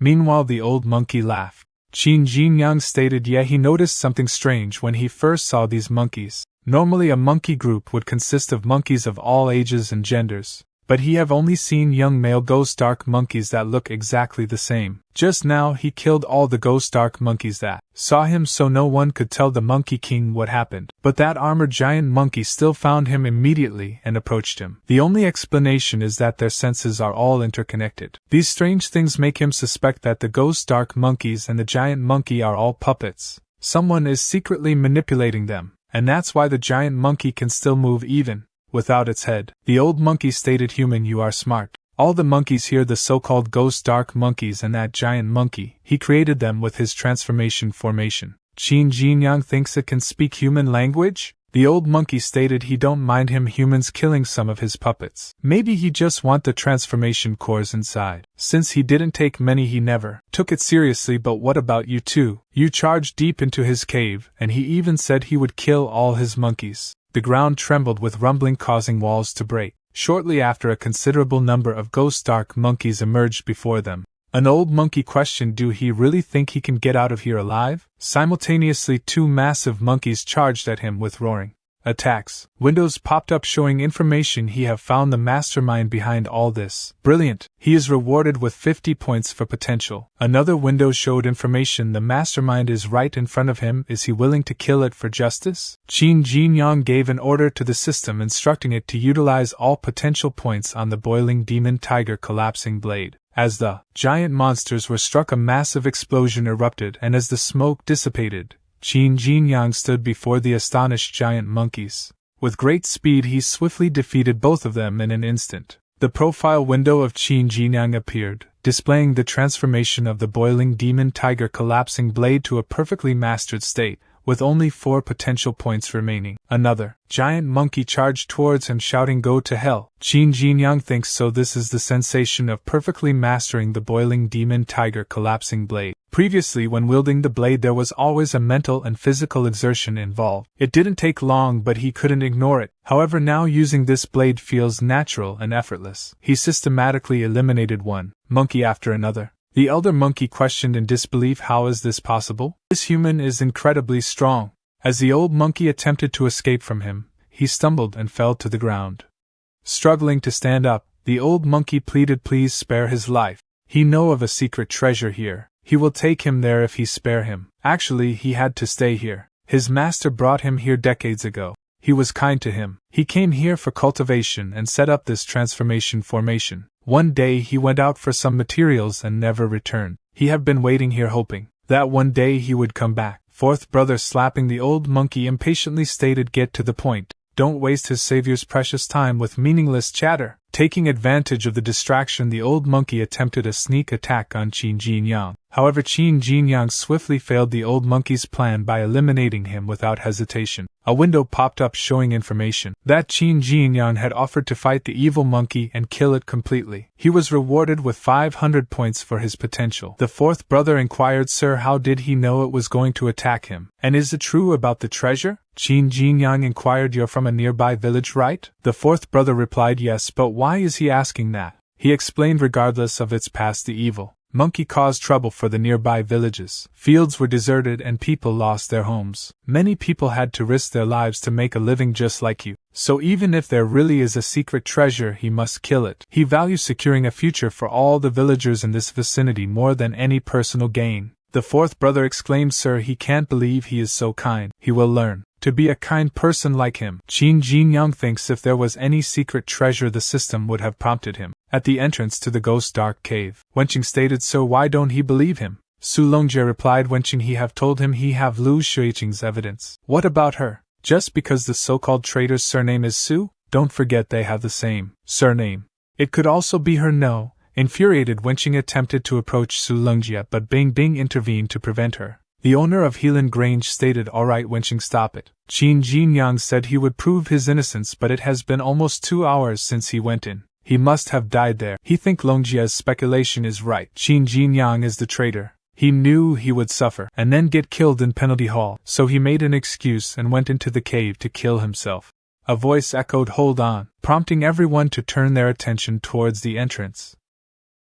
Qin Jinyang declared he have eliminated all the ghost dark monkeys inside. "Please verify." This statement surprised both Bing Bing and Wenqing. Wenqing inquired, "He killed all the monkeys?" Su Longjie questioned, "What is he talking about? He think this lame trick could work on them?" Qin Jinyang responded, "Check it with their own eyes if he don't believe him." The owner of Helan Grange moved to check inside the cave and seeing the dead bodies of the ghost dark monkeys, he exclaimed, "There are so many bodies of ghost dark monkeys. How the hell did he make it? Look at the wounds. He must have efficiently hit every fatal point with one blow. This way the monkey hearts would remain intact. He must have at least perfectly mastered his blade technique. It doesn't matter, the top priority is to freeze the bodies to preserve the hearts. As for Qin Jinyang, he's really something. Got to look into him later." A little later, the owner of Helan Grange stated he have had a look. Every ghost dark monkey inside has been killed. Su Longjie exclaimed, "Impossible." Qin Jinyang, what kind of tricks did he play? A window popped up showing information stating Su Longjie pushes his luck and refuses to accept the truth despite his embarrassment. Would he like to provide solid evidence and make everything clear? Su Longjie drew his sword and tried to attack fourth brother, but Qin blocked the attack. Qin Jinyang inquired, "What is he doing?" Su Longjie replied, "Get out of the way. He is one of the traders who sold our important materials. He must kill him on the spot for our grange." Qin Jinyang stated that sounds righteous. He remarked it's good for him to come up with such an excuse to cover himself in such a short time. Fourth brother stated, "Mr. Su, he is one of the 4 swordsmen." At the behest of Su Longjie, the 4 of them worked with Lu Shuiqing and smuggled ghost dark monkey hearts to the Bright Cloud sect. The guards began conversing among themselves. One individual inquired, "So it's Longjie behind this?" The second person responded, "He thinks so, and he might have killed Shuiqing and fabricated the confession." The third person remarked, "How cruel."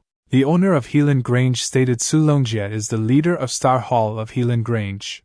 Accusing him without solid evidence is a grave offense. Fourth brother stated he have evidence. This is half of the pendant Su Longjie gave him as a token of the deal with the Bright Cloud sect. He has the other half with him. Once the two halves unite, it'll prove he is not lying. A window popped up showing information generously. He got Su Longjie out of embarrassment with solid evidence and exposed his true colors.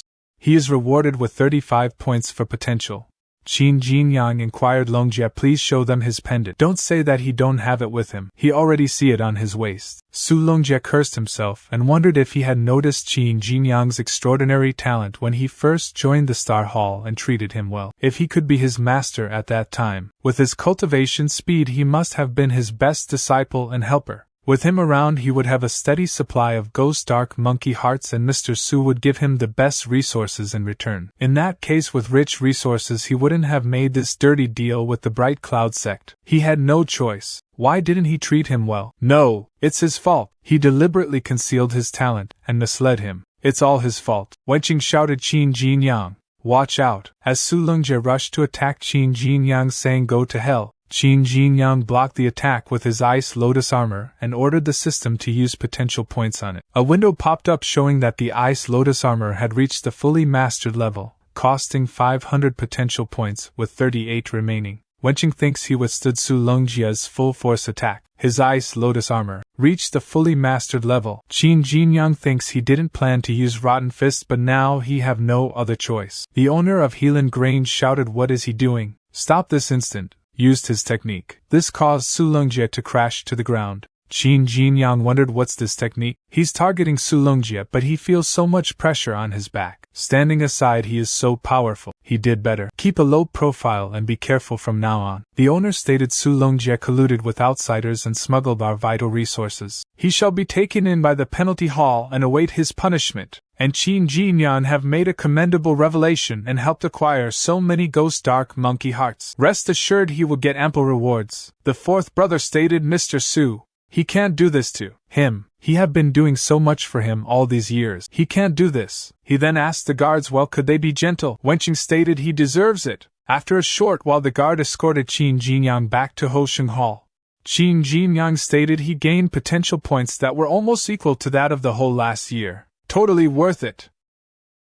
Moving inside Hosheng Hall, someone approached Qin Jinyang from behind. A little later, Qin Jinyang stated, Master, just do it, since he just wanted to cure him. Why did he have to scare him from behind? Master Wu responded, he is idiot. He overused his qi several times today. If he hadn't scared him and unchoked his meridians while his qi was dispersing, he is afraid you would have been severely hurt. Tonight, Qin Jinyang thinks overuse? Is it because he used his potential points too many times? Master Wu gulped down a glass of liquor and stated he heard you even dared to say you would kill all the monkeys in the ghost dark cave to clear yourself just as he came back. He even wanted to help him, but he didn't expect him to make it. Great, he deserved to be his disciple. He almost caught up with him in his youth. Almost, after all, he is not as good looking as him. Well, he used to be a famous hottie. Let me tell you, you know Ghost Mist Valley? That's the stronghold of bandits. When he was young, he went there with his blade and kicked their asses easily. How cool and strong was he? Qin Jinyang thinks what a braggart, and said he will go back and have some rest. Let's have a drink next time.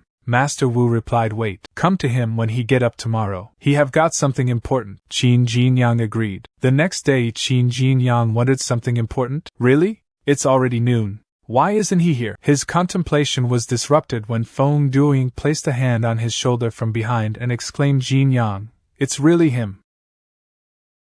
Why do he also like to scare?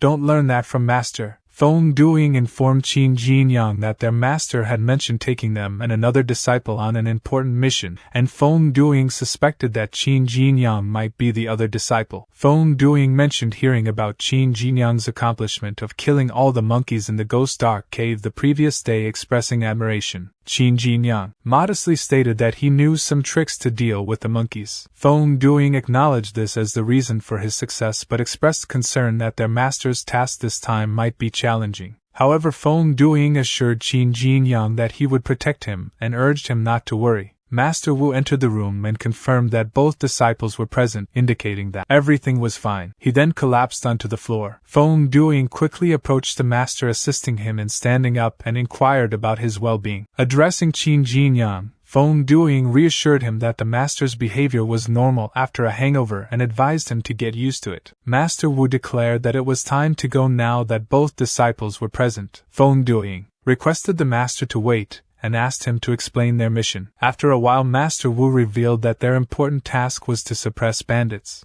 Feng Duing questioned the master's presence in the village, stating that it seemed unrelated to their mission. In response, Master Wu struck Feng Duing on the head and scolded him, calling him an idiot. He emphasized that intelligence was the most crucial requirement for their task. Then they approached a woman who was sitting on the chair. Master Wu greeted her and inquired about the tab for her hotel room. The woman replied, stating that there was a hotel 70 miles ahead, and questioned why they would bother staying at her place. Master Wu suggested the idea of him being a guest, causing her to turn towards him in surprise. Uttering his name, she quickly looked around to see if anyone was watching. Without hesitation, she pulled Master Wu inside, leaving both Qin Jinyang and Feng Duing confused by her actions. Once they entered the room, she began sharing information about the Blue Spear Gang, stating that they were stationed on a mountain 30 miles away. She provided details about their defense layout, mentioning that their leader was at the late stage of rank 3. While his wife was at the early stage. Additionally, she mentioned that their 8 spearmen were all at rank 2. She also informed them about the presence of around 41 rank 1 elites and over 200 ordinary members. Furthermore, she revealed that the leader Lan Gumiao would be celebrating his birthday the next day, suggesting that their defense might be loose and presenting a good opportunity for Master Wu and his disciples. Master Wu agreed with her assessment and stated that they would stay at her place that night and proceed to suppress the Blue Spear Gang the following day. Feng Duing expressed concern about their ability to handle the situation considering the numbers and ranks mentioned. Master Wu reassured him, stating that he would handle the leader and his wife alone, while Qin Jinyang and Feng Duing would stall the 8 rank 2 spearmen. Once he was done, Master Wu planned to easily take care of the 8 spearmen as well. Feng Duing continued to express doubt, pointing out that Master Wu was only at rank 3. In response, Master Wu questioned if there was a problem with him being able to defeat every ordinary member and no higher than rank 1 with 1 blow. He dismissed any concerns and told Feng Duing that if he had a problem with it, he deserved whatever consequences came his way. Feng Duing then mentioned that Qin Jinyang was only at rank 1. Qin Jinyang exclaimed, "Nice blade," and thinks this is a typical powerful blade. With no fancy trimming, it looks rough but fierce. Master Wu declared this is the famous fierce blade. He have killed so many rank 3 masters with it. Even Mr. Su praised its fierceness. She remarked, pity that he didn't know how famous his master was in this area when he was young. He was so handsome and fierce. Of course he's more fierce in bed. Master Wu scolded Xiao Hong. Don't say that in front of his disciples. Qin Jinyang inquired, so this is Master's lover? Feng Duing responded, kind of. Master's got plenty of lovers. Suddenly someone launched an attack on Master Wu. In response, Master Wu calmly stated it's okay. This little trick couldn't hurt him. Jinyang, it must be a bandit. Go get him. Don't let him go. Qin Jinyang agreed and swiftly pursued the attacker, quickly catching and pinning him down. Jinyang demanded, who sent him here? Answer him. His shock grew as he realized that the attacker was a girl. In that moment, a dog ran towards Qin Jinyang, biting his arm. Duing became slightly nervous and called out Qin Jinyang's name, attempting to draw his weapon. However, Qin Jinyang halted him, saying, wait, he is okay. The dog is just protecting its master. She shouldn't be a bandit. A little later, Master Wu stated so she believed they came from the Blue Spear Gang, and she attacked him to avenge her mother. She knelt before him and apologized. She stated she saw them getting in secretly with weapons. She thought they must be from the Blue Spear Gang and came here for information again. Master Wu inquired where did she get the weapon. He don't think it's from her village. Meanwhile, Qin Jinyang whispered, it hurts. Is this dog fine? Do I need inoculation against rabies? Feng Duing asked, what? What is he talking about? She continued while saying his father left this to her mother. Her mother told her he was a martial artist, but he left shortly after she was born, and she don't know where he is now. Upon closer inspection of the weapon, both Master Wu and Xiaohong discovered the name Zhou written on it. Qin Jinyang inquired, Master, anything wrong with this crossbow? Master Wu stated he feel like he have seen it but he can't remember. He is really getting old. Well, forget it. Jinyang, take this young lady home first. He agreed. While Qin Jinyang accompanied her back to her residence, she mentioned sorry that Ah Huang bit him. Let her apply some medicine to the wound at her place. Qin Jinyang replied, it's okay. Don't take it seriously. She stated, well, his master said they are going to suppress the Blue Spear Gang tomorrow, but other side have got hundreds of martial artists. Is he sure the three of them could make it? Qin Jinyang stated actually not that sure, but he believed his master is very powerful. At the moment she gave him a bag saying here's the money she saved from working in town. Please take it. They are going to get rid of the Blue Spear gang and avenge her mother, so she should pay him. He replied he can't take it. This is why they came all the way here. They don't need any payment. Keep it for herself, and use it in her daily life or something. A system window popped up showing information he let this girl keep all her savings so that she can live a good life. She feels warm. He is rewarded with 5 potential points. She stated don't worry. She live alone but she is living a life. See? All along and she lived there. It's comfortable despite the roof being blown off sometimes. He replied well but the wind's blowing the roof now. She exclaimed my roof. He offered well let him help fix it for her. Another system window pop-up showed information the girl's home has been destroyed by the wind. Will he help her rebuild it? While later he stated he haven't done any manual labor for a long time. He even feel a little uncomfortable now. The window popped up showing information kindly he helped the girl rebuild her home in time. She's so moved. He is rewarded with 15 potential points. He stated wait, this dog knows how to build a kennel. She approached him and offered the bag take it this time for rebuilding her house. He agreed to take the bag. She inquired by the way is he martial artists married at a young age? For example is he married at this age? He replied no it's not true. He is not married. She stated alright. Huang and she need to have some rest now. He can go. Don't forget he need to do his work tomorrow morning. He replied okay and bid his farewell. As he seemed a bit distant she shouted hey, come back alive and come see her. Teach her some martial techniques in his spare time alright? She will pay for it. Give it to him then right and Huang barked in response. At night Qin Jinyang thinks oh my god, Feng Duing snorting even louder than his college roommates. Suddenly he smells something burnt but it's faint. He wake up. He attempted to wake up Duing. Feng Duing rubbed his eyes and inquired what's up. Qin Jinyang replied the bandits are already here. Feng Duing inquired in surprise what?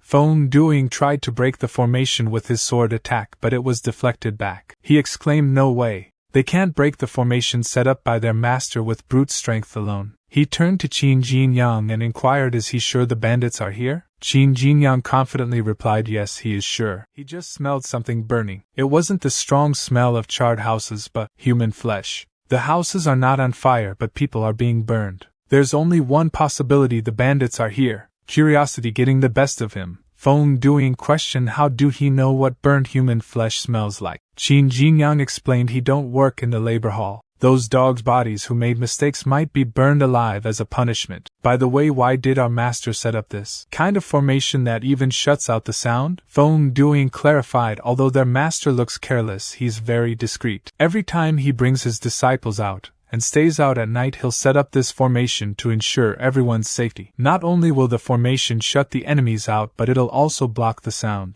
People inside the formation can't get out unless their master removes it. But they didn't expect the bandits would come at night. She added to be at his peak performance when facing the Blue Spear gang tomorrow. Master Wu is meditating tonight. If they wake him up now to remove the formation it'll be too dangerous for him. Qin Jinyang inquired does the formation go down into the ground? Feng Duing replied no it doesn't. What do they do now? Qin Jinyang determinedly stated the clock is ticking. Let's get out by digging a tunnel. Then the scene shifted to the village where bandits were burning the houses and killing the villagers. One of the villagers inquired the bandit if they would keep their word. The bandit group leader replied that the Blue Spear gang gave their word. They promised to spare the lives of the villagers' father, mother, wife and children as long as the villager jumped into the fire. The villager wife pleaded with him not to do it but her arm was pierced with a spear by a bandit who commanded her to shut up. The person then turned to the other villagers and declared that for the sake of their wives, children and parents they should all follow him and jump. All the villagers agreed. As he moved toward the fire, the first person to step into it suffered a swift and fatal burn, causing the other villagers to cry. The group leader commented that he had given these cowards a glimmer of hope but they had stopped fighting and killed themselves instead. He found this scene fantastic and couldn't get enough of it. Another bandit whispered to his group leader that after these men died, he preferred to see the expressions of the women and children when they were buried alive. The group leader agreed saying that they would chop off their heads instead of burying them alive this time. Their boss had instructed them to collect 99 women's heads and make liquor with them as a birthday gift for Mr. Lon. The bandit assured the group leader that he knew their head-chopping skill. Suddenly an attack landed on the bandit's head, killing him instantly. The group leader shouted a warning, alarming the other bandits. One of them asked where the attack was coming from. At that moment, Feng Duing utilized his sword technique, swiftly dispatching most of the bandits. Standing on the dead bodies of the bandits, he blocked the path to the burning houses. The group leader exclaimed, "How dare he! Do he have any idea who their boss is?" Qin Jinyang responded with interest, asking, "Who is he?" The group leader replied, "He's one of the Blue Spear Gang's 8 spearmen, and a rank 2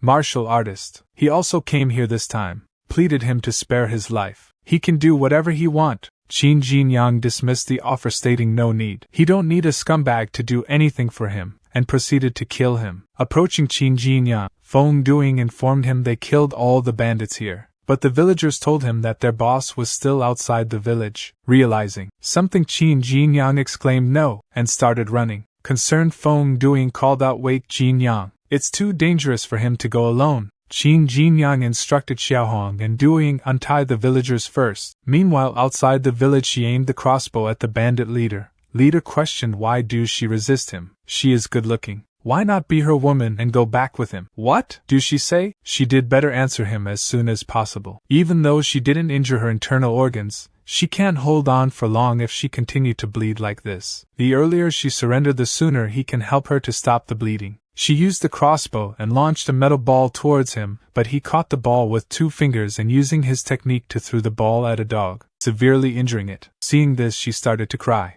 Bandit leader remarked, "Forget it. He disliked those who don't appreciate the kindness of others. He will be the raw material for his liquor," as he prepared another attack. Meanwhile, she shut her eyes, and upon reopening them, she saw Qin Jinyang standing in front of her. Leader inquired, "Who is he? May he know his name?" Qin Jinyang responded, "He is dead meat to him." Qin Jinyang aimed his sword at the bandit leader. The bandit leader sneered, "Brat, don't think he can play the hero here just because he learned a little bit of martial arts. Well, he is nothing to him. He used his martial art technique." A window popped up displaying information about the bandit's notorious deeds. It revealed that as a rank 2 martial artist, he had caused great mischief everywhere. The question asked if Qin Jinyang was willing to kill him for the sake of justice. Effortlessly, Qin Jinyang blocked the bandit leader's attack, creating a golden shield around himself. The bandit was astonished by Qin Jinyang's formidable defense. Qin Jinyang swiftly moved forward, closing the distance between himself and the bandit. He launched a sword attack that severed one of the bandit's hands, causing him to fall to the ground. The bandit shouted, "Impossible! He is one of the Blue Spear Gang's 8 spearmen, and a rank 2 martial artist." "Who the hell is he?" Qin Jinyang replied, "A rank 2 spearman? He is nothing to him." He used the rotten fist technique to kill the bandit. A window popped up congratulating Qin Jinyang for his strength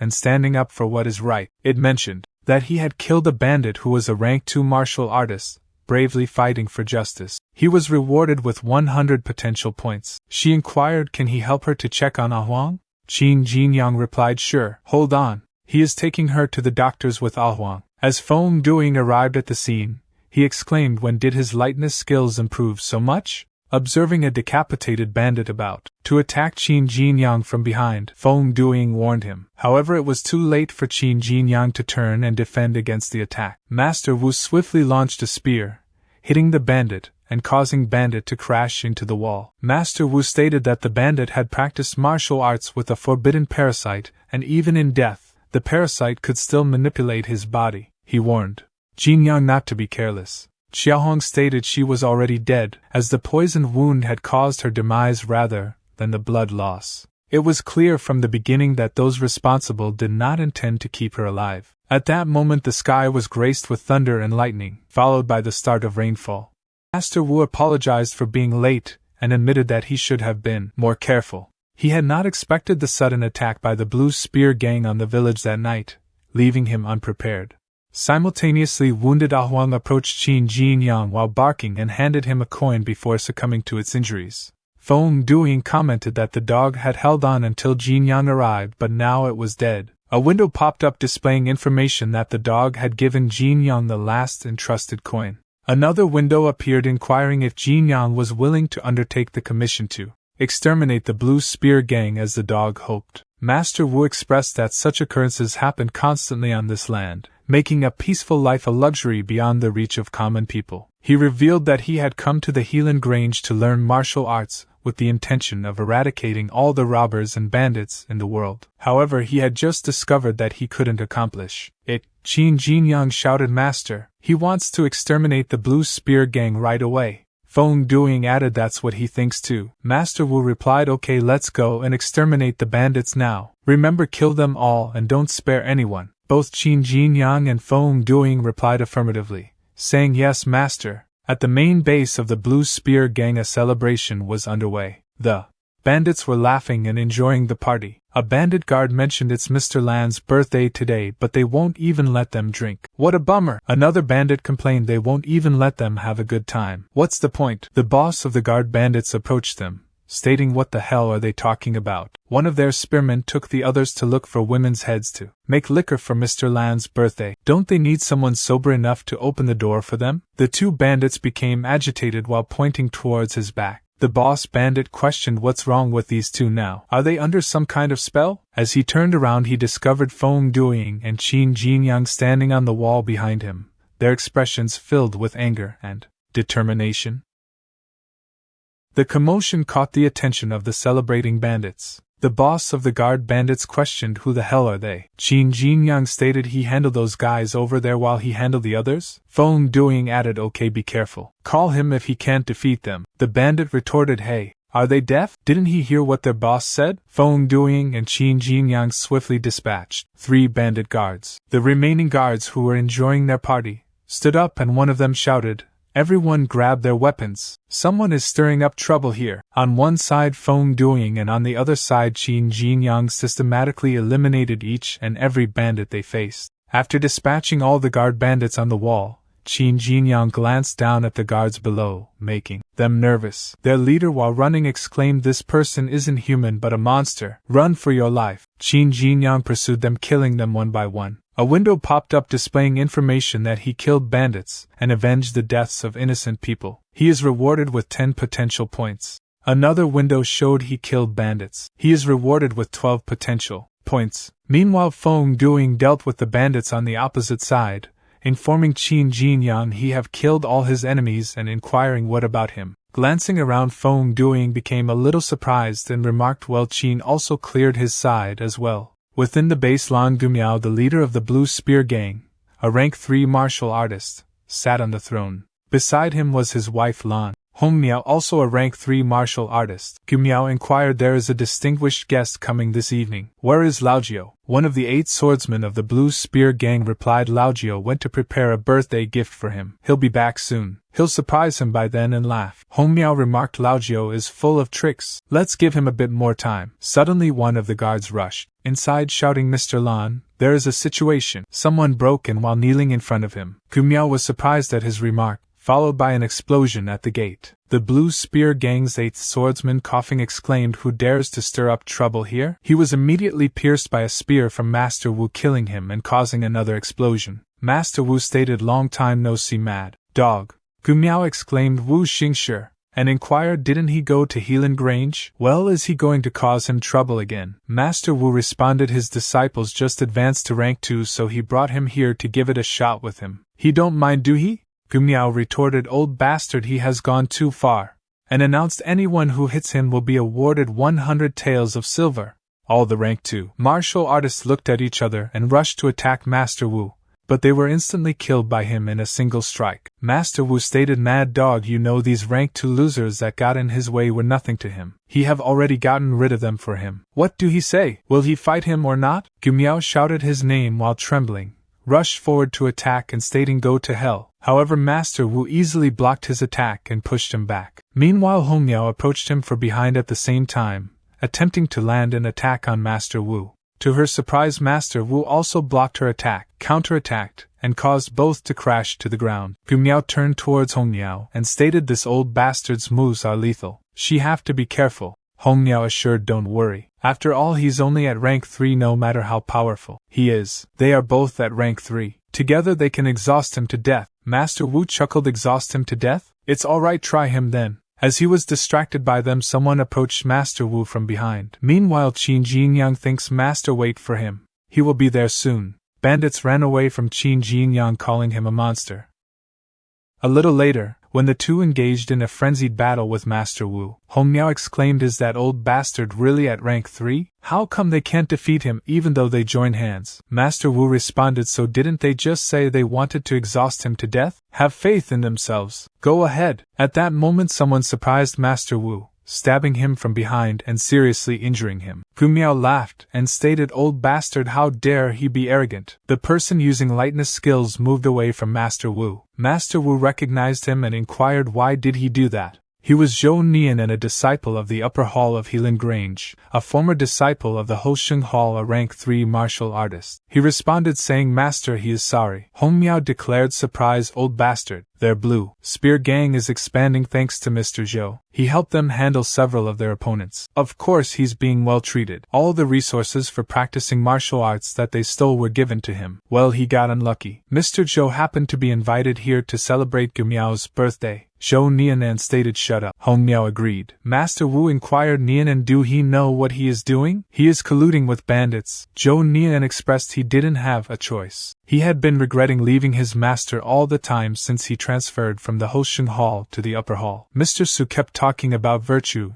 morality, fairness and justness, but did he really mean what he said? All he could think about was wenching. He gave her all the good stuff. The other disciples were putting their lives in danger, yet all they got was verbal praise just because wenching was his biological daughter. The other disciples were nothing but also rans. How could Zhou Nianan possibly break through to the next rank with the minimal resources they provided? He was just a tool for them without a breakthrough, going on missions to get resources till he died. He injured his master's dantian with that slash. His master could not use his chi now. He advised his master to go back and pretend like nothing happened, begging him to do so. Gu Miao shouted, "What is he thinking? Do he believe he won't reveal their secret if he let him go back? Don't be silly, kill him right away while he's injured." He placed his sword at Gu Miao's neck and asserted, "Try him. If he call his master old bastard again, he will chop off his head." Master Wu interjected, "Zhou Nianan know him. He never compromised with the bandits." He executed the fire lion technique, charging at Master Wu and saying, "Master, sorry about this." However, Master Wu effortlessly blocked his attack, criticizing weak defenses, followed by a punch that sent Zhou Nianan crashing to the ground. Coughing up blood, Zhou Nianan witnessed as Master Wu swiftly approached to strike. Yet Zhou Nianan evaded the attack by jumping backward. Seizing the opportunity, Zhou Nianan rushed forward and stabbed Master Wu. Unexpectedly, the Master Wu grabbed Zhou Nianan's sword, started laughing, and exclaimed he don't have the resolve. He then struck Zhou Nianan's head, causing him to stagger backward with a bleeding forehead.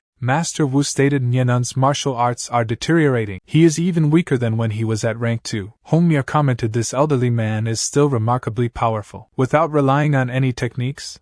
Gu Miao suggested they should seize the opportunity to sneak up on him and strike him in the waist. He doubted that he will be able to recover after that. Hong Miao warned Gu Miao about the impending attack, but it was too late. The attack landed on both of them, causing them to crash to the floor. As they got back on their feet, Gu Miao inquired, "Who is this person?" Hong Miao added, "This is never-ending." Qin Jinyang stated, "Master, he is here to assist him." Master Wu affirmed Jinyang arrived just in the nick of time. Qin Jinyang inquired about Zhou Nianan while pointing towards him. A window appeared with information: Lan Gumiao has committed heinous crimes. By eliminating him, he can save numerous lives. Is he willing to do so? Another window displayed information about Lan Hongmiao, depicting him as cruel and ruthless. The third window indicated that Zhou Nianan was a traitor, deceitful and malevolent. Gumiao exclaimed, "Damn it! Besides an old monster, now a young one appears. Let's go where there is light, there's no hope in this fight now." Master Wu replied to Qin Jinyang, he was once his disciple, but now he has become a bandit. He go and eliminate those two bandits who are fleeing, and he will handle Nianan on his own. Feng Duiying wiped his sweat and stated he finally killed all of them. He did better rush to help his master and Jinyang. At that moment, a spear thrown by Gumiao was about to hit Feng Duiying's head, accompanied by Gumiao's declaration, "Whoever stands in his way will die." However, Qin Jinyang swiftly intervened, blocking the attack and saving Feng Duiying. Gumiao questioned, "Don't he know the rule? He should show mercy when there's room for it." Qin Jinyang asserted, "They're Lan Gumiao and Lan Hongmiao. Don't let them escape." Feng Duiying assured him, saying, "Don't worry. He is here with him. Hong Miao warned, don't push them too far. Do he really think they are pushovers? She turned to Gu Miao and instructed him to use a particular trick. Gu Miao threw a spear infused with his aura, causing it to multiply and launch towards both of them. Meanwhile, Qin Jinyang utilized his golden shield to stop the attack. As the shield neared its limit, Feng Duing employed his sword technique to get rid of the remaining spears. Hong Miao rushed forward while laughing and exclaimed, they're falling for it. Checkmate. As she attempted to stab Qin Jinyang, Feng Duing, expressing concern, called out his name. To their surprise, her dagger didn't penetrate but was instead blocked. Seizing the opportunity, Qin Jinyang countered by stabbing her with his sword. Confused, she inquired why weren't he stabbed, and dropped dead on the ground. Meanwhile, Gu Miao attempted to escape, declaring, just he wait, he will get even with him. But Feng Duing subdued him. Gu Miao questioned why. We never offended them before. Why do they have to cause them trouble? Qin Jinyang responded, did people in the Baifeng village offend them? Gu Miao turned around and inquired what village. However, Qin Jinyang swiftly cut his neck with a dagger. A notification appeared stating Qin Jinyang eliminated Lan Gu Miao, the head of the Blue Spear Gang, and secured justice for innocent lives, earning him 400 potential points. Another notification stated that his intelligence and courage in taking down Lan Hongmiao, the female leader of the Blue Spear Gang, for the sake of the people, also earned him 400 potential points. Feng Duing inquired how Qin Jinyang had blocked the woman's attack and questioned if he had some kind of legendary armor. Qin Jinyang placed his hand in his pocket and revealed a broken coin to Feng Duing. Feng Duing remarked that it would be daybreak soon, to which Qin Jinyang replied that it had been a long night. Within the bandit stronghold, Master Wu expressed that he was truly old and his memory was failing. He wondered why he hadn't noticed something earlier. Zhou Nian inquired Master Wu what he was referring to, and Master Wu revealed that he had recently realized something, but he thinks it would be better if Zhou Nianen remained unaware. He stated that he only had enough strength left for the final blow and urged Zhou Nianen to join him in swiftly ending it. Zhou Nianen declared that he was with Master Wu. As Zhou Nianen reminisced about the past at Helan Grange, one disciple scorned him, telling him to go beg somewhere else. Another disciple exclaimed that he didn't even know what this place is. Upon Master Wu's approach, the other disciples grew uneasy. Master Wu greeted him and inquired the boy's name. The boy replied that his name was Zhou Nianen. While Zhou Nianen was training, a fellow disciple mocked him, saying, "Hey bumpkin, why he is even practicing?" Mr. Wu was soft-hearted and took him in. Do he really consider himself his disciple? Another disciple joined in, stating, what's the point of practicing when he have ironwood level root bones? He can't even reach rank 1. Despite the criticism, Zhou Nianen continued with his practice. Master Wu, advising Zhou Nianen, listen, talent is important but it's not everything. He must work hard and have a fighting spirit. Perplexed, Zhou Nianen inquired, fighting spirit? Master Wu reassured him, stating he will understand in the future. Work as hard as he can now. He will become a powerful martial artist, trust him. Persistently, Zhou Nianen continued his training without a break. Eventually he broke through to rank 2 and even defeated a rank 3 senior with a single punch. The other disciples couldn't believe it. Some called him a monster, while others speculated that he must have had a lucky break. Regardless, envy lingered among them. Subsequently, the owner of Helan Grange personally elevated Zhou Nianen, a rank 2 disciple of Hosheng Hall, to become a disciple of the upper hall. Zhou Nianen expressed his determination, stating he will become the best disciple in the upper hall and win honor for his master. In the present, Master Wu questioned Zhou Nianen, inquiring why did he do this. Zhou Nianen responded he think he know what fighting spirit means. It means upholding justice and fighting heart and soul. Unfortunately, he can never achieve it. At that moment, both Feng Duing and Qin Jinyang approached, worriedly calling out to Master Wu. Meanwhile, Zhou Nianen lay lifeless on the ground. Feng Duing inquired, he got hurt? Master Wu confidently reassured him, do not worry, he will not die. Qin Jinyang then observed Zhou's name, while Master Wu acknowledged that he bet he have noticed it. Zhou Nianen was a refugee before he recruited him into Helan Grange. His wife and daughter lived in a nearby village. After joining Helan Grange, he saved up all his allowance so that he could give it to his family when he went down the mountain. The day he joined the upper hall, he took a leave to go down the mountain and tell his family the news. However, the village was demolished by the government due to rumors of harboring bandits. His wife and daughter disappeared. He helped him look for his family for a long time, but it was chaos everywhere, and it was impossible to find them. He think maybe he changed from then on. Feng Duing remarked, how ironic. His family was ruined by the bandits he colluded with, and he inquired Master what would Mr. Zhou think if he knew about this. Qin Jinyang added, perhaps for him and his family, it is a good thing to die without knowing the truth. Master Wu inquired what is he looking for. Qin Jinyang replied, Master, he might carry some pills with him. He have to find them for Master. Master Wu intervened, stop it. He came here by chance today and wouldn't be so well prepared. The Blue Spear gang might have hidden many pills. Well, let him show you the secret treasure of people who learn the Great River technique. A little later Master Wu explained this is the Great River boat which can find places full of spiritual qi. Martial artists, especially bandits, usually hide all pills in one place. Then they would set formations outside the place so that ordinary people can't find that place. Coincidentally, the Great River boat can find such a place within a radius of 3 miles. Feng Duing exclaimed, Master, it is so precious. They will make a fortune. Qin Jinyang questioned, since this Great River boat is so excellent, it must have many limits. Master Wu asserted he was right and reminded them that they must pay before gaining anything. He explained that in order to use the Great River boat, they must first practice the Great River technique to the Supreme Realm, along with other key points that he would teach them after returning to Helan Grange. Continuing, Master Wu mentioned that since they had found the treasure house through the Great River boat, they should start digging and return the money to the looted village. He instructed them to hand over half of the pills to Helan Grange, and keep the rest for themselves. Feng Duing questioned Master Wu about the source of the shovels, noting that they had a strange smell. However, Master Wu dismissed his concerns, telling him to stop talking nonsense. Later at the village, one of the villagers expressed their gratitude to Master Wu, calling him the benefactor of their village. They offered to set up a monument in his honor, and asked for his name. Master Wu humbly replied that he couldn't trouble them and introduced himself as Wu Xingshi, someone who always does good deeds anonymously. A child approached Qin Jinyang and gave him a gift on behalf of the villagers, explaining that it contained good things gathered by the community. Master Wu urged Qin Jinyang to accept the gift, and he agreed and took it.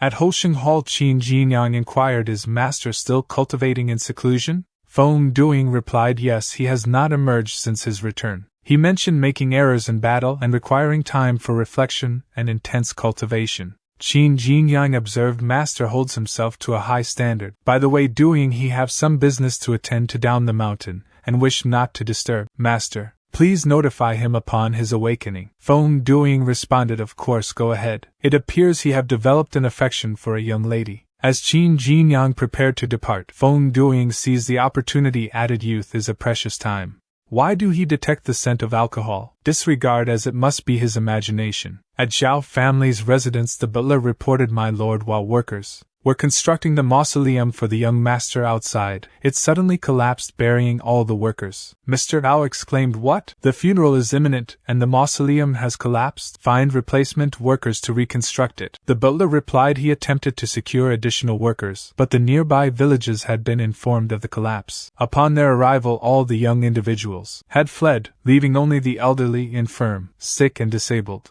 They were unable to locate any available workers. Mr. Gao angrily commanded, incompetent, proceed to the main road, lay an ambush and forcibly bring back any young man he encounter. Do he comprehend, fool? Furthermore, have he informed his second son? Instruct him to expedite his return from Helan Grange and attend his brother's funeral. The butler reassured, fear not, my lord. He have dispatched a messenger to notify him. He believe he is en route. A notification window appeared displaying the same information in multiple windows. The canal constructed in his honor is supplying water for the people's farmland, and they expressed their gratitude towards him. He have been granted one potential point. Qin Jinyang remarked, Prince Kong is remarkably efficient. The canal was constructed swiftly. As anticipated, the canal serves as a continuous source of potential points. He shall descend the mountain to inspect it and allocate additional funds. Multiple windows popped up displaying Qin Jinyang's progress in martial arts. He have perfectly mastered dust arts, rotten fists, black feet, and ice lotus armor.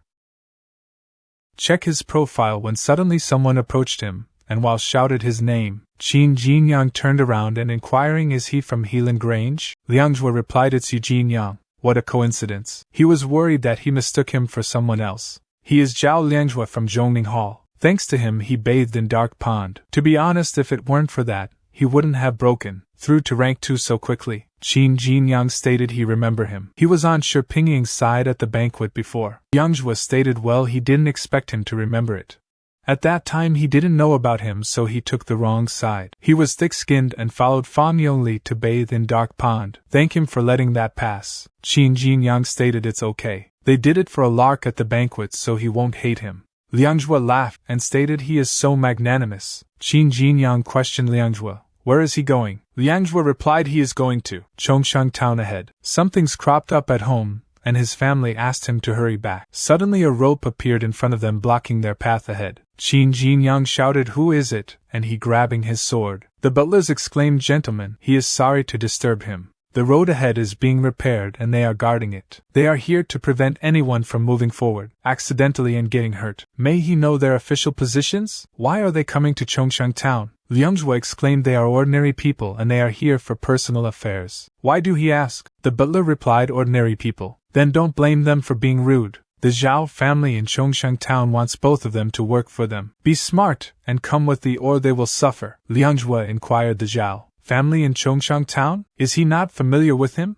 The butler retorted, "Who do he think he is?" He appeared deceitful and untrustworthy. It is evident that he is not an honorable man. Why should they recognize him? As Qin Jinyang prepared to unsheath his sword, Liangjue intervened, advising, "Hold Jinyang. It has been a while since his return. If he have the time, please accompany him." He wished to assess the situation within the Zhao family. The butler remarked, "Well done, he is astute. Do he believe himself to be swordsman merely by riding horses and brandishing worn-out swords? Dismount quickly." Qin Jinyang acquiesced, stating he will join him. A notification appeared showing information: the Zhao family in Chongshan town has laid an ambush on the road. Further investigation is required. Is he willing to take the risk? In the prison cell, Qin Jinyang observed Liangjue. It appears he is not warmly welcomed in his household. Liangjue explained, "Indeed, he have been absent from home for a considerable period. He departed to train at a young age, and his father prohibited him to return until he completed his training. His stepmother and elder brother managed the family in his absence.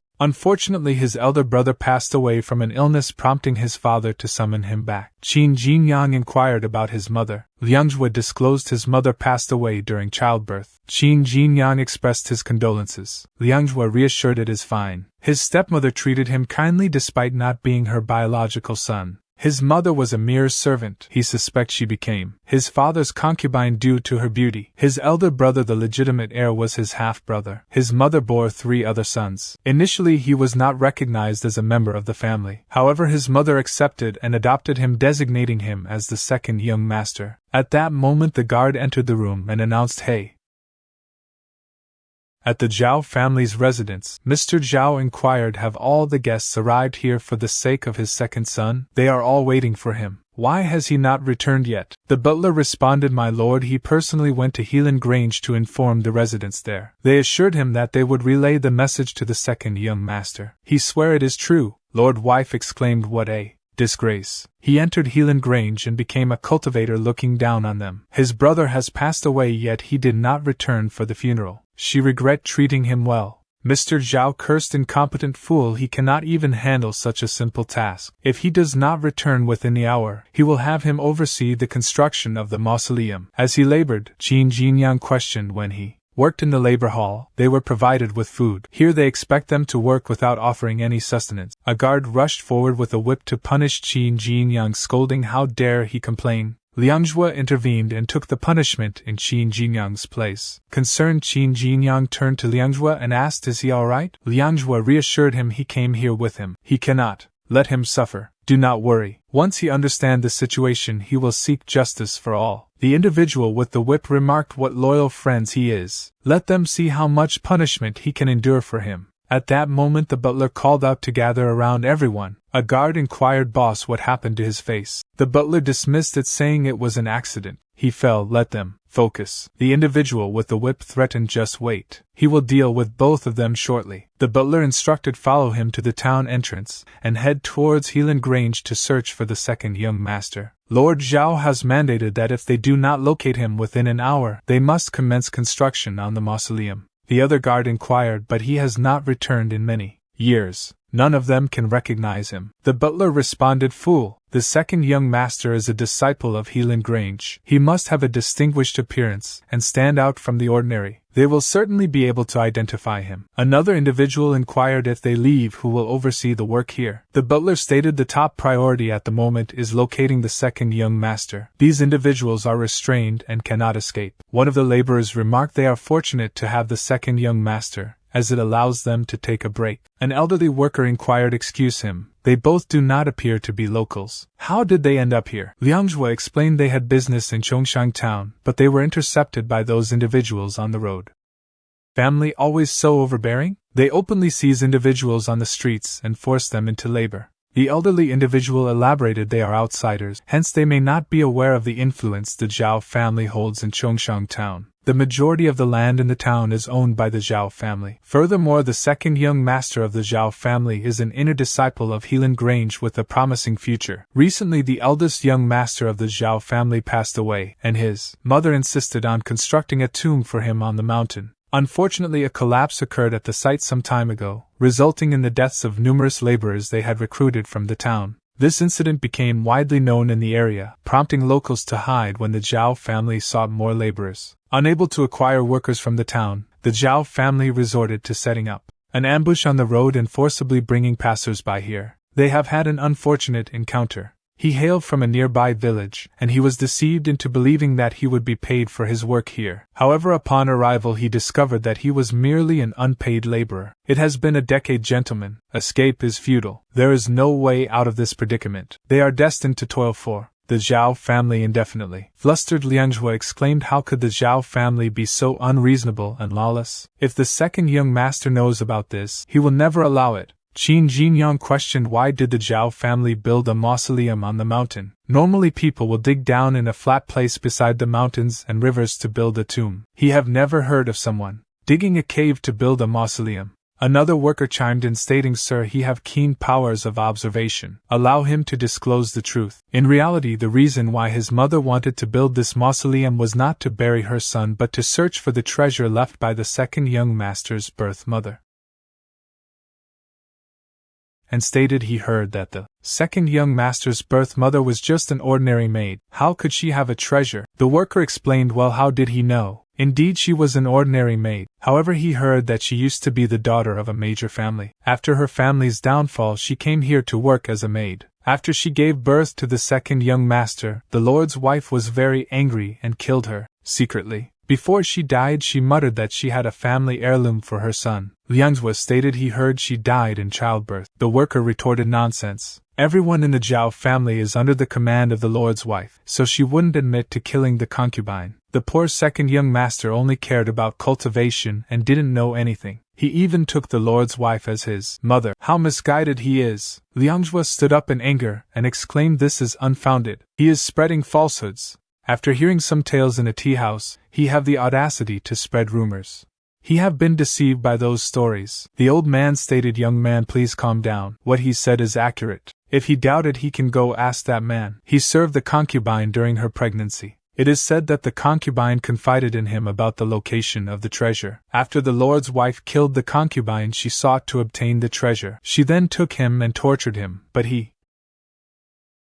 ultimately, the lord's wife gave up and abandoned him here. He has since worked here like a ghost." Liang Zhuo stated, "Given his current state, what can he ascertain?" Suddenly the old servant stood up and exclaimed, "Second young master, is it him? Finally he have come."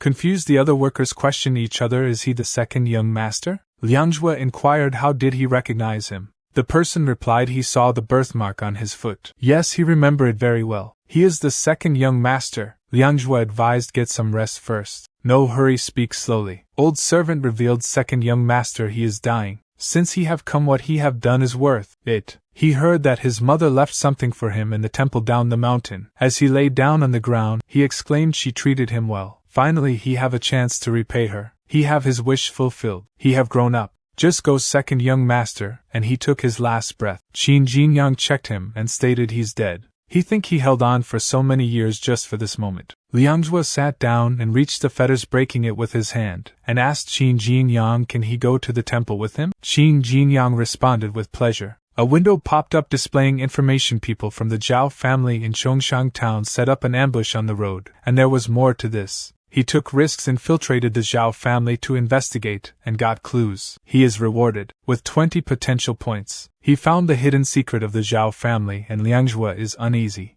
Is he willing to probe deeply into the matter with him? A little later the butler inquired. The second young master is a martial artist from the powerful Helan Grange. He won't fall into a ditch, will he? Another person questioned. What else can we do? Let those slaves out and find the second young master. With us. As they turned around, they saw Qin Jinyang and Liangzhua. They quickly drew their swords and demanded, "How dare you? How did you get rid of your fetters?" Liangzhua swiftly advanced and seized one individual by the neck, hoisting him into the air. Meanwhile Qin Jinyang declared he's the second young master he is seeking, but he cannot delay to attend his eldest young master's funeral. They must make their way to the temple at the foot of the mountain, hand over his sabers. They require them. Liangzhua flung the lifted individual towards them, instructing them to depart. Shortly after the butler exclaimed, "My lord, the second young master has returned." Mr. Zhao inquired, "Why is he so agitated?" "He's back." "Where is he?" The butler replied, "No, my lord. Instead of coming here, he went to the temple down the mountain." The lord, perplexed, asked, "He went to the temple?" At the temple the individual greeted, "He is finally here, boy." Liangzhua inquired, "Do he know him?" The individual responded, "No, but he is familiar with his mother. He is aware that he is her son, and the reason for his presence here. His mother was the sole offspring of a martial arts family that faced a decline during her youth. Consequently, she roamed aimlessly before finding refuge here. His master took her in and provided shelter within the temple. During that period they were both children of similar age and grew up together. His mother blossomed into a beautiful woman, and he developed deep feelings for her. Tragedy struck when his master passed away, leaving a void that Lord Zhao exploited to fulfill his desires for her mother. Following his master's demise, Lord Zhao, who had long harbored intentions towards her mother, forcibly took her away. The inevitable outcome of this abduction was a heinous act of rape, resulting in her pregnancy. In a moment of premonition, she sought refuge at the temple, fearing for the safety of her unborn child. Despite her fearlessness in the face of death, her primary concern was protecting the life growing within her. She approached him for a pill she had left behind, the sole memento from her previous life, in a bid to safeguard her unborn child. Qin Jinyang inquired about the pill. The individual responded, stating that pill has the ability to alter a mortal's root bone. She bestowed the pill, which she had cherished for years, upon her newborn child, bestowing upon him a strong martial arts foundation. It was her intention for her child to secure a place within the Zhao family after her passing. Indeed, young man, he is the precious legacy left by her mother. Zhao's wife urgently exclaimed quickly, "That scoundrel has discovered this location without informing her. She should have anticipated this. The valuable inheritance left by that woman is hidden within this decrepit temple." The butler inquired if the second young master were to discover his actions. She retorted, "It is of no consequence. That young scoundrel has always been timid since childhood. Furthermore, he views her as his true mother deep within his heart. Even if certain individuals attempt to sow discord between them, he will not be swayed. He is a worthless individual. He brought that scoundrel back to serve as a slave, causing him to encounter the former servant of that woman. He was complicit in this. Remember?" With a resounding sound the door swung open wide. She remarked, "Liangzhua, his father, and numerous guests are awaiting his presence at the funeral. What brings him to this place?" Liangzhua greeted her formally, stating it has been a considerable amount of time since they last met, mother. The first guard inquired, "Does one believe the Lord's wife truly murdered the concubine in the past?" The second guard responded, "He believes so.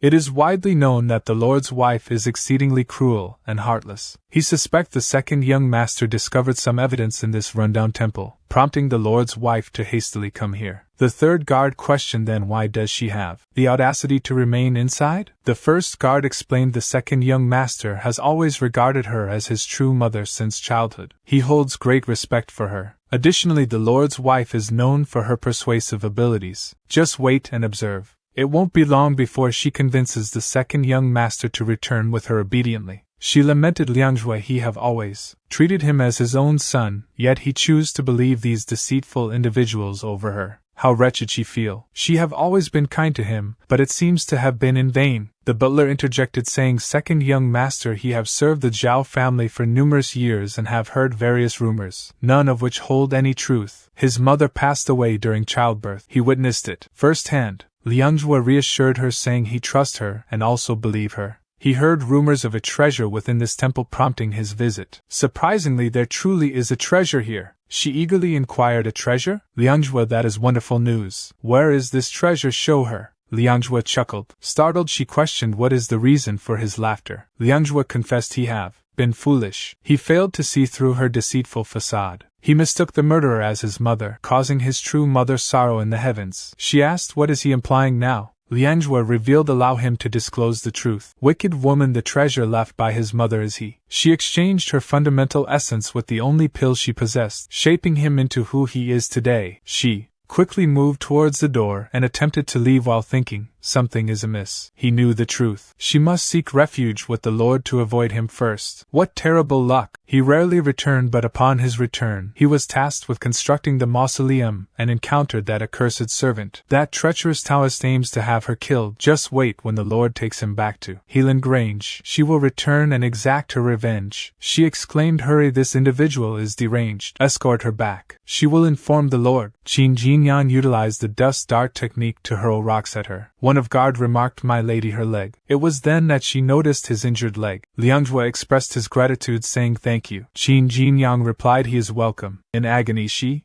collapsed to the ground and cried out, he's mad. Someone please help her. Liang Zhuo stated his father mentioned that his mother gave birth to him at the age of 19. Coincidentally, he is now 19 years old. If his mother were still alive, she would be 38 years old. Therefore, in fairness, he must stab her once for each year on her behalf. According to her nominal age, he must stab her 40 times today. Qin Jinyang approached a guard and requested, friend, did he hear that? He requires a saber. Kindly return their sabers to them. The guard complied, saying, yes, sir. Qin Jinyang tossed the sword to Liang Zhuo. She pleaded help. Whoever can eliminate this individual, she will reward with 100 taels of gold. No, 1,000. 10,000 taels of gold. Liang Zhuo assured her, do not fret. He will ensure her safety until he have finished. Liang Zhuo commenced counting the sword strikes. The butler became frightened and while trembling, he stated he will tell him everything. Please spare his life. He revealed that his mother was killed by their lady, and he witnessed it firsthand. Despite wanting to speak up, he was forced to remain silent by the lady, who promised him the position of butler in exchange for his silence. The Zhao family was under the control of the lady's family, and Lord Zhao was only interested in fishing. The butler expressed his fear of speaking out against them. Qin Jinyang responded he did not ask for his confession, but he have revealed everything. He have a favor to ask of him. The butler eagerly agreed to help in any way he could. Qin Jinyang instructed he must first atone for his sins, kneel before the spirits of the laborers who died because of him 3 times. A notification appeared stating that Qin Jinyang had avenged the deaths of the laborers and had been rewarded with potential points for killing the treacherous butler. Meanwhile, Liang Zhuo's strike count had reached 40, but she perished before he reaching his goal. Qin Jinyang speculated that the lady's family had a connection to the deaths of the laborers in the mausoleum. Liang Zhuo vowed to seek justice for her mother and all those who had died unjustly. At the Zhao family residence, the gathered crowd inquired about the absence of the second son, who had joined Helan Grange. Mr. Zhao explained that his son had been away for many years and his wife had gone to retrieve him. A guard interrupted with news of the second son's return. Mr. Zhao reassured the crowd and inquired about his son's whereabouts. Qin Jinyang informed him he is at the door. Mr. Zhao inquired who is this individual, and why is he seated upon his son's coffin. Qin Jinyang responded he is acquainted with his second son through our shared sect. Today he is assisting him in tidying up the residence. Perplexed, Mr. Zhao questioned what is the meaning behind his words. Suddenly Liang Zhuo tossed a head in Mr. Zhao's direction and expressed, Father, he apologized for his tardiness. He should have returned sooner to eliminate this malevolent woman and her kin, to rectify the situation and to seek justice for the townspeople. Lord Cheng, father of Mr. Zhao's spouse, interjected, how dare he speak so recklessly. His offspring intervened, advising, Father, please remain composed and attend to his well-being. Cheng Shu, the 10th progeny of the Qing lineage, erupted, you wretched individual, how dare he take the life of his sister? Zhao Liangzhuo, he is a treacherous and disloyal scoundrel. He shall end him. Qing De, the eldest scion of the Qing family, cautioned, brother, do not act impulsively. His cultivation is merely at the 2nd level with a damaged dantian. Cheng Shu retorted, he think he can act lawlessly after affiliating with Helan Grange? Take this. None in the town can withstand his blade. Despite his attempt, Liang Zhuo effortlessly overpowered Qing Shu, leaving the Cheng family shocked. Liangjue remarked, accustomed to flaunting his authority in Chongshan town. He failed to recognize his own shortcomings. He imparted this sword technique to him upon his return years ago. Yet he have made no progress in honing it. His technique is riddled with flaws. Meanwhile, Qing Shi's relatives gathered around him as Lord Qing proposed Zhao Liangjue. He have taken the lives of his sister and brother, and he is willing to overlook it. They can settle this matter amicably. He have achieved retribution by ending their lives. Their families are now on equal footing. What is his stance on this? Qin Jinyang interjected. For many years their family has wielded control over the Zhao clan, perpetrating numerous misdeeds in this region. Countless innocent lives have been lost due to their actions. They were even brought here as slaves while traversing the road. He have conducted an investigation. Their transgressions are documented in a confidential ledger within the counting house. Once they locate that ledger and thoroughly examine its contents, they can ensure justice is served for those who perished unjustly. Liangjue stated he concurred with Jinyang. It is imperative that they seek justice not only for his mother but also for all those in the vicinity. Qin Jinyang turned to the assembled crowd and inquired, does anyone possess the skill of paperwork? If so, he is willing to offer a generous temporary wage for his services. His task will be to locate a specific booklet in the counting house. There was a moment of hesitation among the group until a system window appeared, directing Qin Jinyang's attention towards a nearby individual. The window provided details the Zhao family is in need of a new butler. Would he be willing to assist Qian Xuansan in starting his career with the Zhao family? Another window revealed Qian Xuansan is proficient in arithmetic and paperwork. However, his talents have gone unnoticed due to his humble background and timid nature. Will he aid him in working for the Zhao family? Qin Jinyang pondered. Qian Xuansan, could he play a significant role? It is peculiar that the system has brought his name to his attention and asked for his assistance. Approaching him, he declared, is he Qian Xuansan? He believe he is capable. He choose him. Qian Xuansan affirmed, yes, he is skilled in paperwork. Suddenly a guard burst in with alarming news. The counting house is engulfed in flames. Mr. Zhao anxiously inquired, what? Qin Jinyang speculated, they have destroyed the evidence so brazenly. Is the Qing family truly so reckless? Lord Qing addressed young master. With the counting house ablaze, it is impossible to verify the existence of the mentioned booklet. In the presence of the villagers, will his persist in accusing the Qing family without proof? Liangjue responded, he is correct, there is no evidence, before swiftly advancing and dispatching him. Liangjue stated, the individuals from the Qing family are accustomed to behaving in a domineering manner. It appears that none of them are thinking rationally. Jinyang simply wishes to incriminate them before they execute them. They do not require evidence, only a list for retribution. Do they comprehend? One member of the Qing family began to flee, exclaiming, he has lost his mind. His sibling inquired, what is he doing? Subsequently they all commenced running, declaring, let them depart while they still can. A member of the group grabbed the leg of the fleeing individual and remarked, how disrespectful he is. In this crucial moment he have chosen to flee alone, abandoning him. The individual shouted, he is a deceitful elder, was he not feigning unconsciousness just a moment ago? Liangjue instructed Jinyang, he shall eradicate the Qing family within this chamber, and pay tribute to his mother and the innocent souls in heaven, and prevent anyone from escaping. Qin Jinyang replied, that is precisely his intention. As a Qing family member attempted to exit the premises, Qin Jinyang intercepted him. Liangjue approached and ended his life. An individual inquired of Mr. Zhao, is he not going to restrain his son? Mr. Zhao responded, to be frank, he do not dare to intervene. Shortly thereafter, as Liangjue plunged his sword into the ground, he cried out, mother, do he witness this? It has been 19 years. He have avenged her demise. A notification window appeared displaying the message, he assisted Liangjue in eliminating his adversaries. He is granted 120 potential points. A while later, Liangjue expressed his gratitude to Jinyang for his assistance. Please do not hesitate to let him know if he requires any assistance in the future. He will do everything in his power to help him. In response, Qin Jinyang replied, they have been through a lot together, so there is no need for such formalities. Qian Xuansan assured him, saying, rest assured, they have returned all the slaves who were forcibly brought here. They are also investigating the injustices caused by the Zhao family, and will provide explanations to the affected families. Impressed, Qin Jinyang remarked, he seemed to have taken on the role of the Zhao family's butler quite well. Qian Xuansan expressed his gratitude, acknowledging he owed this opportunity to him. He would never have had such a chance otherwise. Qin Jinyang bid farewell, stating he will see him at Helan Grange. Liangjue simply replied very well until then. A system window suddenly appeared informing Qin Jinyang of his rewards for recommending Qian Xuansan as the butler and the future prosperity of the Zhao family. Another window detailed the positive impact of Qian Xuansan's actions on the community, earning Qin Jinyang additional potential points. Reflecting on the situation, Qin Jinyang pondered Qian Xuansan continues to bring him potential points. Perhaps he will indeed become a significant figure in the future. However, that is not his concern at the moment. He must focus on his tasks at hand and make the most of his time in the nearby town before returning to Helan Grange. At that moment a voice cried out, "Sir, urgent news! The Bright Cloud sect has launched a surprise attack on the Wuyue Pavilion. The leader of Wuyue Pavilion's rank 5 has been slain by the leader of the Bright Cloud sect. Su Longjie instructed activate Helan Grange's highest alert level effective immediately. Summon all disciples back immediately. No one is permitted to leave without his authorization." The messenger replied, "Yes, sir." Su Longjie pondered. He had foreseen this day would come. It seems Shandong province will be plunged into chaos indefinitely. Meanwhile, Feng Duoying contemplated his master is in seclusion, and Jinyan has yet to return from meeting his beloved. The path of martial arts is like sailing against the current. He must remain diligent. He must not falter.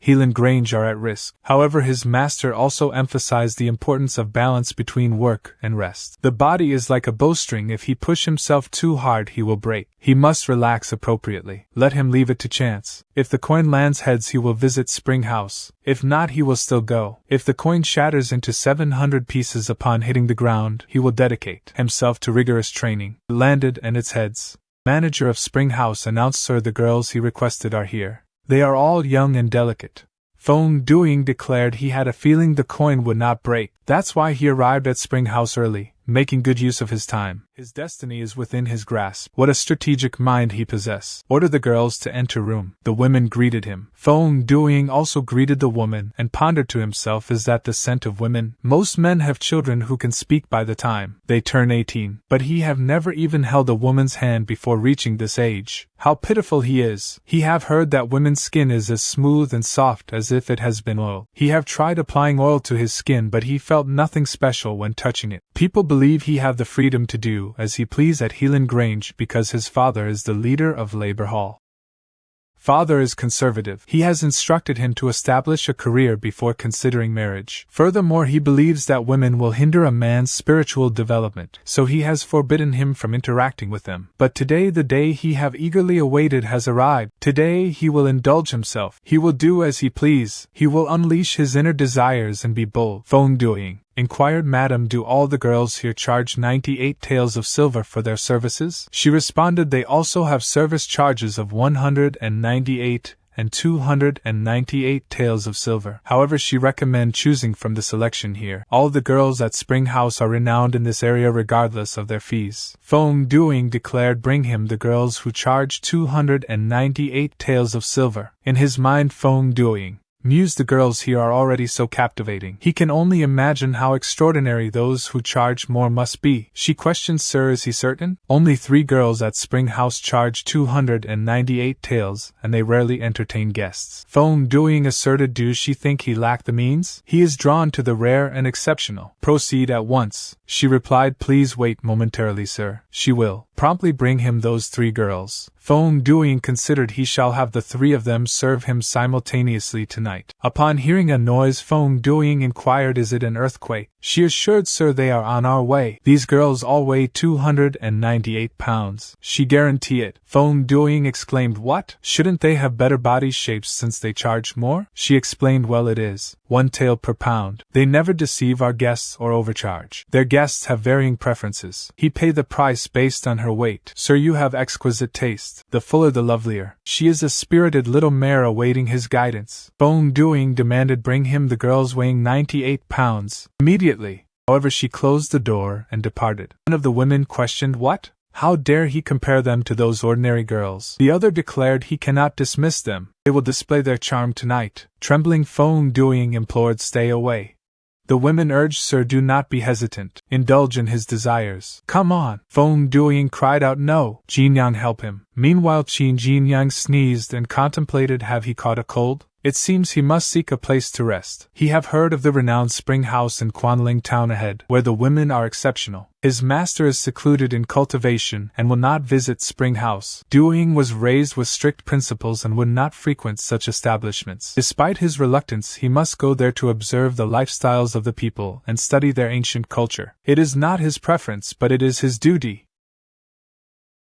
Feng Duing mentioned that he couldn't drink anymore, but one of the girls, who weighed 298 pounds, encouraged him to have more to drink. The second girl agreed, saying it was going to be a long night. The first girl advised Feng Duing not to force himself to drink if he couldn't handle it, suggesting they do something exciting instead. Feng Duing, feeling pressured, claimed he could drink more. Suddenly all the girls' heads began spinning, and they all fell unconscious to the floor. A monk approached Feng Duing and greeted him with Amitabha, suggesting just let them take a break. Monk apologized for bothering Feng Duing, who inquired about his identity. Monk explained that your father had saved his master's life 30 years ago, leading the master to ask him to return the favor. They had heard Feng Duing was in town and unintentionally disturbed him. He expressed his apologies for the disturbance. Feng Duing responded that he did not disturb him. He mentioned that he had already helped him a lot and returned the favor. Monk, handing over the letter, exclaimed, but despite Feng Duing's words, he dared not disobey his master and requested him to go to the temple with him. Feng Duing expressed surprise at the sudden request to accompany him. Upon opening the letter, he found a message instructing him to listen to the person and follow his directions. Recognizing his father's handwriting, he began to tremble. The monk grabbed Feng Duing's arm and said, "Get ready, sir." Confused, Feng Duing questioned, "Get ready for what?" Meanwhile, Master Wu Xingshi inquired about someone requesting 3 girls weighing 298 pounds, expressing surprise at such peculiar taste. The girl agreed, calling the person weird and sharing her experience of being rudely treated. Master Wu Xingshi advised her to ignore the individual and complimented her appearance. Feng Duing advised the monk to slow down and mentioned that he hadn't paid the bill yet. Suddenly the window door fell onto the table where Master Wu Xingshi was seated, causing him to angrily question the situation. Someone explained that the person upstairs had run away through the window without paying the bill. Master Wu Xingshi expressed disbelief at the shameless act and then realized he had forgotten his wallet before leaving. Some homeless individuals were conversing, with one person exclaiming when he woke up this morning he found a bag of money in his arms. The second person responded, "Did he also?" A woman sitting nearby remarked, "It must be God's blessing. Qin Jinyang thinks Spring House should be right ahead." As he looked at the system windows providing information, it showed that everyone is suffering, but he had saved a struggling family and was rewarded with 2 potential points. Another window displayed that maternal love is unparalleled, as he had enabled a mother to feed her children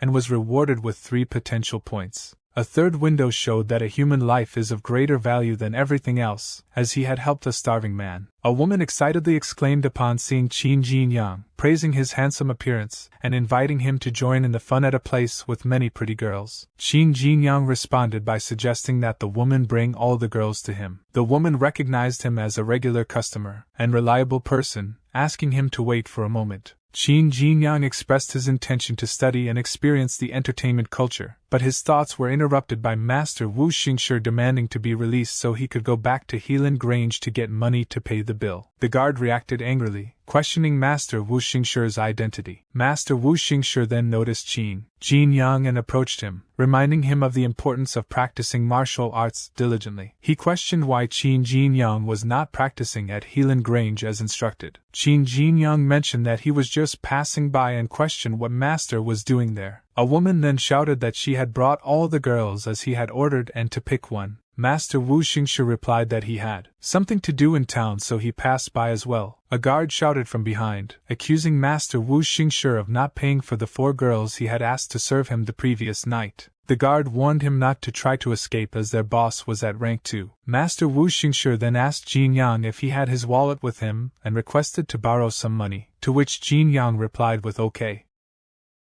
The following day, as Master Wu Xingshi and Qin Jinyang were walking on the street, a bird approached Master Wu Xingshi. He caught the bird and removed the message attached to its leg. Upon reading the letter, Qin Jinyang inquired about its contents. Master Wu Xingshi burned the letter and revealed that it contained the cipher text of Helan Grange, which only the leaders of the halls could understand. The letter mentioned that Bright Cloud's sect had raided Wuyue Pavilion and completely destroyed it overnight. The leader of Wuyue Pavilion had been beheaded by the leader of Bright Cloud sect. The owner of Helan Grange urgently requested their return. Qin Jinyang expressed surprise at Wuyue Pavilion's sudden downfall, considering its strength comparable to Helan Grange. Master Wu Xingshi explained that Bright Cloud sect had been rapidly gaining power, leading to the unexpected elimination of Wuyue Pavilion. This event disrupted the balance among sects in Yundong province, raising concerns that Helan Grange could be the next target. Qin Jinyang understood why the owner was anxious for everyone to return. Their conversation was interrupted by a sudden exclamation of excitement, as someone shouted, "Come on, there's something fun happening." He heard that a strange person visited Spring House last night. The crowd gathered around a woman who began recounting the events of the previous night, pointing towards a portrait of Feng Duing. If they come across this young man, please let them know that she will provide free service to those who inform them. One of the girls, weighing 298 pounds,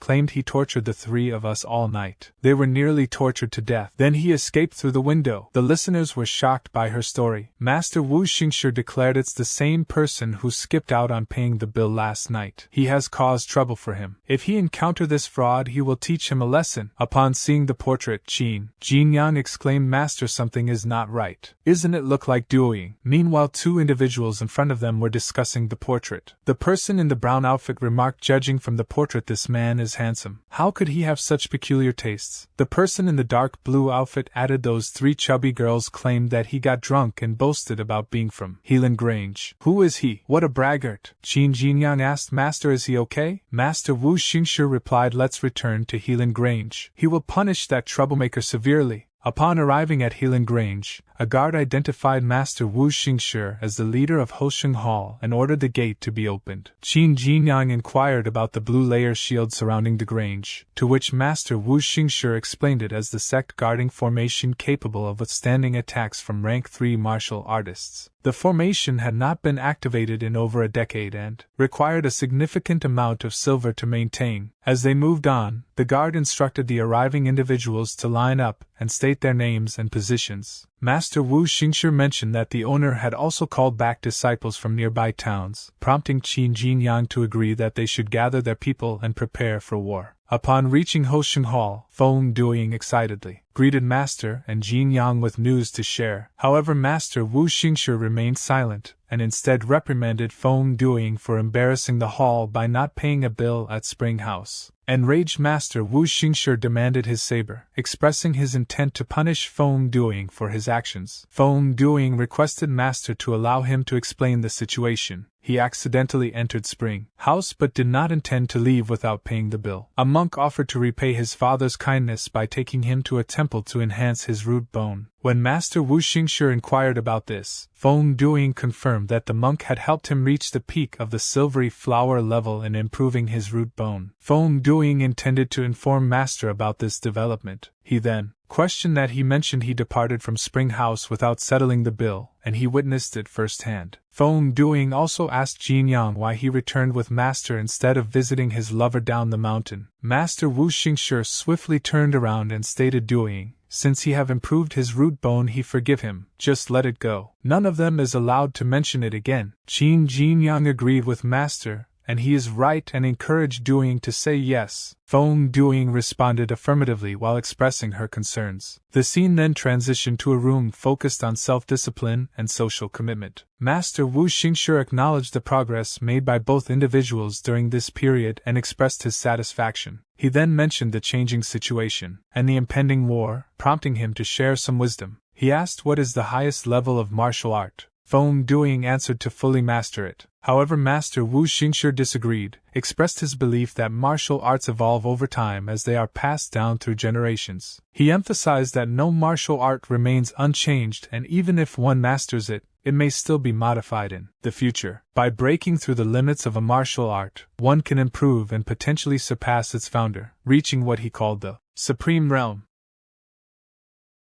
Feng Duing inquired about the Supreme Realm, to which Master Wu Xingshi responded affirmatively, stating that the Great River technique can indeed reach the Supreme Realm. He mentioned that he had achieved this before, but found it to be extremely complex and obscure, making it difficult to articulate. Despite his limitations, he attempted to summarize key points of the Supreme Realm of the Great River Technique during his seclusion, naming it the supreme volume of the Great River Technique. Each of them receive a copy, acknowledging potential inaccuracies and encouraging them to interpret the information independently. Feng Duoying then humorously asked Master Wu Xingshi if he was certain that his writings were not simply a product of being intoxicated. Master Wu Xingshi expressed disappointment in Feng Duoying, who did not diligently copy the Great River Technique, emphasizing that he who has not fully mastered it will struggle to comprehend the supreme volume. He urged him to work hard in practicing the technique and advised that once he achieved mastery like Jinyang, he should carefully read the supreme volume. Turning to Jinyang, Master Wu Xingshi acknowledged him as the only other person besides himself who may reach the supreme realm of the Great River Technique. He asked Jinyang if he understood the points he had written, to which Jinyang replied that he grasped some of it, recognizing the key points for reaching the supreme realm despite the disorganized presentation. Jinyang expressed difficulty in fully comprehending and reaching the supreme realm. Master Wu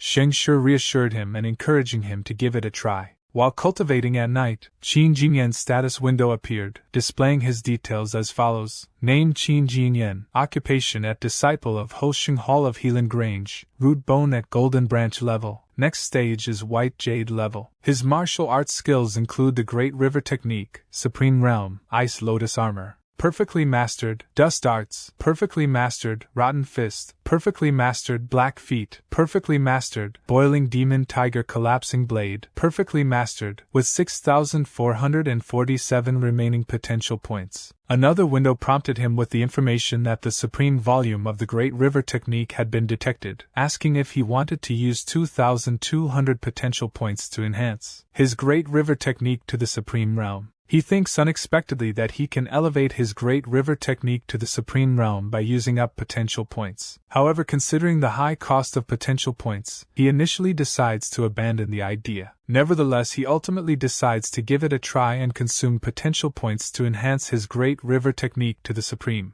realm. As Feng Duoying approached Qin Jinyang's quarters, he couldn't comprehend what was written and decided he should ask Jinyang for clarification. Just as he was about to knock on the door, he heard a sound coming from inside. He believed Jinyang seemed to be in excellent physical condition despite the late hour. Feng Duoying reflected on the importance of moderation for martial artists, yet also acknowledged the need for youthful energy. Feeling inspired by Jinyang's example, he decided not to disturb him, and instead considered how he could enhance his own cultivation by engaging in other activities first. With renewed determination, Feng Duoying resolved to return and motivate himself to progress further. Shortly after, a system window appeared displaying the following information: his Great River Technique has reached the supreme realm. Qin Jinyang felt a sense of accomplishment as he thought, finally it's done. The system had forcefully accelerated his cultivation, pushing him towards reaching the supreme realm in a short period of time. Initially overwhelmed by the workload, he soon realized the extraordinary power of the Great River Technique in the supreme realm, leaving him feeling rejuvenated. He then inquired with the system about improving his Ice Lotus Armor to the supreme realm. A window popped up asking if he wanted to consume 2,400 potential points for the upgrade. Qin Jinyang decided there was no rush, and then asked if he could enhance his Rotten Fist to the supreme realm. A system window popped up asking if he wanted to use 2,700 potential points to enhance his martial arts skills to the supreme realm. He considered that if one martial art could reach that level, then others could too. However, he realized that without the key points summarized by his master, it would require more potential points to improve them. He decided to hold on to his potential points, and only improve life-saving martial arts when necessary. He then inquired if he could further enhance the Great River Technique, but the system informed him that he didn't have enough potential points to do so. Despite having over 4,000 potential points left, he pondered the limits of martial arts and found the cost of improvement to be quite high. In the morning there was a knock on the door, and Qin Jinyang's name was called out. Yawning, Qin Jinyang responded, "Coming." "Who is it?" "It's early." In the morning, upon opening the door, he saw Yongli and asked what is he doing here. Yongli replied, "It's noon now. He has slept for so long." He brought him a wine and has something to talk to him about. He invited Yongli inside and they began drinking. He inquired, "Is Yongli going back to Wenning Hall? What about Mr. Ding?" He thought Yongli was staying on the back of the mountain with him. Yongli explained, "Haven't he heard? When Wuyue Pavilion was destroyed, his master was there on business as the owner had ordered. He got involved in the war, and although he returned alive, he was seriously injured.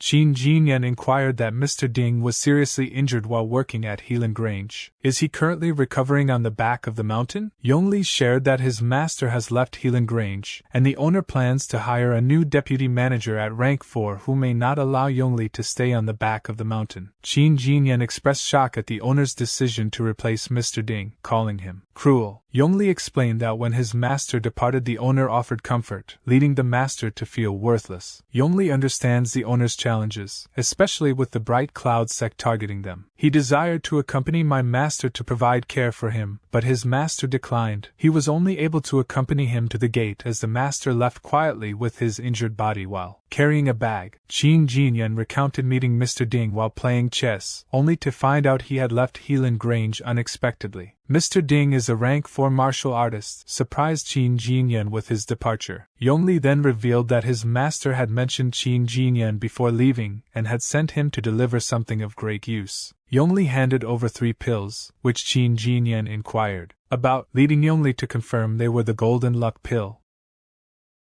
Yongli explained that the pill is a unique creation known only to his master. It is highly effective for individuals at rank 2, potentially enabling them to advance to rank 3 directly. However, the pill demands a strong root bone. If the root bone falls below the golden branch level, an individual will experience meridian disorder, causing symptoms akin to losing control of one's power. In extreme cases, taking just 2 pills could completely destroy the dantian. Yongli shared a personal experience of taking half a pill, resulting in intense bodily pain and nearly causing his dantian to explode, but he was fortunately saved by his master in time. Qin Jinyang reflected on the significance of the pill's name, understanding that golden refers to the golden branch level and the importance of luck in its effectiveness. His contemplation was interrupted by Yongli calling his name, causing him to drop the pill. Yongli recalled Qin Jinyang's ironwood level root bone during the entrance test. Qin Jinyang nervously responded with a hesitant yes as he glanced at the system window displaying his root bone at the golden branch level. Yongli continued with expressed uncertainty about why his master believed the pills would benefit him. Despite this, Yongli gave the pills to Qin Jinyang out of respect for his master's decision.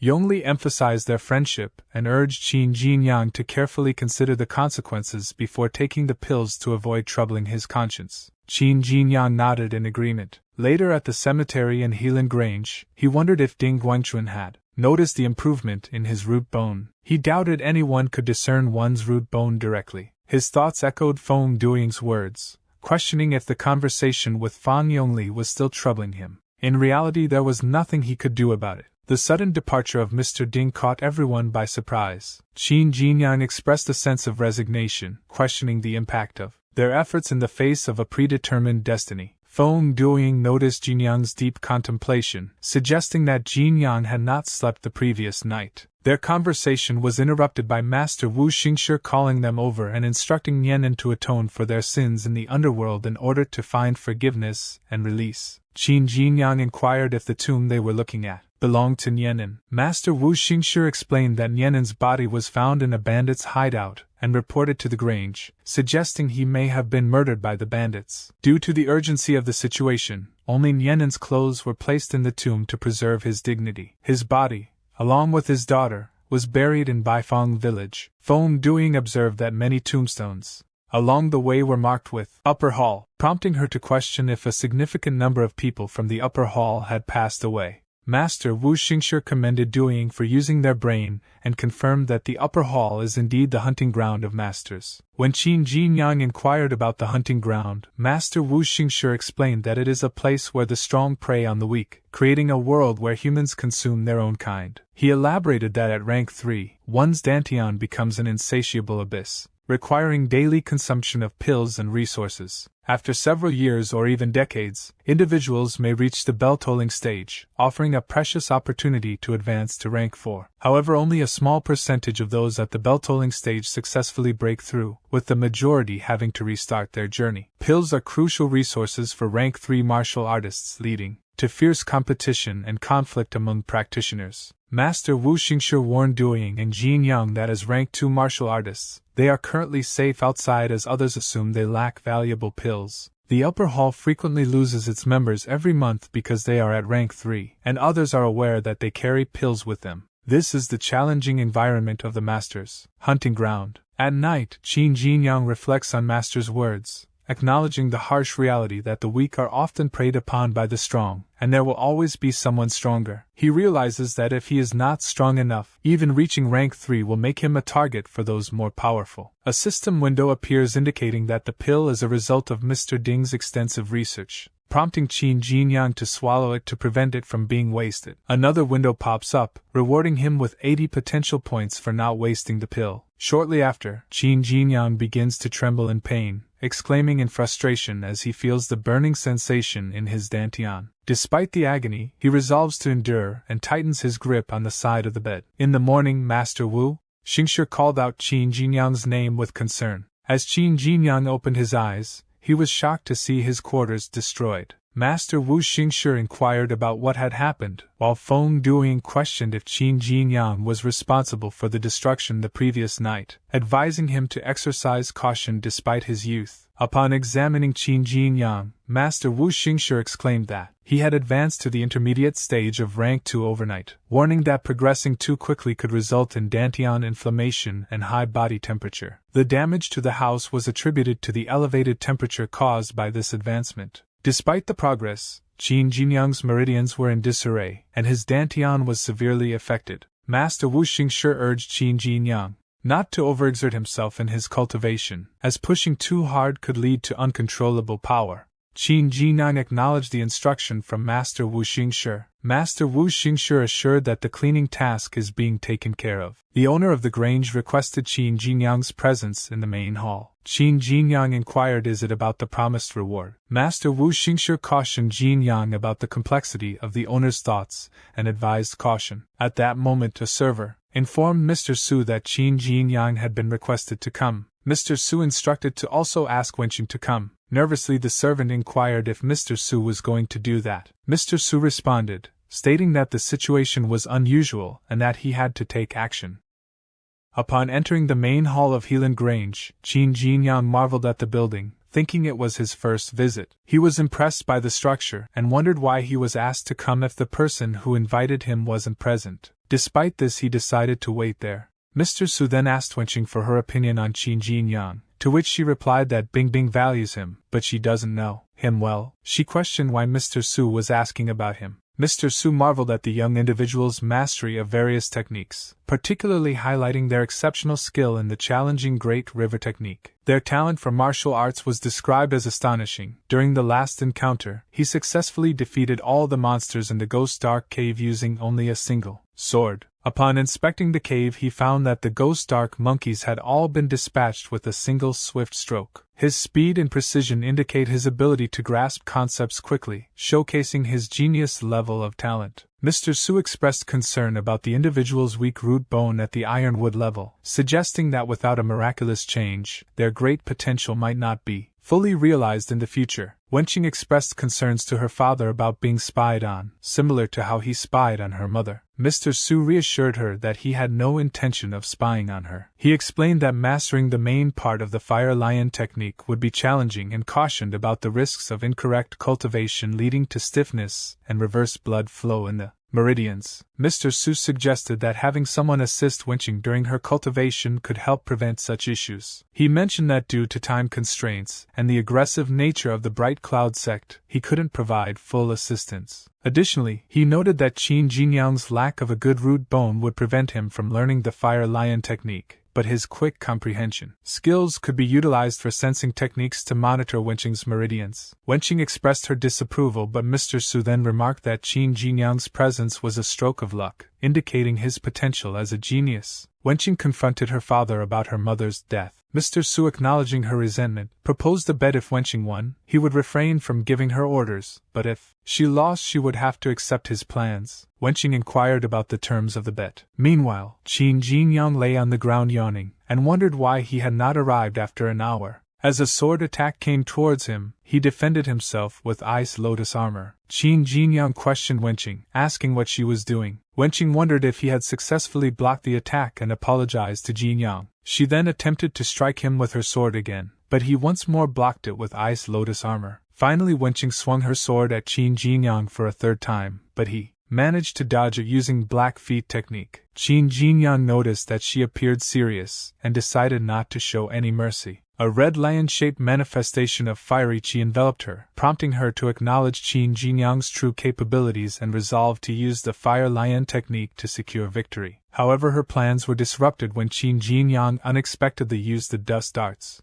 technique to launch poison at her. She expressed surprise and concern, questioning his use of hidden weapons and the nature of the substance being thrown at her. Qin Jinyang responded she has left him no choice, Ms. Wenqing, and proceeded to attack her with the boiling demon tiger collapsing blade. However, Mr. Su intervened, stating that's enough. Wenqing, it's over, she lost. Wenqing claimed he used tricks and he tried to poison her, to which Mr. Su replied, in a life and death fight, people use every possible means to survive. There will only be a winner and a loser. No one cares about tricks. She can't deny her failure. 15 minutes ago, Mr. Su proposed a bet on the outcome of the fight between her and Qin Jinyang. He suggested that if she challenge him and emerge victorious, it will demonstrate her ability to protect herself, and he will refrain from intervening in the future. However, if she loses, Qin Jinyang will be considered qualified to be her assistant. Wenqing responded by expressing confidence in her abilities, stating that Qin Jinyang is only rank 2 and he underestimating her. He agreed to the deal and warned Mr. Su not to regret it. Qin Jinyang expressed that he was asked to come to the main hall, but Mr. Su was not present, and his daughter suddenly attacked him. Qin Jinyang questioned what he did to deserve this situation. Mr. Su told Jinyang to stay calm and not to blame Wenqing. He mentioned that he asked her to test him.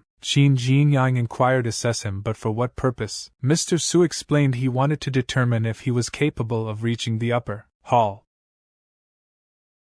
Shortly after, Qin Jinyang inquired he want him go to the upper hall. Mr. Su responded he single-handedly defeated all the monsters in the ghost dark cave last time without any assistance. He promised to reward him, so he will make an exception and allow him to become a formal disciple of the upper hall. Qin Jinyang expressed gratitude, saying thank you, Mr. Su. Before he become a formal disciple of the upper hall, he have another test to complete. This test involves a mind-soothing technique. If he can understand this technique within 1 day, he will be eligible to join the upper hall as a disciple. Qin Jinyang believes that this technique is related to enhancing one's perception of qi. Why does he need to understand this technique? Is it solely an entrance test for him to become a disciple? Mr. Su presented a piece of spiritual green jade, which was the essence collecting tool Wenqing used at rank 2. This jade can store the essence of heaven and earth and has a powerful effect on martial artists at rank 2. After Wenqing's breakthrough, some qi remained inside, and although it's not abundant, its effectiveness surpasses common pills by 100-fold. Qin Jinyang recalls that his master's great river boat is also an essence collecting tool, which is a valuable item. However, he finds it suspicious. Why is Su Yuanqing being so generous this time? She cautioned Qin Jinyang not to celebrate too soon. While the spiritual green jade is beneficial, it comes with several limitations. Firstly, one must not extract spiritual qi from it too quickly. Patience is key. Additionally, it is necessary to take pills alongside using the jade, as improper handling can damage it. The absorption of the essence of heaven and earth by the jade is a slow process, and finding a location rich in qi is challenging. When his father acquired the spiritual green jade, it had been buried in a tomb for over a century, which ultimately facilitated her breakthrough to rank 3. Qin Jinyang explained that the spiritual green jade functions like a power bank with efficient energy conversion, providing spiritual qi directly to a martial artist's dantian without any loss. However, it charges slowly. Mr. Su and Wenqing were intrigued and asked about the term power bank. Then Qin Jinyang was instructed to study the technique and return to the main hall the following day if he could master it. He confidently acknowledged the instructions. As he returns to Hosheng Hall, Master Wu Xingshi remarked this essence collecting tool is truly remarkable. Despite having used up a lot of its qi, it remains a valuable item. It will serve him while at rank 2. Mr. Su granted him special permission to enter the upper hall and gifted him this treasure. Does he understand the significance behind his actions? Qin Jinyang denied it, saying no, but he is certain it's not a reward for the ghost dark cave matter. Master Wu Xingshi agreed, stating that's correct. He is quite sensible. Mr. Su did that because of his root bone. Confused, Qin Jinyang then inquired what about his root bone. Master Wu Xingshi mentioned that Su Wenqing is currently focusing on mastering the main part of the fire lion technique and requires assistance. Although he may have a weak root bone, his perception is sharp.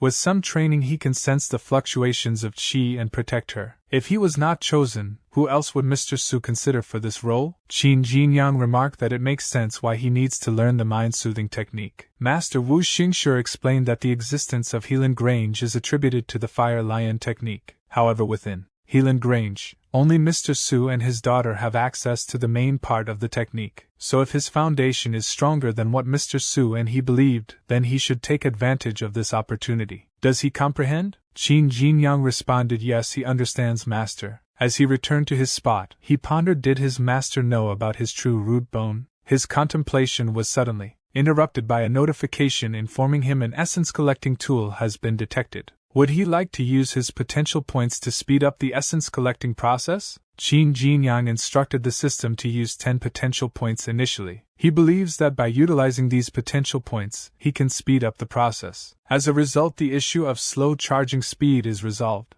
A system window then appeared, confirming that 10 potential points were successfully used to accelerate the process. He exclaimed it was a success and directed the system to utilize 1,000 potential points to speed up the process. A window popped up displaying a message that the acceleration failed due to insufficient stored essence in the tool. It was then mentioned that 944 potential points could be consumed to accelerate the process. After consuming the 944 potential points, the acceleration succeeded and the essence was being used. He is pondering if there is a limit to the storage of this substance, recognizing its value as a true treasure. He senses the transfer of spiritual qi to his dantian and decides to begin practicing in this manner. Meanwhile, Mr. Su is greeted by Bing Bing, who refers to him as master. Mr. Su acknowledges the challenges of cultivating in seclusion and inquires about the results, asking if she failed. Bing Bing responded she wouldn't say she failed, but she didn't succeed either. She was just a step away from success. She believes she can break through to rank 3 in a couple of days.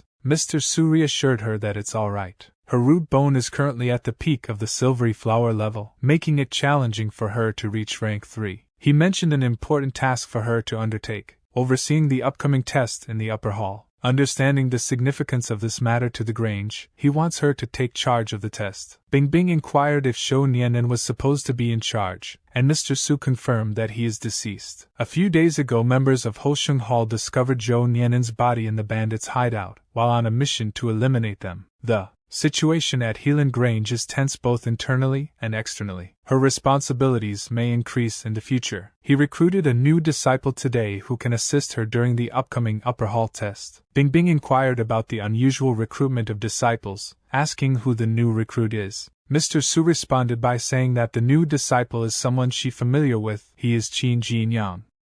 As he opened his eyes, a day is already passed by. The spiritual qi has filled 40% of his dantian. He thinks, what an essence-collecting tool. This outcome of a day is equal to what others can get after practicing diligently for 1.5 years. He remembers the way the great river boat replenishes essence. It devours the essence of heaven and earth in the pills. The spiritual green jade should work in the same way. He places a pill next to spiritual green jade and orders the system to help accelerate it. But there is no response for a little while, then a system window pops up showing the pill cannot accelerate the process. He picks up spiritual green jade and thinks looks like these tools have different ways of collecting essence. The spiritual green jade can't devour the essence of heaven and earth in the pills as the great river boat does. He is afraid he has to absorb the most primitive wild spiritual qi, like Su Wenqing said. But the place where wild spiritual qi gathers is hard to find. As he comes out of his tent and looked up the sky, he remembered that he forgot to go to see Su Yuanqing. Then immediately runs to Mr. Su's mansion. Seeing him, Mr. Su stated he was 4 hours late. He in return noted that he is sorry, Mr. Su. After going back, he was so absorbed in studying the technique he gave him that he forgot the time. Mr. Su stated it's okay, tell me, how is he doing with it? And he thinks the mind-soothing technique isn't intended for advanced cultivators, but it's extremely complex, with numerous important details. Even he had to spend 7 days in mastering it. Qin Jinyang apologizes and notes he is afraid he haven't grasped it very well as he is a slow learner. Hearing that, Mr. Su thinks of course he couldn't learn it within a day. It's a good chance to give him a hard time so that he can control him more easily in the future. And Mr. Su stated he is going to be the disciple in the upper hall, But if he can't even master this preliminary technique, how can he? But his talk was interrupted as he saw a gray chi emanating from Qin Jinyang's hand. That shows the mind-soothing technique, beginner's level. Mr. Su was shocked by all this. Qin Jinyang asked, do he think it's okay to Mr. Su? And he thinks he was in such a hurry to come here that he could only reach the beginner's level with the system's help. Will Su Yuanxin grant him admission? As he did not get any reply from Mr. Su, he asked, is he okay? Mr. Su regained his composure and stated, well, it's not bad. He barely passed the test. And thinks this boy is a genius. The next day, Bingbing arrived at Mr. Su's mansion, seeing Qin Jinyang. She asked, why is he here? Qin Jinyang replied by saying Mr. Su asked him to work as an assistant like her from today on. He said, this was his first task after entering the upper hall. She asked, has he mastered the mind-soothing technique? He showed the gray chi that indicates the mastery of mind-soothing technique. Surprised by that, she asked, how did he master it within 2 days? And she thinks, what kind of talent does he have? If his root bone had been above the ironwood level, he would have been his father's core disciple now. And she noted, well, what a pity. Come with her then. As she turned around, he inquired about it, but she didn't answer him. Some time later at the secret chamber at the back of Helan Grange, where the main part of the technique is stored, she utilized the hidden technique to summon the gate, swiftly breaching the barrier and entering with Jinyang before it could close again. Jinyang thinks, no wonder so many people want to get the main part of the technique, but no one knows where it is. This is a wonderful way to hide it. Bingbing asked, what is he waiting for? Get in the tower. Shortly after, he stands, alongside Wenqing, gazing at the painting of a white tiger, as its fiery chi enveloping his body. Wenqing notes he is the third person in Helan Grange to enter the chamber. He can't tell anyone what he hears and sees here, otherwise. Jinyang stated, please rest assured, he knows what to keep a secret. But since he has been here and known so much, will his dad, Mr. Su, kill him when he doesn't need his assistance? This is the classic plot line in those stories that he heard. She started laughing and inquired, what is he thinking? Kill you? Don't worry. His dad won't do that. Well, she wonders where he heard those stories. He nervously laughed as well and stated, okay, he believes her, and thinks he can't tell her that he read those stories before he traveled to this world. Then they both sit on the ground in front of the painting. She stated, okay, let's get down to business. She will start practicing. Stay focused and observe her state. Jinyang nodded in affirmation before she raising her right hand, from which a crimson chi radiated. As she continued to gather more and more chi that surrounded her body, he became a little worried, but she stated, don't panic, it's the spiritual chi, source swirl. This chamber is built in the center of the place where spiritual chi gathers in the Grange. Every time she starts to practice, she will set a spiritual chi gathering formation first. He noted, amazing, there is such an upsurge of spiritual chi, it's indeed a blessed land. And he thinks, no wonder Su Wenqing can be at the late stage of rank 3 at such a young age. With such luxurious things provided, even a pig can be a cultivator. His thoughts were interrupted by her saying, when she starts to meditate, observe her state with the help of the mind-soothing technique. If he finds that she looks abnormal, beware of the critical point. Judge wisely. Then she started cultivating. The system window popped up showing information. The spiritual chi source swirl is detected. The essence collecting tool can be charged. Will he consume his potential points to accelerate the process?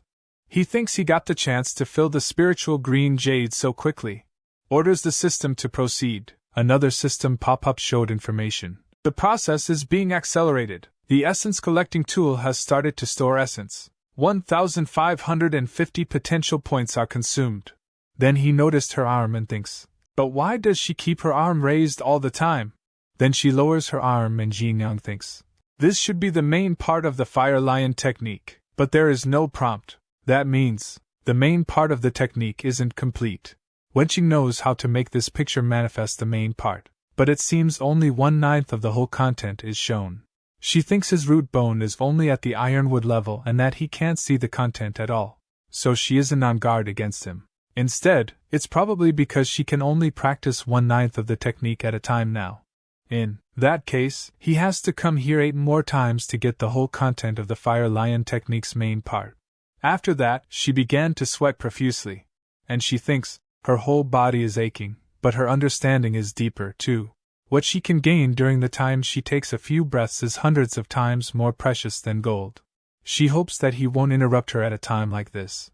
But Jinyang stands up and calls her? And he thinks, this is obviously abnormal. As he expected, he can't count on the mind-soothing technique at the beginner's level. Should he intervene now? Is this the critical point? Then 2 system windows pop up showing information. Su Wenqing is suffering from the backfire of the martial art. And the second window informs, after 3 breaths, it will be the best time to interrupt her. Will you help her? He is surprised by that and thinks, he didn't know the system had this function. As the critical time approached, she thinks it's time for him to help her. At that instant, she was splashed with water by Jinyang, who asked, can't he interrupt her this way?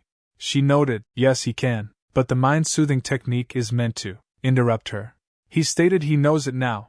She thanked him and notes, he judged the time very accurately the first time he did it. He replied by saying he is glad that it's accurate. The system window popped up showing information. His precise timing of interruption pleased Su Wenqing. He is rewarded with 100 potential points. At night in his tent, he meditates with the spiritual green jade. After a while later, the green jade falls to the ground. And he notes, the spiritual qi has filled 70% of his dantian. Now, he has truly reached the late stage of rank 2. He is soaked in sweat. He should wash his pants. As he is about to do so, Feng Duing lifted the curtain and said he has big news. Watching as Jinyang removes his pants, he quickly turned around and apologized he will come later. But Jinyang grabs him from behind and said come back. As he explains the situation, Feng Duing understands and notes. You were practicing. He thought you were entertaining yourself again.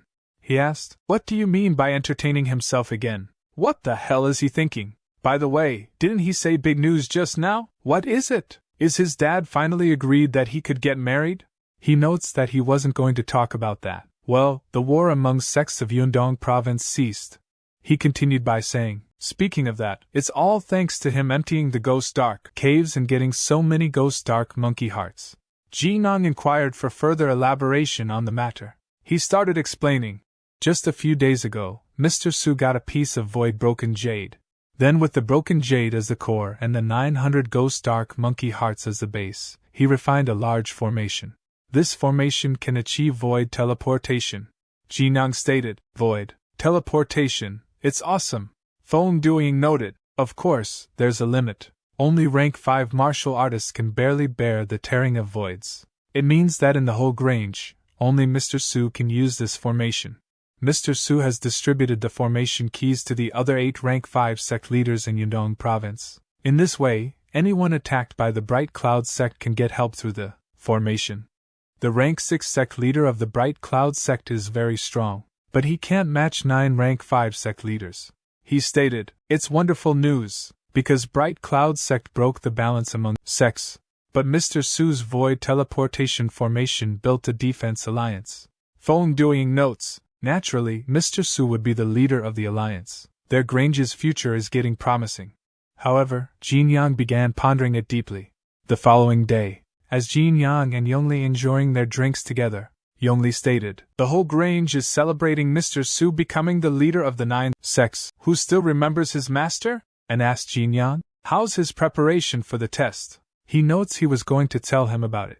A person in red dress named Miaodonga stated, he still have time to drink here? The new deputy manager is coming. Do he think he'll keep him if he stay here shamelessly? Don't dream about it. Jinyang stated, get your feet away. He asked, who is he? A useless servant with ironwood level root bone, isn't he? Do he think the ghost dark cave thing can make him awesome?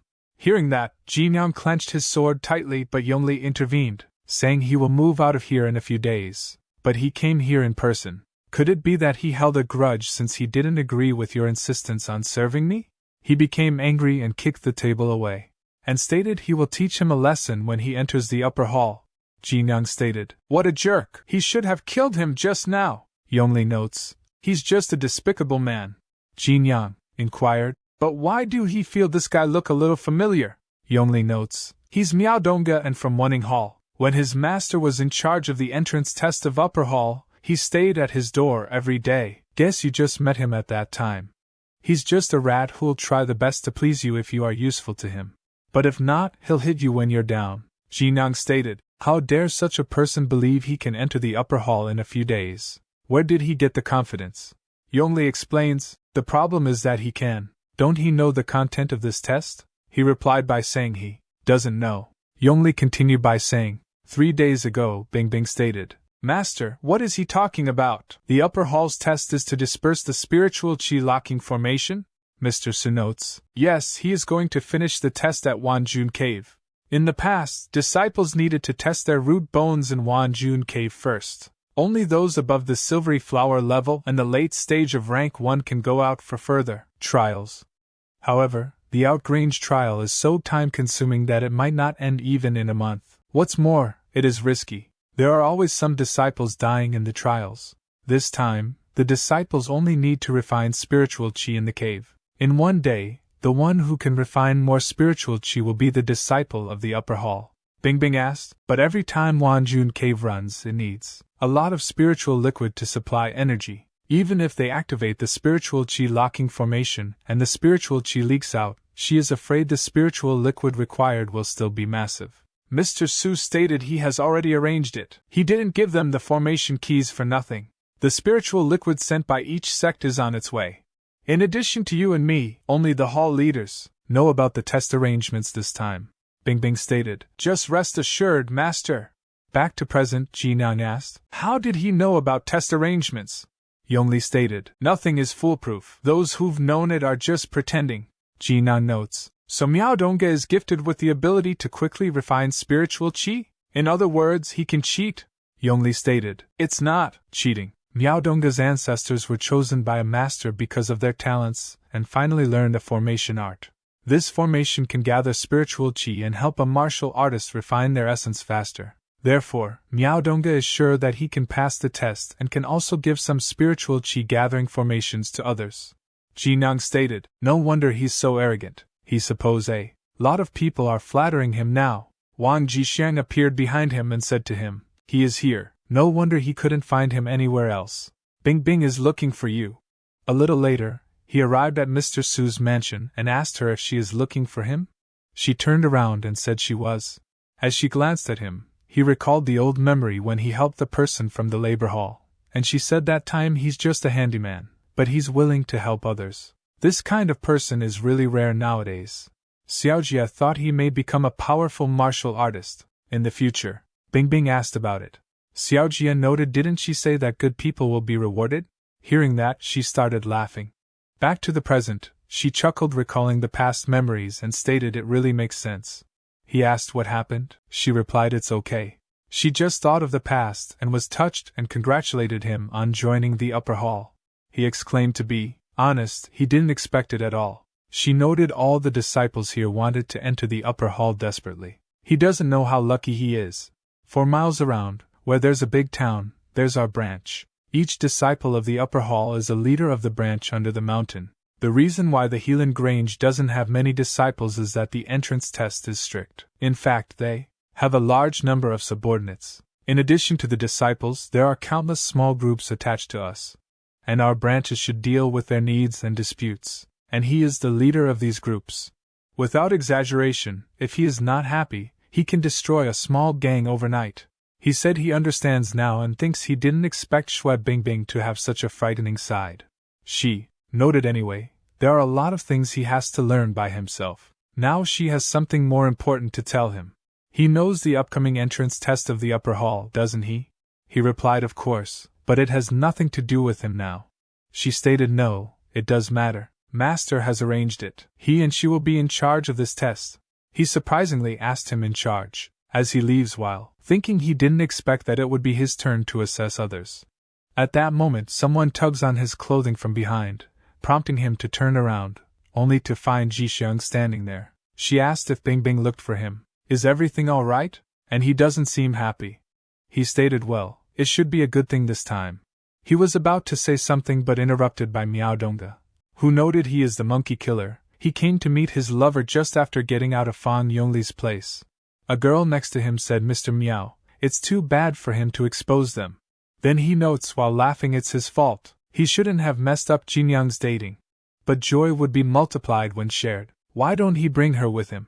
She said he is just a stupid bastard. Qin Jinyang sighed, and started laughing at him.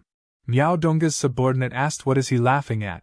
He notes he is laughing because you idiots have picked on the wrong person. The person asked the wrong person, who is it? He stated it's me. They remain silent and think what he is trying to say, and they all started laughing at him. He stated he is afraid he doesn't know the content of the upper hall's entrance test this time. Do he? Do he know why they're all here with him? Because he will become a disciple of the upper hall soon, and he can also get them into it. When he joins the upper hall, you and your lover will stay here forever. If they dare to go out, he supposes he knows the consequence. His subordinate asked if he's just letting him go. Miao Dongge asked what's the hurry? They will have fun with him when they enter the upper hall. She worriedly called his name, and he replied by saying don't worry, he won't allow any one of them to get into the upper hall. At night, he was waiting for someone. A little later, someone put their hand on his shoulder and said, as usual, don't look back. He brought 2 important messages this time. The first one is that Mr. Su promoted someone to a disciple of the upper hall exceptionally. Miao Dongge exclaimed, what a lucky man. I wonder what method he used. He then asked, what about the second message? But, as he didn't say anything, Miao Dongge became angry and said, seriously? I gave you 3,000 taels of silver last time. The person in the black dress stated, that's for the first message. This one is what you need most now. He replied, fine, I will put 3,000 taels of silver at the same spot tomorrow morning. The person noted, the second message is that Shui Bingbing and the newly promoted disciple will take charge of the entrance test of the upper hall. Miao Dongge said, just as I expected, Shui Bingbing would take charge of it. She's impartial and resolute, but I can start with that newly promoted disciple. He then asked, who is he? The person replied, that's beyond me. I am here only to send you messages. He asked, can you help me contact him? The person replied, it's a bit risky. He said, I can pay. The following day, Miao Dongge asked, it's only 5,000 taels of silver? The subordinate on the right replied, Mr. Miao, they gave you 3,000 taels of silver last time. They can't come up with another 5,000 anymore. The subordinate on the left added, yeah, as rank 2 disciples, money is needed in many areas. The girl next to him said, can you give them a discount for my sake? He seized her hair and forcefully slammed her head onto the table, saying, for your sake. Who do you think you are? You just slept with me for several nights. I can find other girls outside, and they're cheap. The money is not for me but for that newly promoted disciple. Only when he lets them sit together can they share the spiritual chi from my spiritual chi gathering formation. If they can't do it, just quit. Other disciples would be more than happy to join me. Do you hear me? Her response was affirmative as she replied with a resounding yes. On the other hand, Qin Jinyang came out of the secret chamber, thinking he learned another main part of the fire lion technique today. He would get the whole content after coming here 6 more times. Currently, the individual from earlier is prodding a dagger into his back and said, don't look back, let's make a deal. You'd better not refuse it. It's good for both of us. He asked, what's so good about it that even made you take a forcible measure? Are you a disciple of the Helan Grange? Don't you know Mr. Su hates disciples engaging in private fights the most? The person said, cut the crap. Someone wants to see you in the bamboo forest on the back of the mountain at midnight. You will get something good if you go. If you refuse, I will have no choice. To his astonishment, Qin Jinyang vanished before him, only to reappear behind him with his blade drawn. He dodged by swiftly bending down, but Qin countered with a rotten fist strike, causing him to crash to the ground. He thought, his punch. He's at least at rank 3. That couldn't have been an exceptional promotion. Damn it, I underestimated him. I'd better run away. Qin Jinyang called out, hey, don't go. You said you wanted to make a deal with me. He thought, fortunately, I have fully mastered lightness skills. He won't be able to catch up. He's tougher than I thought. I should figure out other ways. His thoughts were disrupted when Qin Jinyang suddenly appeared in front of him using the black feet technique and blocking his path. He exclaimed, how is this possible? He stated, I hate being threatened the most. If you had been friendly, maybe we could have patched up a deal. Why did you have to use a dagger? The individual shouted, stay back, before his cries echoed through the air. A little later he said, someone asked you to send me the message? But why did he threaten me? The person responded, sir, this wasn't my idea. The man who wanted to see you instructed me to do this. Then, he relayed what Miaodonga suggested, that you should showcase your strength when you talk to him. He believes it'll be easy for you, right? The person inquired. What's this for? Do you want to ask him for help? Miaodonga replied. I understand. When one seeks someone's help, they can't just offer benefits. They must make it clear that they can be harmed at any time. Only then will they truly become their helper. Back in the present, he nodded, acknowledging that he understands. It makes sense. Unfortunately, that approach doesn't work on him. He can be persuaded by reason instead of force. Tell me, how did you know that he was promoted exceptionally? The person replied, I am a guard of the main hall. Sometimes I overhear when Mr. Su issues orders in the main hall. He then asked, Then tell me, who wants to see me? The person noted, Miaodonga from Wenning Hall. He remarked, It's him again. What a small world. In the bamboo forest at midnight, Miaodonga waiting patiently. Qin Jinyang appeared behind him and remarked that you had been waiting for so long, adding that you were quite patient. Swiftly jumping aside, he realized that Qin Jinyang had approached without him noticing. Qin was not simple. He then asked, Why are you 2 hours late? Qin Jinyang retorted, Then why did he ask that man to talk to him that way? He threw the blood-soaked clothes of the guard, making him nervous.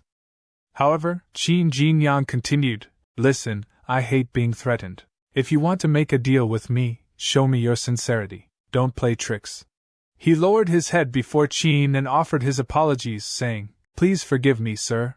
A system window popped up showing information. If someone has much money to burn and asks you for help by offering rewards, are you willing to help him? He mentioned, You are quite straightforward, sir. He wants to sit in the center of Wanjun Cave, where the spiritual qi is the richest, and he has 5 companions who want to sit around him. Qin replied, That's easy, but it's also difficult at the same time. Miaodonga acknowledged that he understood what Qin meant. Here are 3,000 taels of silver. Please take it. Qin Jinyang stated, It was supposed to be enough, but I know I can't breathe easily after being threatened. Only by holding 8,000 taels of silver can I recover. Miaodonga responded, Sir, 8,000 taels of silver is a bit too much. Qin turned around and said, Let's end this conversation then. He stated, Wait. I will give you 8,000 taels of silver. Qin replied, That's good. A system window popped up showing information. He helped a rich man spend 8,000 taels of silver. He is rewarded with 800 potential points. The following day, as they all gathered at the front of Wanjun Cave, Yongli asked, Where's Qin Jinyang? Is he not up yet? Feng Duing replied, That can't be. He left earlier than us today. But where did he go then? Then, people started whispering. It's Miaodonga from Wenning Hall. One person remarked, I heard he has a unique technique to gather spiritual qi, so he can definitely pass this test. Another added, He's lucky. Those who are following him can rely on him and enter the upper hall then. But why do they look unhappy? Then the girl began to speak, saying that they had sold off their family, assets, and even borrowed money from loan sharks. Her words were interrupted by him, saying, If they don't believe him, they may quit now. But I won't return the money. After they enter the upper hall, they can earn a lot of money easily. They all nervously smiled and acknowledged that he was right. Then, he noticed Yongli and remarked, You might as well go back and sleep, just like Qin Jinyang. Yongli replied, You are so mean. As someone emerged, he announced, Is everyone here? The test will start soon. He began explaining about the test. After you enter Wanjun Cave, we will test your root bones first. Those whose root bones are above the middle rank of the silvery flower level can stay, and others may leave. After that, Bing Bing will remove the seal of spiritual stones. Then, you can refine spiritual qi for 2 hours using the withered bell leaf. The more spiritual qi you refine, the more it withers. We will only recruit 6 people this time. The 6 people who make the leaves wither the most will enter the upper hall. Miaodonga asked, Sir, what if 7 people get the same withered bell leaves in the end? The person explained, You're overthinking it. Rank 2 disciples with uneven strength won't make it. Even rank 3 disciples can't make the leaf fully wither in 2 hours, let alone you. Miaodonga turned around and said to his fellows, Good, looks like they can all enter the upper hall. Meanwhile, Feng Duing worried about Jinyang and thought, Where is he? How could he miss such an important test? At that moment, Qin Jinyang appeared on stage and asked, Is everyone okay? His sudden appearance shocked them all, and they wondered, how could it be? But Qin introduced himself as Qin Jinyang from the upper hall, the deputy examiner for this test. Seeing Feng Duying slap his own face, Yongli worriedly inquired, "What is he doing?" Feng Duying responded by saying he was checking if it is a dream, but it's not. Witnessing all this, Qin Jinyang felt embarrassed and thought to himself, "Does he think this is a joke?" The girl whispered to Mr. Miao, "It's Qin Jinyang." She didn't expect him to be the examiner. "What about their seating?" Mr. Miao shouted, "Shut the fuck up, bitch! He's received the money anyway. If he doesn't do as they agreed, he will tell others that he took bribes. They will both be punished." Then Qin Jinyang stated, "Now, he will announce the seating chart. Disciples, when they hear their names, they can enter Wanjun Cave and take their seats in order." A little later, as all of them seated in Wanjun Cave, Mr. Miao thought, he still let him sit in the place with the richest spiritual qi, and he let them sit around him just as they agreed. But he also added seating of Yongli and Duoying. Yongli thought, if Miao Dongge wants to use his spiritual qi gathering formation to distribute the spiritual qi to his 5 fellows, he must pass it to him and Duoying first. They will be the biggest beneficiaries. How clever Jinyang is! Duoying thought. After the test, he must ask him when he entered the upper hall. He never mentioned it before them. Miao thought, only 6 people can be recruited this time. If they pass the test, 2 of his fellows will be eliminated. Damn it! Qin Jinyang took advantage of him. Qin Jinyang announced they will test their root bones now. He asked Bing Bing to please release the pressure. She started immediately, emitting crimson red qi flowing from her into the testing area. They all started to meditate immediately. A little while later, one person started to struggle and thought, he can't hold on anymore. The low rank of the silvery flower level. Looks like he can never enter the upper hall in his life. Then he looked towards Duoying, who is at the top rank of the silvery flower level, and is close to the golden branch level. Seeing this, Qin Jinyang thought, so he didn't lie to him. A monk helped him improve his root bone. He is so jealous. Duoying has so many lucky breaks. Then he raised his hand and announced, the first test is over. Those whose root bones are at the low rank of the silvery flower level may leave Wanjun Cave. He then turned to Bing Bing again and asked her to remove the seal now. However, Mr. Miao thought, forget it. He can do nothing but accept it now. He will try his best to distribute spiritual qi. The amount of spiritual qi that his fellows can get depends on their own abilities. At least he didn't break his promise. Otherwise, if they expose what he did in despair, he will be doomed. However, his thoughts were interrupted when Qin Jinyang, seated behind him, that surprised him, and he asked, what is he doing here? Qin Jinyang replied, there is rich spiritual qi in Wanjun Cave. Of course, he should seize this opportunity to cultivate. And he also paid for it, so don't worry yourself. Both Yongli and Duoying laughed and stated, well done, Jinyang. Seeing this, Bing Bing wondered if he was pretending to be stingy. He could be generous enough to let all disciples bathe in dark pond, but at the same time, he never misses any small gains. She stood up from her seat and shouted, silence, the 2-hour countdown now begins. And she removed the seal. Then a large amount of spiritual qi surrounded them, causing them to become a little nervous. But Mr. Miao immediately used his formation to gather most of the spiritual qi towards himself. He turned around and thought, Qin Jinyang sits here without absorbing the spiritual qi from his formation. What trick is he playing? But Qin Jinyang thought he was right. Miao Dongge's spiritual qi gathering formation is just a spiritual qi source swirl. It can be absorbed by spiritual green jade. A system window popped up showing information. The spiritual qi source swirl is detected. The essence collecting tool can be charged. Will he consume his potential points to accelerate the process? And he thought, no hurry. He will let Duoying and Yongli absorb some spiritual qi first, and then he will take it all after they finish. As an hour passed, Qin Jinyang stopped his cultivation and think. As the deputy examiner, it's time for him to check their spiritual qi refining progress. Miao Dongge is the fastest currently as he has the spiritual qi gathering formation. Duoying has the strongest root bone, and with the benefit of the spiritual qi gathering formation, he is the second fastest, just a little behind Miao Dongge. Yongli must have some unusual capability. The 5 pals of Miao Dongge are doing well too. The remaining 3 places in the upper hall have to be taken by them. but 2 of them have to be eliminated. Then the spiritual qi provided to Duoying through the formation was suddenly stopped, and in surprise he looked toward Miao.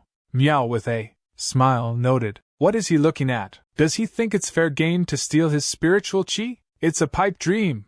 He won't let him have it." And Miao thought, with Qin Jinyang's disruption, 2 of the 5 persons cannot pass the exam. Since he will definitely offend the 2, the other 3 who can be selected might not be loyal to him. It makes no sense to keep sending spiritual qi. As he stopped sending them spiritual qi, she shouted, "He dishonest bastard! Give us back the money!" But their talk was interrupted by Qin Jinyang saying, "Quiet! If anyone makes noise again, he will have to ask them out." Miao thought, why would he take out the money he has already pocketed? Then his spiritual qi became less and less, and he thought, what's going on? He has taken back the distributed spiritual qi. Why did the spiritual qi around him become less? Where is it? Then he noticed Qin Jinyang, who was absorbing spiritual qi with the help of the system. Meanwhile, Miao thought, did he lose control of his power? But why is the spiritual qi gathering formation still working? What the hell happened? An hour later, Bing Bing announced, "Time is up. The exam is over." Miao coughed up blood on his leaf and thought, what the hell? He had to provide the spiritual qi gathering formation with the spiritual qi in his dantian, and he couldn't shut the formation by any means. And Qin Jinyang thought,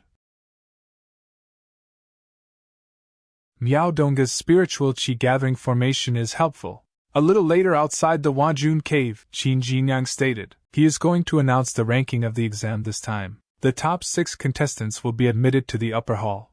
One person from the gathered crowd stated, he heard, that Qin Jinyang was once a handyman. He is the deputy examiner now.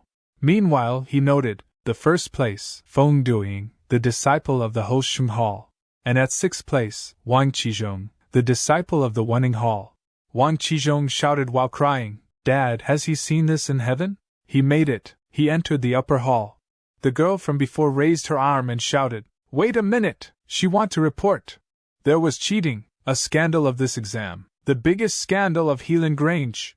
She wants to report that the deputy examiner Qin Jinyang took bribes and manipulated the exam results. He used his power to seek personal gains. However, Miao thought, stupid woman, she is seeking death. Bing Bing stated, Jinyang was picked by Mr. Su personally to be the deputy examiner. Does she know the consequence of accusing him of something he hasn't done without evidence? But her talk was interrupted by him, saying, she is right, he did take some money. She was shocked by his answer. At that moment, people of the penalty hall arrived. The girl quickly went to them and asked, is they coming to arrest Qin Jinyang? She has solid evidence. But the person said, get out of the way. She grabbed his arm and said she does have evidence. She requests another examination. The Helan Grange has scandals. The person pushed her away, causing her to crash to the ground. The person moved forward and ordered, Miao Donga, come with them to the penalty hall. He surprisingly asked, is he really telling this to him? He shouted no, why would they catch him? They got the wrong person, didn't they? He is not Qin Jinyang. He is. At the moment the guard that worked for Miao, which seems quite injured, shouted it's him. Miao Donga of the Wenning Hall. He forced him. That caused him to tremble in fear. Wenqing appeared on the stage and explained Miao Donga of the Wenning Hall colluded with the servant of the main hall to explore the secret of the Helan Grange. That's a felony. Mr. Su consented to Jinyang's taking bribes. That was a trap to catch the spy. Qin Jinyang bowed and said that's what I should do. She stated he should be given credit for catching the spy in the Grange through the exam. Order the penalty hall people to take Miao away. The person replied they will punish him, she can be assured. While Miao showed to Qin Jinyang, he schemed against him. You wait, he will get his revenge. In anger, Duoying said, does that guy still want to work against Jinyang in the future even in such a situation? You only note there is no future for him. Mr. Su always takes the secret of the main hall seriously. Miao Donga is doomed. Qin Jinyang stated Wenqing that he found that 5 people gave bribes to Miao Donga to cheat in this exam. She noted the 5 people didn't commit felonies, but they did something they shouldn't have done, invalidate their test results then. The girl began to cry about her money, and Qizhong exclaimed, Dad, he is finished. And Wenqing announced the exam is over. 3 days later, he stated he has been helping Wenqing with her cultivation lately. That's exhausting. By the way, did she say they had a makeup exam? She explained the positions hadn't all been filled in the last exam, so Mr. Su held another exam personally just the day before yesterday. In this exam, Zhao Liangjue, Gu Konghe, and Wang Qizhong were ranked among the top 3 and were admitted to the upper hall. He noted the first 2 seemed to be his acquaintances. At the moment, Duing shouted his name and said, "Bad news, come with him to the main hall." He worriedly asked what happened. At main hall, Mr. Su asked, did he say he will leave the grange to look for his master? Yongli responded by yes and requested please approve his request. Liangjue said, calm down. He was just admitted to the upper hall. His fame is just starting. It's not sensible to leave now. But he thanked him and said but he have made up his mind. Then Bingbing stated it's noble of him to care about his master so much, but to look for a person worldwide is just like searching for a needle in a haystack. He also thanked her for her kind reminder, but he can ask around on his way. Hard work will pay off. He has confidence that he will find his master. Duing said to Jinyang, he is Yongli's good friend. Please talk some sense into him, otherwise, he will leave the grange. He replied by saying don't try to stop him. He knows him. He values the bonding much more than his prospects. At the moment Mr. Ao announced I'm back. Jinyang, you brat. He heard on his way back that the upper hall has brought new blood. There are really many new faces here. Mr. Su stated he must have had a hard journey. He came back suddenly. Did anything happen to Zhao Jiqi that he was spying on?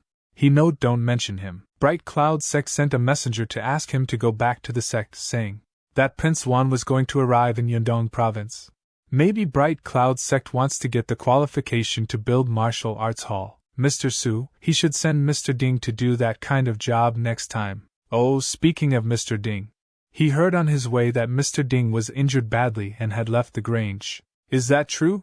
Mr. Su sighed, it's true. See, here's his disciple. He was just admitted to the upper hall, but he wants to leave to look for his master today. After he find his master and get his things done, don't forget to come back to the grange. He will always keep the position in the upper hall open for him. He thanked Mr. Su, and Mr. Su turned to Mr. Ao, asked to come with him to his study. He has something important to talk about with him. They leave the main hall. Qin Jinyang wonder when Yongli can come back. But Feng Duing stated he is right. Yongli values the bonding with his master. Since he had made up his mind, they have to support him.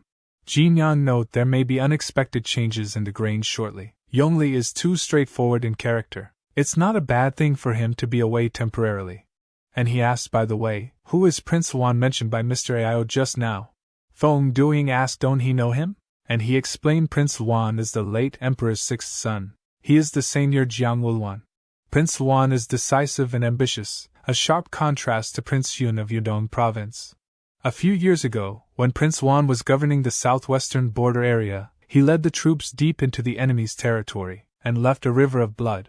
It was under his leadership that the provinces in the southwestern area advocated martial arts, and a lot of martial artists made great contributions to the state and made their fame. Qin Jinyang stated no wonder when Bright Cloud Sect heard that Prince Wan was coming. They called Zhao Jiqi back immediately. They wanted to be prepared in advance. Back at Mr. Su's study, he asked Mr. Ao, do he know why Prince Wan wanted to come to Yundong province? Mr. Ao stated isn't it because Prince Yun is old and wants to go back to the capital for recuperation, and thus Prince Wan is sent here to rule the province? But Mr. Su note that's an excuse. He received very reliable information when he was in the capital not long ago, and informed that Prince Wan came here this time for Dadwa state. In surprise, Mr. Ao stated the border has been peaceful for over a decade. Are they going to have a war now? Mr. Su note if so, then the first thing Prince Wan will do is to build a martial arts hall here, just like what he did in the southwestern provinces. Mr. Ao stated then Bright Cloud Sect and Helan Grange will be the most suitable sites in Yundong province. He note, that's why they must get Prince Wan's favor this time. Only by then can you and I achieve great success, and even becoming a marquis or a general is possible. Early in the morning at the gate of Helan Grange, Yongli remarked you for coming to see him off makes his time in the Grange even more worthwhile. Jinyang exclaimed he happened to pass by, but Jixiang stated he came to call them early in the morning. He was most anxious to come. As he covered her mouth, as Liangjue handed him a bag he said here's the gift they prepared for him, please take it. He examined the bag and found a lot of money inside. Then he thanked them and said his goodbyes to everyone. When he is a little distant for them, Duoying shouted saying he have to come back. They will wait for him. And in response he raised his arm in agreement. At Mr. Su mansion, Yan Jingfei, new deputy manager of Helan Grange, stated there happened to be a riot of the rebellion army on his way here from the capital, so he was delayed. Please forgive him. Mr. Su asked, rebellion army? And he stated it's the Xintian army, isn't it? It's okay. He is happy enough that he is willing to come. Then he asked about the person behind him.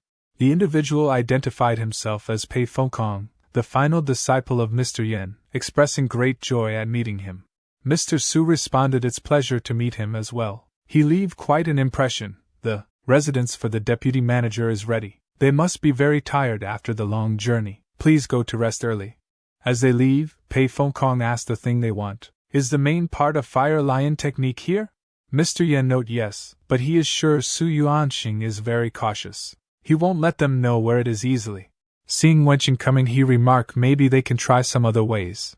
Meanwhile she said she have to say he is great. He woke her up at the exact time every time. It's a pity that his root bone is too bad. Otherwise, with his talents, he will be the top disciple in the Grange.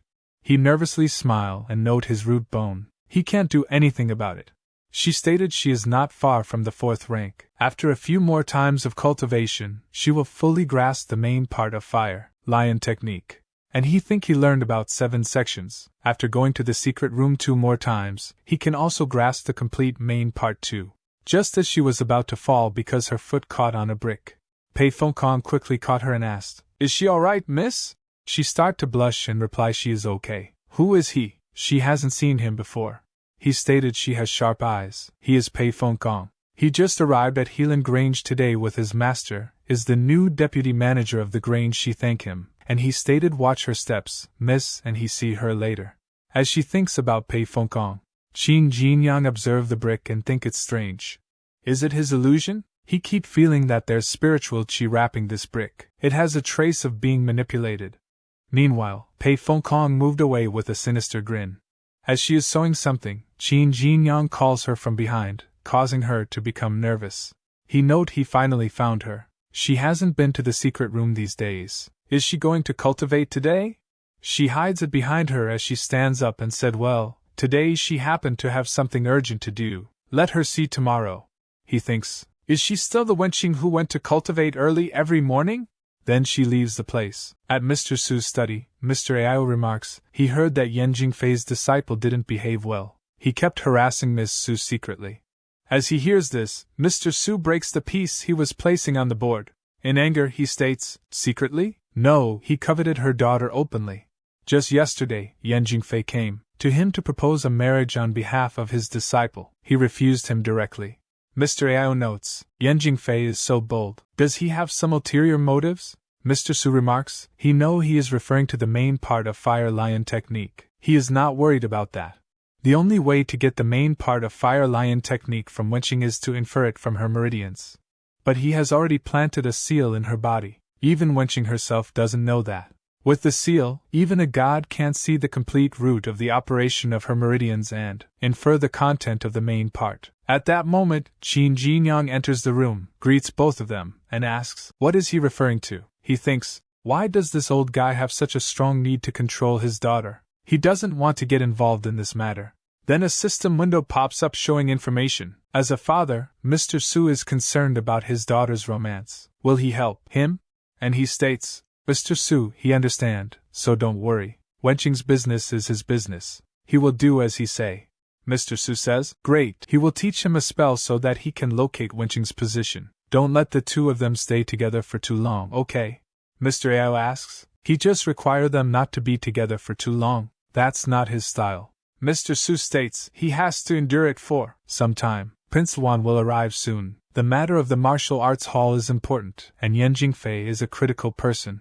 Hearing that, Mr. Ao thinks, it was said that Su Yuanxing hired Yan Jingfei at a high price because the latter was a relative of Prince Luan's butler. He probably wanted to develop a relationship with Prince Luan through Yan Jingfei to have the martial arts hall built in Helan Grange. Meanwhile, Pei Fengkong thanks her for the scarf, saying, he likes it very much. She notes, it's great that he likes it. She embroidered the words on it to practice her skill. Don't take them seriously, she asks. What's that? Isn't it the token of the royal family that all its members have? Only the royal family's blood can activate it and create an unusual vision, he said. Actually, his real name is not Pei Fengkong. He is the son of Prince Wan, Jian Yuliang. As she observes it closely, she remarks, she won't make a mistake. This is a token of the royal family. Here is the word Liang. He is Jian Yuliang. Meanwhile, a system window pops up showing information. The chastity defense war starts. Will he help Mr. Su locate the position of Miss Su? He casts the spell of detection that he learned from Mr. Su, and a butterfly formed from it started moving southeast. He states he is coming, Wenqing. If she wants to blame someone, blame his dad. Shortly after the butterfly disappears, Qin Jinyang remarks that Su Yuanqing's spell for detection is simplistic and unintelligent. He criticizes its limited capability, noting that it can only pinpoint Wenqing's rough location. Qin Jinyang takes credit for Su Yuanqing's luck in assigning the task to him. Qin Jinyang then retrieves a bird named Chirp from his pocket. He addresses Chirp, instructing it to inquire among its friends and relatives about any fluctuations in spiritual qi in the area. Qin Jinyang also mentions that he intends to find a good-looking female bird as a companion for Chirp. Chirp flies into the air and calls out to other birds for assistance. Many birds gather around Chirp, ready to help. Chirp asks the gathered birds if they have detected any fluctuations in spiritual qi in the area. Presumably, Chirp communicates with the other birds to gather information. After gathering information from the other birds, Chirp issues commands to them. The birds begin to move, presumably indicating that they have identified a direction or location related to the spiritual qi fluctuations. Qin Jinyang watches the birds move with a smile on his face. He assures Chirp that he will find a beautiful female bird for it within a few days. After following the birds to a hut, Qin Jinyang attempts to enter but realizes there is a position concealing formation blocking his way.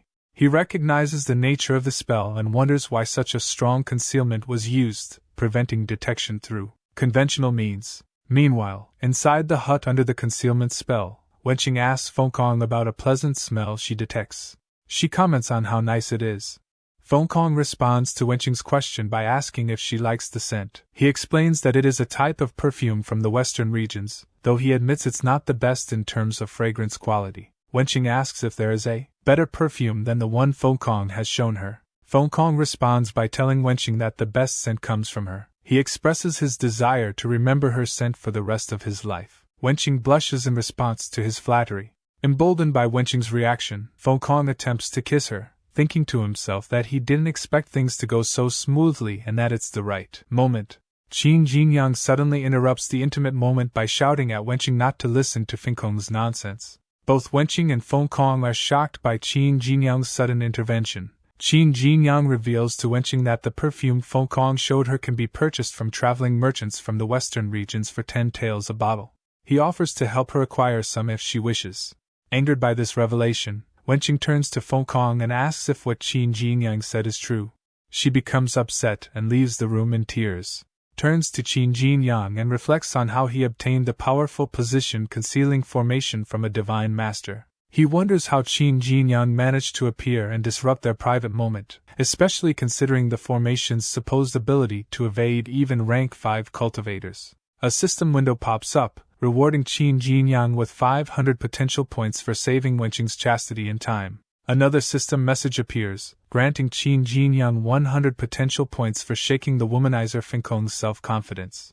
At Helan Grange, Yan Jingfei and Fengkong sit together on the roof of a house. Yan Jingfei, who is the leader of the eastern section of the Xintian army, addresses Fengkong. Yan Jingfei explains that Jiang Wulwan, driven by ambitions for greatness and success, will soon arrive in Yundong province. He intends to aggressively search for and arrest members of the Xintian army. Because of this threat, Yan Jingfei emphasizes the urgency of acquiring the main part of the Fire Lion technique and leaving the area as soon as possible to avoid capture and maintain their safety.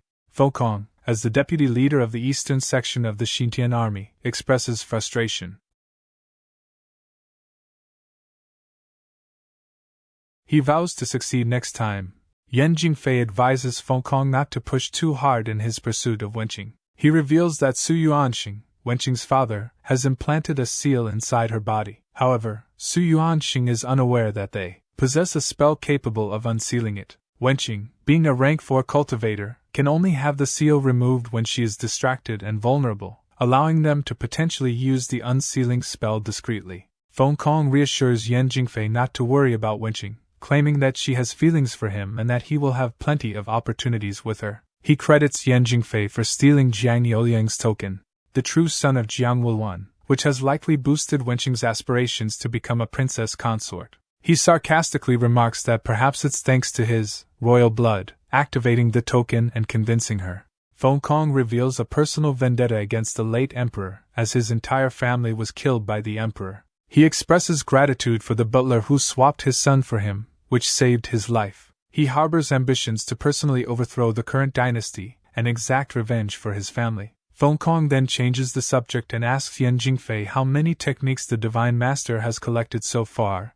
Yan Jingfei estimates that the Divine Master has collected around 100 techniques so far. He dismisses these as common techniques, stating they are insufficient to break through from rank 5 to rank 6 in cultivation. Specifically, he mentions that even the Fire Lion technique, despite its name, is considered a common technique. Yan Jingfei acknowledges that the Divine Master possesses an extraordinary ability to derive perfect techniques from these common ones. He predicts that once the Divine Master succeeds in creating a perfect technique, the Xintian army will gain the strength necessary to rival the government. Feng Kong chuckles at the idea of a perfect technique and the prospect of achieving rank 6 mastery. Yan Jingfei expresses disdain for the so-called heroes who fight for minor benefits, viewing them as insignificant compared to the Xintian army's grand ambition. He declares that their goal is to overthrow the current ruler and overturn the existing order of the country. Qin Jinyang is depicted in a scene where he is deep in cultivation within his room. As he engages in this practice, a system window appears, displaying crucial information about his progress and abilities. The window reveals that his root bone is currently at the golden branch level, with the next stage being the white jade level. His martial arts skills are listed, including the Great River technique at the Supreme Realm, Ice Lotus armor, fully mastered, Dust Darts, perfectly mastered, Rotten Fist, perfectly mastered, Black Feet, perfectly mastered, and Boiling Demon Tiger, Collapsing Blade, perfectly mastered.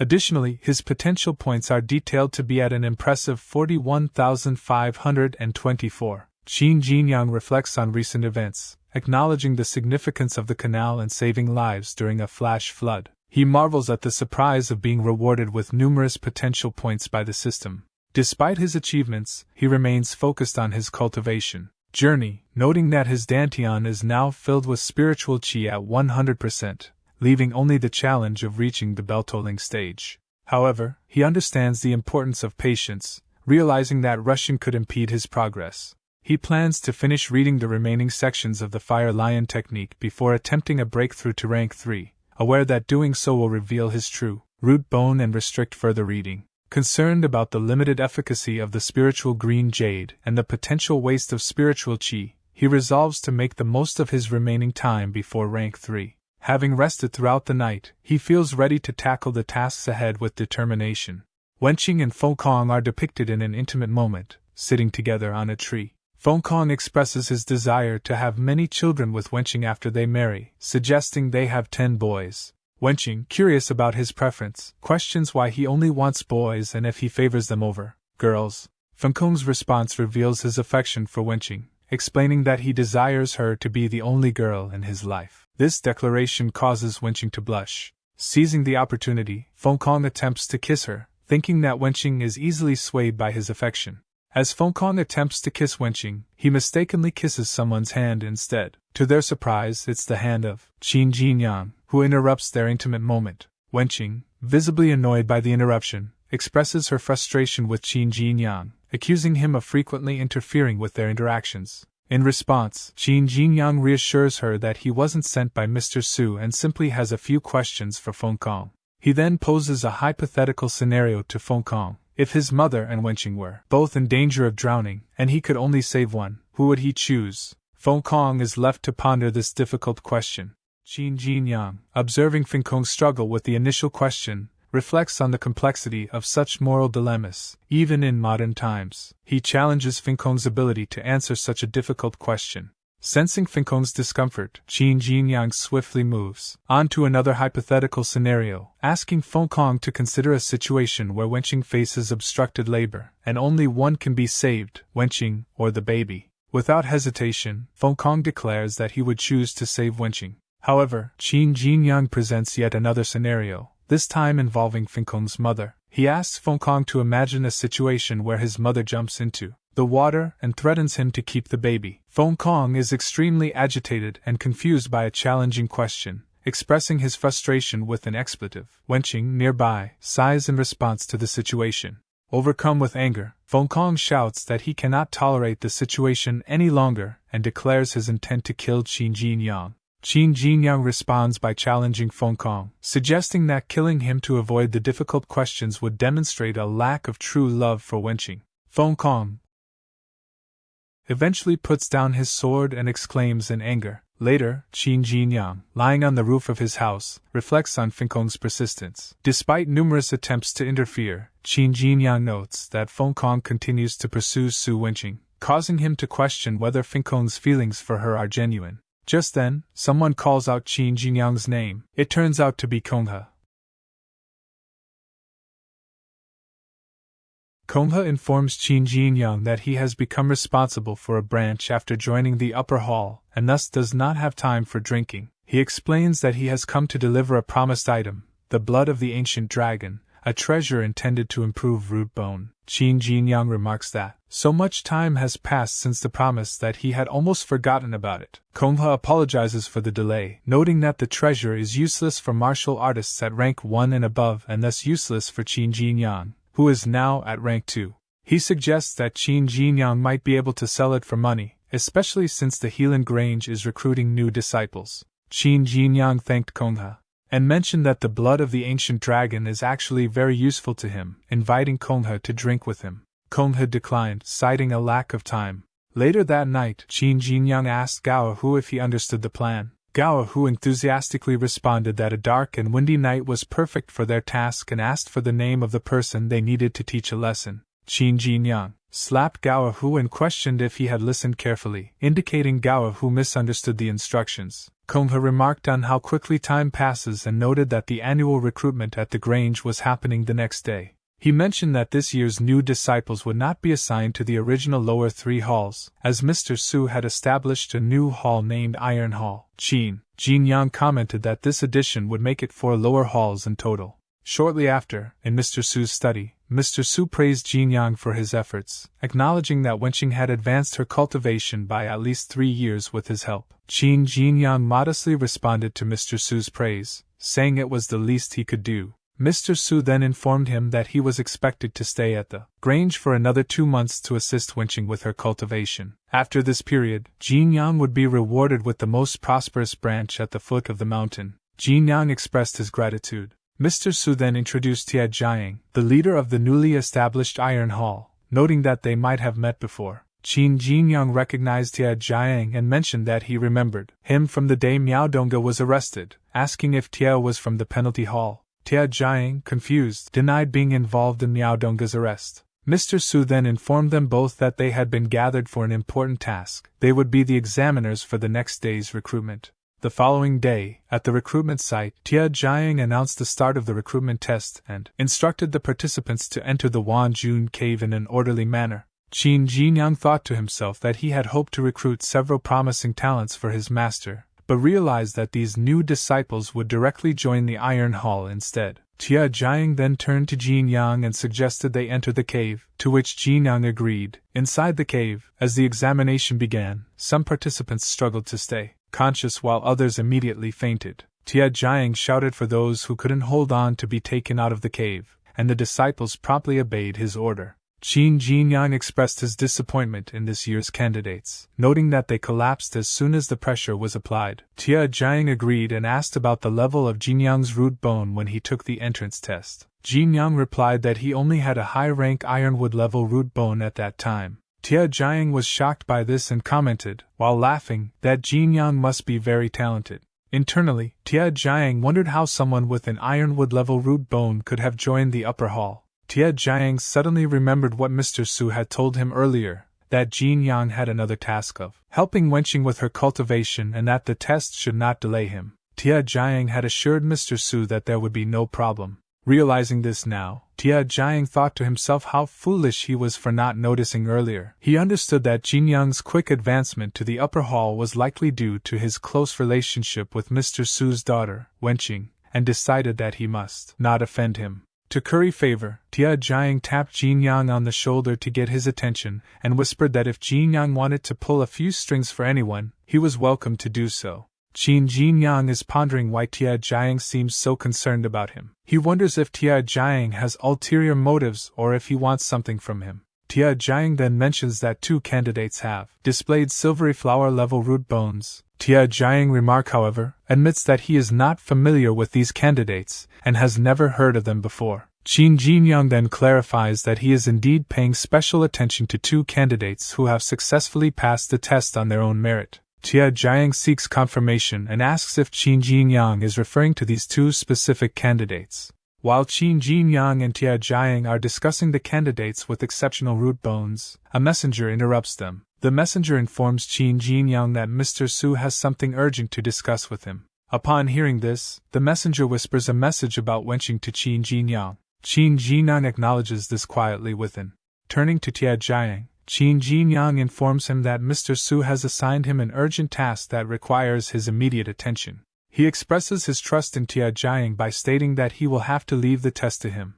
Tia Jiang readily agrees, assuring Qin Jinyang that he will handle things in his absence. Before leaving, Qin Jinyang reaches into his pocket and retrieves 2 rank 3 pills, which he hands to Tia Jiang. He thanks Tia Jiang for agreeing to take care of the situation and for managing things in his stead. Tia Jiang reflects on how Qin Jinyang treats him well despite supposedly having Miss Su's support. He appreciates the gesture of receiving 2 rank 3 pills from Qin Jinyang, considering it a generous gift. Just as he contemplates this, a system notification pops up, recognizing Qin Jinyang's act of donating and used pills to those in need. He is rewarded with 100 potential points for his generosity. The setting changes to a lake where Wenqing and Fengkong are seated on a boat, seemingly about to kiss. However, Fengkong's thoughts reveal a different focus. He is irritated that Qin Jinyang, whom he refers to as that bastard, is invigilating the recruitment test that day. Despite this annoyance, Fengkong is determined to make Wenqing his today. As Fengkong leans in to kiss Wenqing, he notices her lips are unusually cold. Additionally, he detects a fishy smell, which raises questions. Fengkong, expecting to kiss Wenqing on the boat, instead opens his eyes in shock to find himself kissing a fish. He quickly realizes that Qin Jinyang is sitting in front of him, not Wenqing. Qin Jinyang, amused by the situation, laughs and teases Fengkong. He explains that Mr. Su wanted to see Wenqing, so she went to meet him. Wenqing asked Qin Jinyang to stay behind and keep Fengkong company. Qin Jinyang casually mentions that he caught a fish, jokingly commenting that Fengkong must have been hungry to kiss it. Fengkong, now angered by Qin Jinyang's teasing and the unexpected situation, declares that Qin Jinyang has gone too far. He vows to teach Qin Jinyang a lesson today, clearly upset by the embarrassment and the playful mocking he's endured. Late at night, Yan Jingfei expresses surprise upon hearing Fengkong's exclamation. Fengkong, visibly angry and grinding his teeth, confirms that he failed again despite using the concealing formation each time. He blames Qin Jinyang for always managing to find him and sabotage his plans. Yan Jingfei, puzzled by the repeated failures, questions whether it's mere coincidence or if Qin Jinyang possesses a method to break the concealing formation and track Fengkong down. Fengkong dismisses the idea that Qin Jinyang could break the formation, stating that he's only at rank 2 of the Ironwood level. However, Fengkong bitterly describes Qin Jinyang as akin to a sniffer dog in human form due to his uncanny ability to locate him consistently. In frustration and anger, Fengkong suggests killing Qin Jinyang as a solution to their ongoing problems. Yan Jingfei responds to Fengkong's suggestion of killing Qin Jinyang. He advises against it, citing the potential consequences of adding an uncontrollable factor to their situation. Yan Jingfei expresses concern that eliminating Qin Jinyang could lead to their identities as members of the Xintian army being exposed. Instead, he suggests that everyone has a price and implies they could handle the situation through other means, possibly bribery or manipulation. Meanwhile, At Qin Jinyang's residence, he completes his cultivation session. Pleased with his progress, Qin Jinyang declares that his dust darts technique has reached the supreme realm. A system window displays Qin Jinyang's current martial arts achievements. Great River Technique and Dust Dart are both at the supreme realm. Ice Lotus Armor is fully mastered. Rotten Fist, Black Feet, and Boiling Demon Tiger Collapsing Blade are all at the perfectly mastered realm. Additionally, the system shows that Qin Jinyang has a total of 29,700 potential points. Lying in his bed, Qin Jinyang reflects on the recent expenditure of over 10,000 potential points to acquire a hidden weapon technique of the supreme realm. Despite the high cost, he sees it as essential for guaranteeing his survival. Shortly after, another system window appears, providing detailed information about the dust darts of the Supreme Realm technique. It explains that this hidden weapon technique revolves around manipulating objects with one's hands. After releasing an object, the technique allows the user to solidify space and retrieve the object effortlessly. Qin Jinyang contemplates the implications of this technique. He realizes that relying on stealing to accumulate wealth isn't a viable strategy due to the exorbitant costs involved. Qin Jinyang is interrupted by a knock on his door. Pei Fengkong identifies himself outside and asks if Qin Jinyang is home. He expresses his intention to have a chat with him. Once inside, Fengkong starts a conversation with Qin Jinyang. Fengkong asks Qin Jinyang if he believes in love. Qin Jinyang replies that he is not currently interested in any romantic love stories. Fengkong chuckles at Qin Jinyang's response and playfully remarks that Qin Jinyang is old. Qin Jinyang counters Fengkong's remark by asserting that he is actually the youngest among those in the upper hall. Fengkong continues the conversation by telling Qin Jinyang that he's mentally aged, implying that it's not about physical age but rather losing belief in love and having no dreams. He suggests that someone without dreams might as well be considered old. Qin Jinyang sarcastically responds, questioning if Fengkong came to discuss the meaning of life with him. Fengkong then gets to the point, asking Qin Jinyang to leave him alone when he's spending time with Wenqing. Qin Jinyang straightforwardly refuses Fengkong's request. Fengkong expresses frustration, wondering why Qin Jinyang didn't say so earlier, which would have saved him the effort of explaining his stance. Qin Jinyang defends himself, pointing out that Fengkong started talking as soon as he arrived without making his intentions clear, leaving Qin Jinyang unsure of what Fengkong wanted initially. Fengkong inwardly expresses annoyance and frustration towards Qin Jinyang. Due to his perceived troublesome behavior, Fengkong places 2 pills on the table and addresses Qin Jinyang. He introduces one of the pills as the Meridian Purifying Pill, emphasizing its effectiveness in treating meridian disorders and stating that it's worth at least 1,000 taels of silver. Fengkong then asks Qin Jinyang if he likes it. Qin Jinyang responds cautiously, pointing out his role as Wenqing's assistant. He questions whether Fengkong is testing his loyalty to Wenqing by offering him the pill. Fengkong shifts the topic to another item, the Golden Bell Shield. He describes it as a high-quality magic tool that activates with spiritual qi to create a protective shield, ensuring the safety of its user. Qin Jinyang internally assesses Fengkong's behavior, noting that Fengkong is as greedy as he had expected. Fengkong continues to explain the benefits of the Golden Bell Shield to Qin Jinyang. He points out that Qin Jinyang, being only at the early stage of rank 2, is vulnerable in the world. He assures Qin Jinyang that with the shield, he won't need to fear attacks from other rank 2 cultivators. He adds that after using the shield, Qin Jinyang can recharge it by placing it in an area with dense spiritual qi, allowing it to restore its spiritual qi automatically. Meanwhile, Qin Jinyang begins to analyze the Golden Bell Shield that Fengkong has presented to him. Fengkong thinks to himself that Qin Jinyang must be very surprised by the shield. Qin Jinyang responds to Fengkong, speculating about the shield's properties. He suggests that the spiritual qi in the shield decreases by 10% with each use. He then questions how long it takes for the shield to fully restore its spiritual qi, whether it's 3 years, 5 years, or 10 years. Qin Jinyang dismisses the shield, stating that such details are irrelevant to him and implying that he is not interested in items that require extensive maintenance or waiting periods. Fengkong is taken aback by Qin Jinyang's precise understanding of the Golden Bell Shield's workings. Fengkong decides to retract the pills and confront Qin Jinyang directly. He asks Qin Jinyang what he really wants or desires. Qin Jinyang responds by addressing Fengkong's pursuit of Wenqing. He asserts that relationships not approved by parents are typically short-lived, implying that Mr. Su, Wenqing's father, doesn't view Feng Kong as a suitable son-in-law.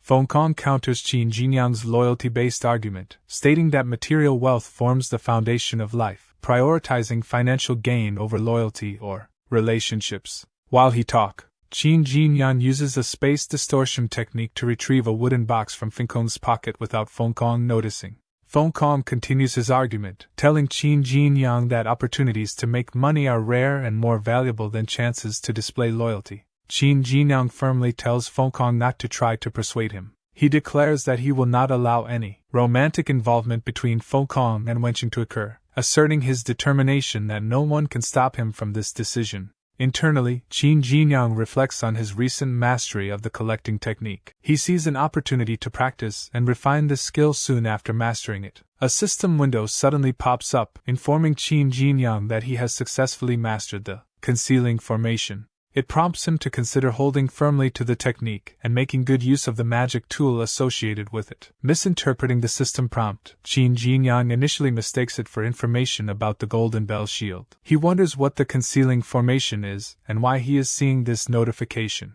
Feng Kong abruptly grabs Qin Jinyang's shoulder tightly, breaking his train of thought and interrupting his confusion about the system notification. Feeling Feng Kong's grip on his shoulder, Qin Jinyang becomes alarmed and wonders if Feng Kong has somehow discovered about him. Feng Kong shocks Qin Jinyang by asking directly if he is also in love with Wenqing.